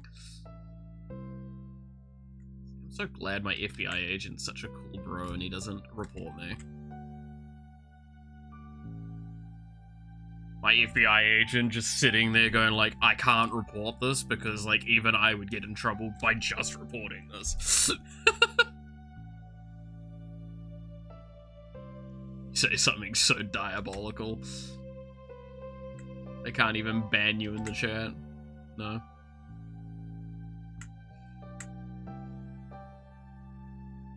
To be fair, all the things I've said in my time, I have never said some of the stuff I've still heard or seen in, like, chats and games, man.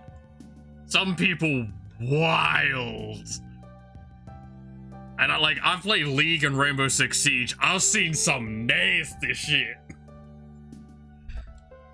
I also played Xbox back when, like, it was Xbox Live sort of stuff.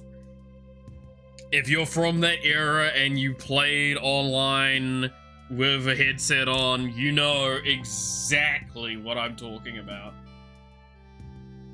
where you're like, oh, you heard some, like, profanity that, like, would get you jailed nowadays. For good reason, I have gotta say.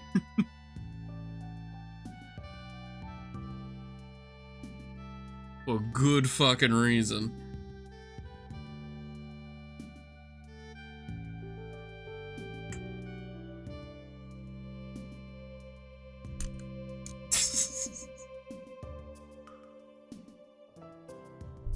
I feel like the mistake I made with this design, by the way, and is what I'm gonna probably correct once I ask Bug about, like, the 3D model stuff, is I kind of want to, and I'm gonna explain it by drawing this, because it's just gonna be easier. And I'll draw it in red. Is I feel like the pose should have been more here, and then the legs further out here. So, like, the leg would come down, like, the front leg would come down here. So it's still the same sort of pose, but it's like, the legs are a bit further this way. But the body is arching more aggressively, like, here. But then the legs are coming out further. So, think of it as the legs would go this way, but they would swing out a little bit and come back to probably being kind of here. I think that's what I've messed up. Because I feel like the straightness of the body is taking away from the seductiveness that this is actually trying to aim for. I feel like I needed to actually have her feel like she's leaning more, instead of, like, standing proud. So maybe head tilt more aggressively. Raise this shoulder up a fair bit more.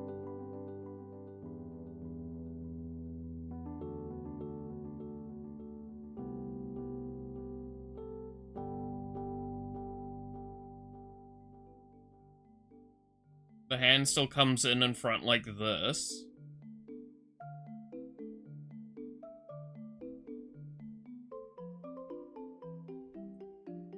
But it means, like, the waist is, like, way more aggressively here.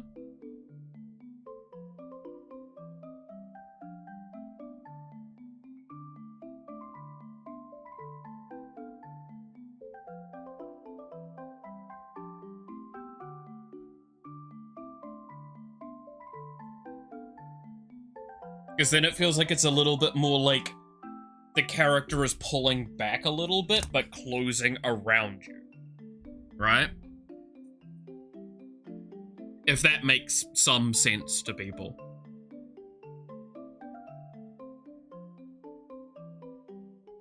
I think that is probably the way I want to do. Like, it reminds me of a little bit of the Tachyon pose that I had at one point. Which I think is still on my computer. This pose.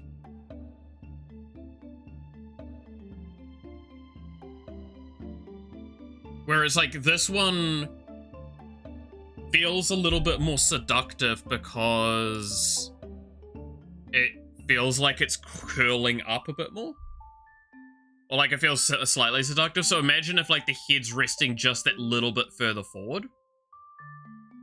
Where, like, what I'm suggesting here. That head resting a little bit more forward towards this knee would be a bit more along the lines of what I'm thinking. Whereas, like, I'm wanting still, like, the more stretched out body here.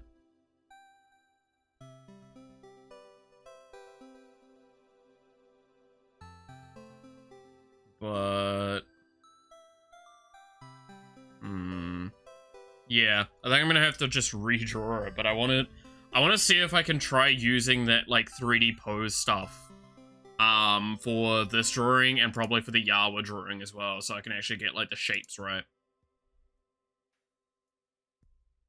I think it would add a level of seductiveness that I'm trying to aim for with this design. Because, like, currently I think it feels too...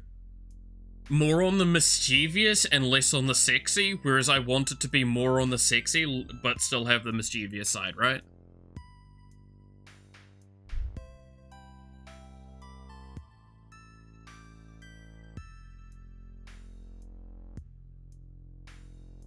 That's what I'm thinking.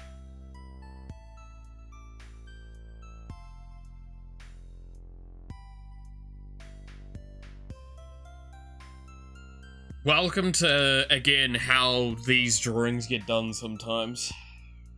I'm just a bit more out of practice, so I'm testing new things. So it's taking me longer.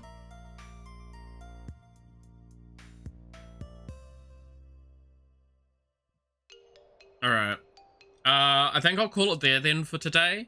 So I can go take a bit of a rest and wait for Bug to finish what they're doing so I can bug them about art later. Either later today or tomorrow. Don't forget to eat. I will take that under advisement. But yeah, no, I think we'll finish up for today. So with that being the case, thank you all so much for watching. I hope you enjoyed. You're awesome, stay awesome, and I hope to see you again next time. Until then, bye-bye.